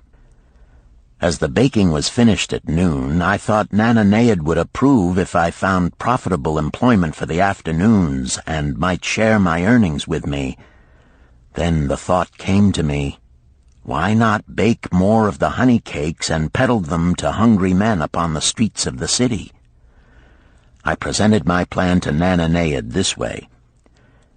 "If I can use my afternoons after the baking is finished to earn for thee coins, would it be only fair for thee to share my earnings with me that I might have money of my own to spend for those things which every man desires and needs?" Fair enough, he admitted. When I told him of my plan to peddle our honey cakes, he was well pleased. "Here is what we will do," he suggested. "Thou sellest them at 2 for a penny, then half of the pennies will be mine to pay for the flour and the honey and the wood to bake them. Of the rest I shall take half, and thou shalt keep half." I was much pleased by this generous offer that I might keep for myself 1/4 of my sales. That night I worked late to make a tray upon which to display them. Nananaid gave me one of his worn robes that I might look well, and Swasti helped me patch it and wash it clean. The next day I baked an extra supply of honey cakes. They looked brown and tempting upon the tray as I went along the street, loudly calling my wares. At first no one seemed interested, and I became discouraged. I kept on, and later in the afternoon, as men became hungry, the cakes began to sell, and soon my tray was empty. Nananeid was well pleased with my success and gladly paid me my share. I was delighted to own pennies. Megiddo had been right when he said a master appreciated good work from his slaves. That night I was so excited over my success I could hardly sleep, and tried to figure how much I could earn in a year and how many years would be required to buy my freedom. As I went forth with my tray of cakes every day, I soon found regular customers. One of these was none other than thy grandfather, Arid Gula. He was a rug merchant and sold to the housewives, going from one end of the city to the other, accompanied by a donkey loaded high with rugs and a black slave to tend it. He would buy 2 cakes for himself and 2 for his slave, always tarrying to talk with me while they ate them. Thy grandfather said something to me one day that I shall always remember. "I like thy cakes, boy. But better still, I like the fine enterprise with which thou offerest them. Such spirit can carry thee far on the road to success." But how canst thou understand, Hayden Gula, what such words of encouragement could mean to a slave boy, lonesome in a great city, struggling with all he had in him to find a way out of his humiliation? As the months went by, I continued to add pennies to my purse. It began to have a comforting weight upon my belt. Work was proving to be my best friend, just as Megiddo had said. I was happy, but Swasti was worried. "Thy master, I fear to have him spend so much time at the gaming houses," she protested. I was overjoyed one day to meet my friend Megiddo upon the street. He was leading 3 donkeys loaded with vegetables to the market. "I am doing mighty well," he said. "My master does appreciate my good work, for now I am a foreman. See, he does trust the marketing to me. And also he is sending for my family. Work is helping me to recover from my great trouble. Someday it will help me to buy my freedom and once more own a farm of my own." Time went on, and Nananeid became more and more anxious for me to return from selling. He would be waiting when I returned, and would eagerly count and divide our money. He would also urge me to seek further markets and increase my sales. Often I went outside the city gates to solicit the overseers of the slaves building the walls. I hated to return to the disagreeable sights, but found the overseers liberal buyers. One day I was surprised to see Zabado waiting in line to fill his basket with bricks. He was gaunt and bent, and his back was covered with welts and sores from the whips of the overseers. I was sorry for him, and handed him a cake which he crushed into his mouth like a hungry animal. Seeing the greedy look in his eyes, I ran before he could grab my tray. "Why dost thou work so hard?" Arid Gula said to me one day. "Almost the same question thou asked of me today, dost thou remember?" I told him what Megiddo had said about work and how it was proving to be my best friend. I showed him with pride my wallet of pennies and explained how I was saving them to buy my freedom. "When thou art free, what wilt thou do?" he inquired. "Then," I answered, "I intend to become a merchant." At that he confided in me, something I had never suspected. "Thou knowest not that I also am a slave. I am in partnership with my master." "Stop," demanded Hayden Gula. "I will not listen to lies defaming my grandfather. He was no slave." His eyes blazed in anger. Sharunada remained calm. "I honor him for rising above his misfortune and becoming a leading citizen of Damascus. Art thou his grandson, cast of the same mold? Art thou man enough to face true facts, or dost thou prefer to live under false illusions?" Hayden Gula straightened in his saddle. In a voice suppressed with deep emotion, he replied, "My grandfather was beloved by all. Countless were his good deeds. When the famine came, did not his gold buy grain in Egypt, and did not his caravan bring it to Damascus and distribute it to the people, so none would starve? Now thou sayest he was but a despised slave in Babylon. Had he remained a slave in Babylon, then he might well have been despised. But when, through his own efforts, he became a great man in Damascus, the gods indeed condoned his misfortunes and honored him with their respect," Sharunada replied. "After telling me that he was a slave," Sharunada continued, "he explained how anxious he had been to earn his freedom. Now that he had enough money to buy this, he was much disturbed as to what he should do. He was no longer making good sales and feared to leave the support of his master." I protested his indecision. "Cling no longer to thy master. Get once again the feeling of being a free man. Act like a free man and succeed like one. Decide what thou desirest to accomplish, and then work will aid thee to achieve it." He went on his way, saying he was glad I had shamed him for his cowardice. One day I went outside the gates again, and was surprised to find a great crowd gathering there. When I asked a man for an explanation, he replied, "Hast thou not heard? An escaped slave who murdered one of the king's guards has been brought to justice and will this day be flogged to death for his crime. Even the king himself is to be here." So dense was the crowd about the flogging post, I feared to go near lest my tray of honey cakes be upset. Therefore I climbed up the unfinished wall to see over the heads of the people.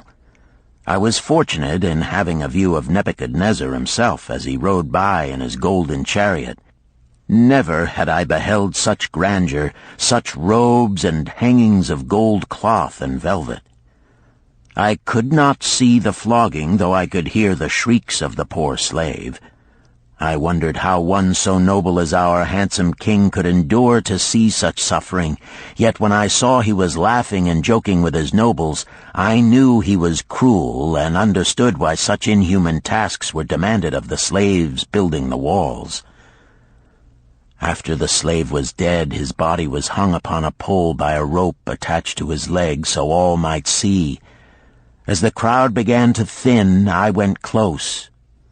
On the hairy chest, I saw tattooed 2 entwined serpents. It was Pirate. The next time I met Arid Gula, he was a changed man. Full of enthusiasm, he greeted me. "Behold, the slave thou knewest is now a free man.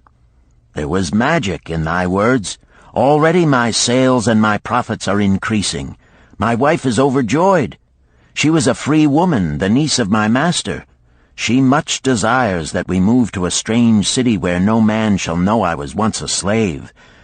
Thus our children shall be above reproach for their father's misfortune. Work has become my best helper. It has enabled me to recapture my confidence and my skill to sell." I was overjoyed that I had been able, even in a small way, to repay him for the encouragement he had given me. One evening Swasti came to me in deep distress. "Thy master is in trouble. I fear for him. Some months ago he lost much at the gaming tables. He pays not the farmer for his grain, nor his honey. He pays not the money-lender. They are angry and threaten him." "Why should we worry over his folly? We are not his keepers," I replied thoughtlessly. "Foolish youth, thou understandest not. To the moneylender didst he give thy title to secure a loan? Under the law he can claim thee and sell thee. I know not what to do. He is a good master. Why, oh, why should such trouble come upon him? Not were Swasti's fears groundless. While I was doing the baking next morning, the moneylender returned with a man he called Sasi. This man looked me over and said I would do. The moneylender waited not for my master to return, but told Swasti to tell him he had taken me. With only the robe on my back and the purse of pennies hanging safely from my belt, I was hurried away from the unfinished baking. I was whirled away from my dearest hopes as the hurricane snatches the tree from the forest and casts it into the surging sea. Again a gaming house and barley beer had caused me disaster. Sasi was a blunt, gruff man. As he led me across the city, I told him of the good work I had been doing for Nananeid, and said I hoped to do good work for him. His reply offered no encouragement. I like not this work. My master likes it not. The king has told him to send me to build a section of the Grand Canal. Master tells Sasi to buy more slaves, work hard, and finish quick. Bah! How can any man finish a big job quick? Picture a desert with not a tree, just low shrubs and a sun burning with such fury the water in our barrels became so hot we could scarcely drink it. Then picture rows of men going down into the deep excavation and lugging heavy baskets of dirt up soft, dusty trails from daylight until dark. Picture food served in open troughs from which we helped ourselves like swine. We had no tents, no straw for beds. That was the situation in which I found myself. I buried my wallet in a marked spot, wondering if I would ever dig it up again. At first I worked with good will, but as the months dragged on I felt my spirit breaking. Then the heat fever took hold of my weary body. I lost my appetite and could scarcely eat the mutton and vegetables. At night I would toss in unhappy wakefulness. In my misery I wondered if Zabado had not the best plan, to shirk and keep his back from being broken in work. Then I recalled my last sight of him and knew his plan was not good. I thought of Pirate with his bitterness and wondered if it might be just as well to fight and kill. The memory of his bleeding body reminded me that his plan was also useless.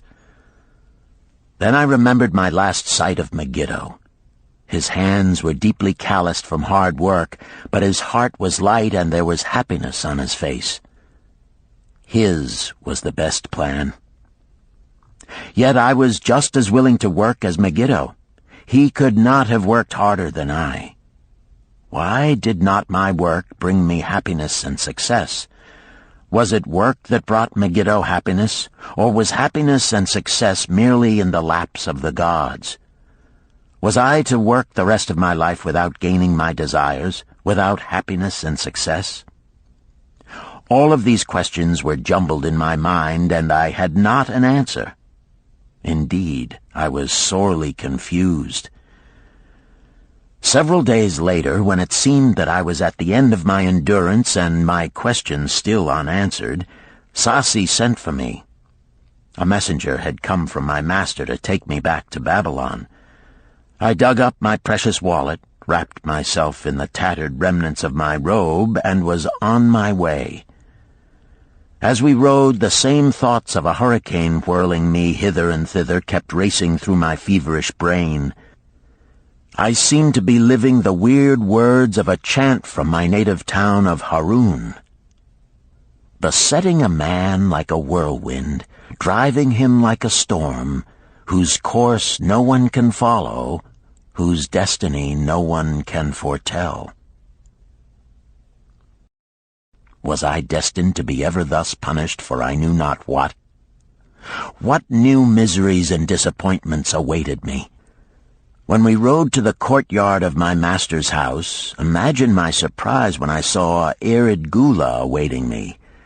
He helped me down and hugged me like a long-lost brother. As we went our way, I would have followed him as a slave should follow his master, but he would not permit me. He put his arm about me, saying, "I hunted everywhere for thee. When I had almost given up hope, I did meet Swasti, who told me of the money-lender who directed me to thy noble owner. A hard bargain he did drive, and made me pay an outrageous price. But thou art worth it. Thy philosophy and thy enterprise have been my inspiration to this new success." "Megiddo's philosophy, not mine," I interrupted. "Megiddo's and thine. Thanks to thee both, we are going to Damascus, and I need thee for my partner." "See," he exclaimed, "in one moment thou wilt be a free man." So saying, he drew from beneath his robe the clay tablet carrying my title.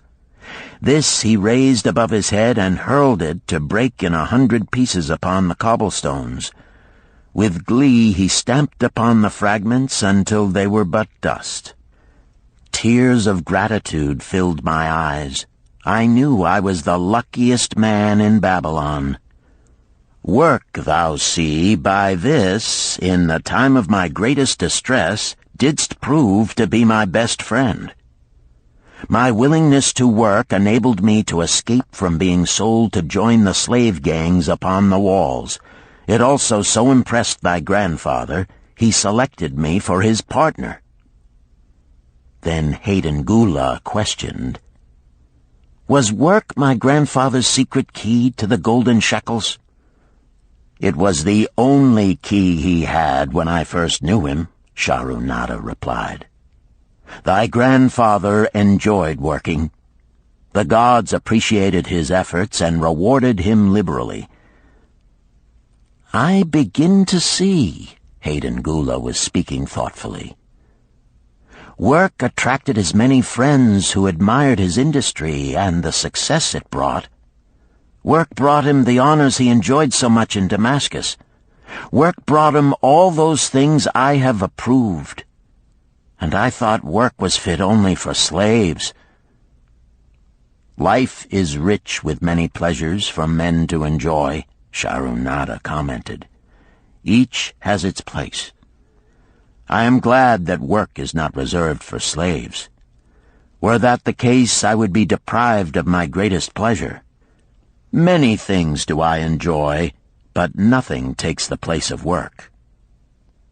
Sharunada and Hayden Gula rode in the shadows of the towering walls up to the massive bronze gates of Babylon. At their approach, the gate guards jumped to attention and respectfully saluted an honored citizen. With head held high, Sharunada led the long caravan through the gates and up the streets of the city.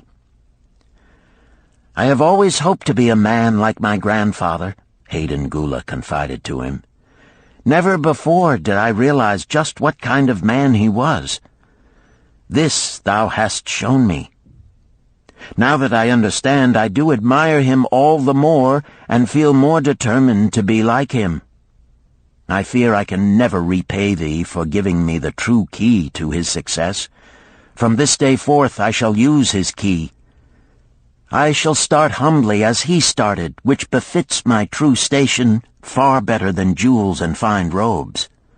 So saying, Hayden Gula pulled the jeweled baubles from his ears and the rings from his fingers. Then, reining his horse, he dropped back and rode with deep respect behind the leader of the caravan.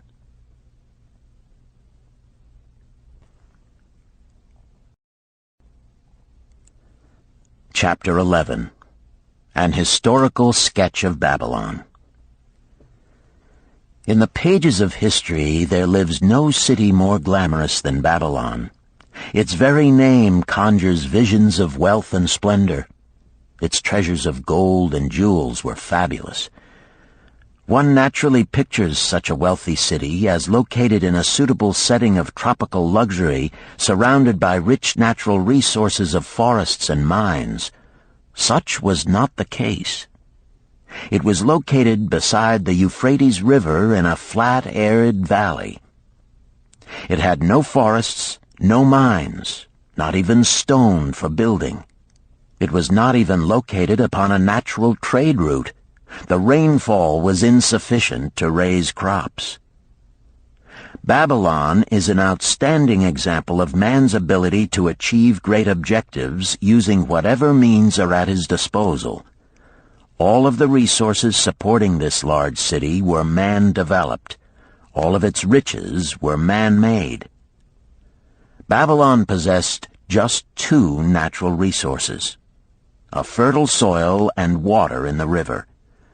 With one of the greatest engineering accomplishments of this or any other day, Babylonian engineers diverted the waters from the river by means of dams and immense irrigation canals. Far out across that arid valley went these canals to pour the life-giving waters over the fertile soil.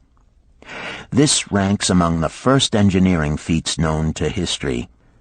Such abundant crops as were the reward of this irrigation system the world had never seen before. Fortunately, during its long existence, Babylon was ruled by successive lines of kings to whom conquest and plunder were but incidental.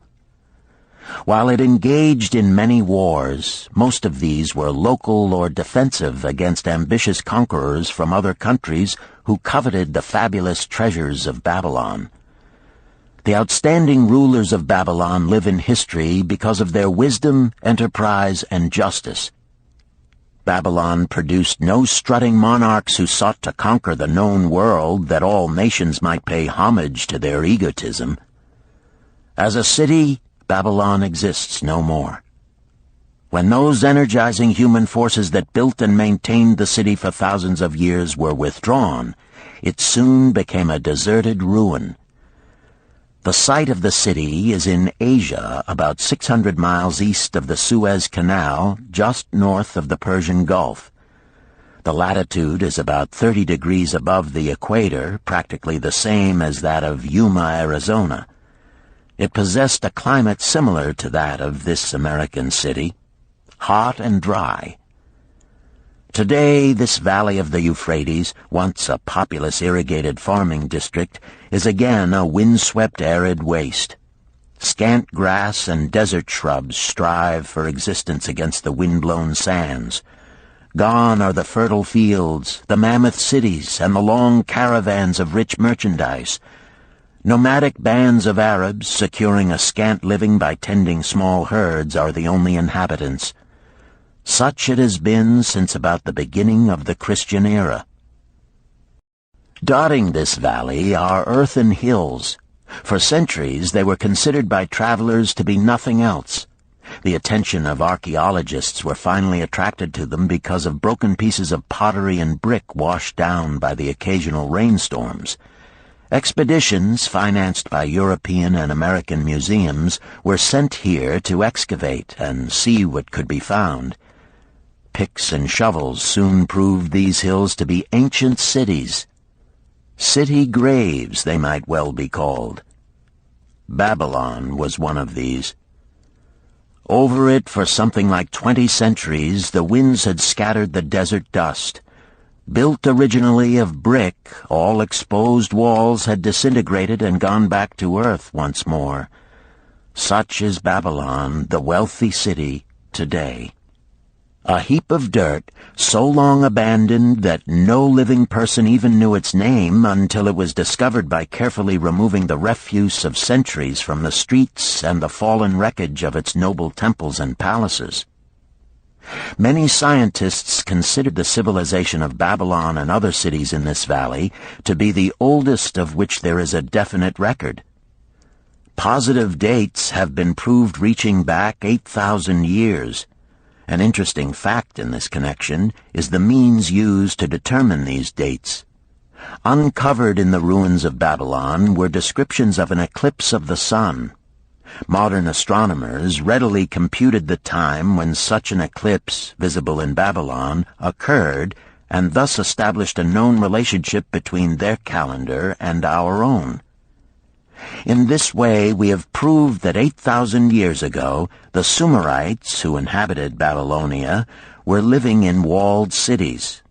one can only conjecture for how many centuries previous such cities had existed. Their inhabitants were not mere barbarians living within protecting walls. They were an educated and enlightened people. So far as written history goes, they were the first engineers, the first astronomers, the first mathematicians, the first financiers, and the first people to have a written language. Mention has already been made of the irrigation systems which transformed the arid valley into an agricultural paradise. The remains of these canals can still be traced, although they are mostly filled with accumulated sand. Some of them were of such size that, when empty of water, a dozen horses could be ridden abreast along their bottoms. In size they compare favorably with the largest canals in Colorado and Utah. In addition to irrigating the valley lands, Babylonian engineers completed another project of similar magnitude. By means of an elaborate drainage system, they reclaimed an immense area of swampland at the mouths of the Euphrates and Tigris rivers and put this also under cultivation. Herodotus, the Greek traveler and historian, visited Babylon while it was in its prime and has given us the only known description by an outsider. His writings give a graphic description of the city and some of the unusual customs of its people. He mentions the remarkable fertility of the soil and the bountiful harvest of wheat and barley which they produced. The glory of Babylon has faded, but its wisdom has been preserved for us. For this we are indebted to their form of records. In that distant day, the use of paper had not been invented. Instead, they laboriously engraved their writing upon tablets of moist clay. When completed, these were baked and became hard tile. In size, they were about 6 by 8 inches and an inch in thickness. These clay tablets, as they are commonly called, were used much as we use modern forms of writing. Upon them were engraved legends, poetry, history, transcriptions of royal decrees, the laws of the land, titles to property, promissory notes, and even letters which were dispatched by messengers to distant cities.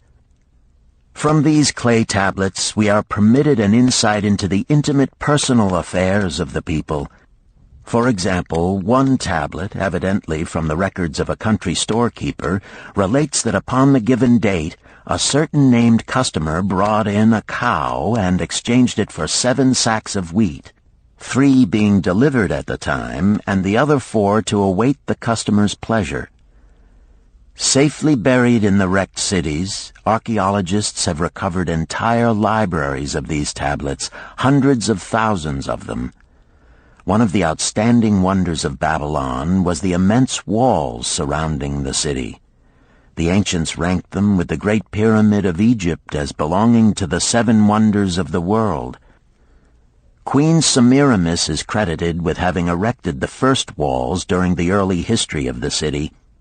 Modern excavators have been unable to find any trace of the original walls, nor is their exact height known. From mention made by early writers, it is estimated they were about 50 to 60 feet high, faced on the outer side with burnt brick, and further protected by a deep moat of water. The later and more famous walls were started about 600 years before the time of Christ by King Nabopolassar. Upon such a gigantic scale did he plan the rebuilding, he did not live to see the work finished. This was left to his son Nebuchadnezzar, whose name is familiar in biblical history. The height and length of these later walls staggers belief. They are reported upon reliable authority to have been about 160 feet high, the equivalent of the height of a modern 15-story office building. The total length is estimated as between 9 and 11 miles. So wide was the top that a 6-horse chariot could be driven around them. Of this tremendous structure, little now remains except portions of the foundations and the moat. In addition to the ravages of the elements, the Arabs completed the destruction by quarrying the brick for building purposes elsewhere. Against the walls of Babylon marched, in turn, the victorious armies of almost every conqueror of that age of wars of conquest. A host of kings laid siege to Babylon, but always in vain. Invading armies of that day were not to be considered lightly. Historians speak of such units as 10,000 horsemen, 25,000 chariots, 1,200 regiments of foot soldiers with 1,000 men to the regiment. Often 2 or 3 years of preparation would be required to assemble war materials and depots of food along the proposed line of march. The city of Babylon was organized much like a modern city. There were streets and shops. Peddlers offered their wares through residential districts. Priests officiated in magnificent temples. Within the city was an inner enclosure for the royal palaces. The walls about this were said to have been higher than those about the city. The Babylonians were skilled in the arts. These included sculpture, painting, weaving, gold working, and the manufacture of metal weapons and agricultural implements. Their jewelers created most artistic jewelry. Many samples have been recovered from the graves of its wealthy citizens and are now on exhibition in the leading museums of the world. At a very early period, when the rest of the world was still hacking at trees with stone-headed axes, or hunting and fighting with flint-pointed spears and arrows, the Babylonians were using axes, spears, and arrows with metal heads. The Babylonians were clever financiers and traders. So far as we know, they were the original inventors of money as a means of exchange, of promissory notes, and written titles to property. Babylon was never entered by hostile armies until about 540 years before the birth of Christ. Even then, the walls were not captured. The story of the fall of Babylon is most unusual. Cyrus, one of the great conquerors of that period, intended to attack the city and hoped to take its impregnable walls. Advisors of Nabonidus, the king of Babylon, persuaded him to go forth to meet Cyrus and give him battle without waiting for the city to be besieged. In the succeeding defeat to the Babylonian army, it fled away from the city. Cyrus thereupon entered the open gates and took possession without resistance. Thereafter, the power and prestige of the city gradually waned until, in the course of a few hundred years, it was eventually abandoned, deserted, left for the winds and storms to level once again to that desert earth from which its grandeur had originally been built. Babylon had fallen, never to rise again. But to it, civilization owes much. The eons of time have crumbled to dust the proud walls of its temples, but the wisdom of Babylon endures. The End. You've been listening to The Richest Man in Babylon by George S. Clason, narrated by Richard Ferrone, and directed by Ben Ruggiero. If you've enjoyed this book and this performance, Recorded Books recommends The Art of War by Sun Tzu, narrated by Joe Mantegna. This classic of military strategy includes a detailed introduction and commentary on the history of Chinese warfare and military thought. We also recommend Nickel and Dimed by Barbara Ehrenreich, narrated by Christine McMurdo Wallace. Nickel and Dimed reveals low-wage America in all its tenacity, anxiety, and surprising generosity. A land of big boxes, fast food, and 1,000 desperate stratagems for survival. You'll find a wide selection of titles in the Recorded Books catalog, including bestsellers, mysteries, classics, histories, and more. So to order another recorded book, or for a copy of our latest listing, please call the toll-free number found on the back of this book. Don't forget to ask about easy 30-day rentals by mail. On our website, you can browse our catalog, place orders, hear about our latest releases, or tune into narrator profiles and author interviews. So visit us there at www.recordedbooks.com. And thank you for being a Recorded Books reader.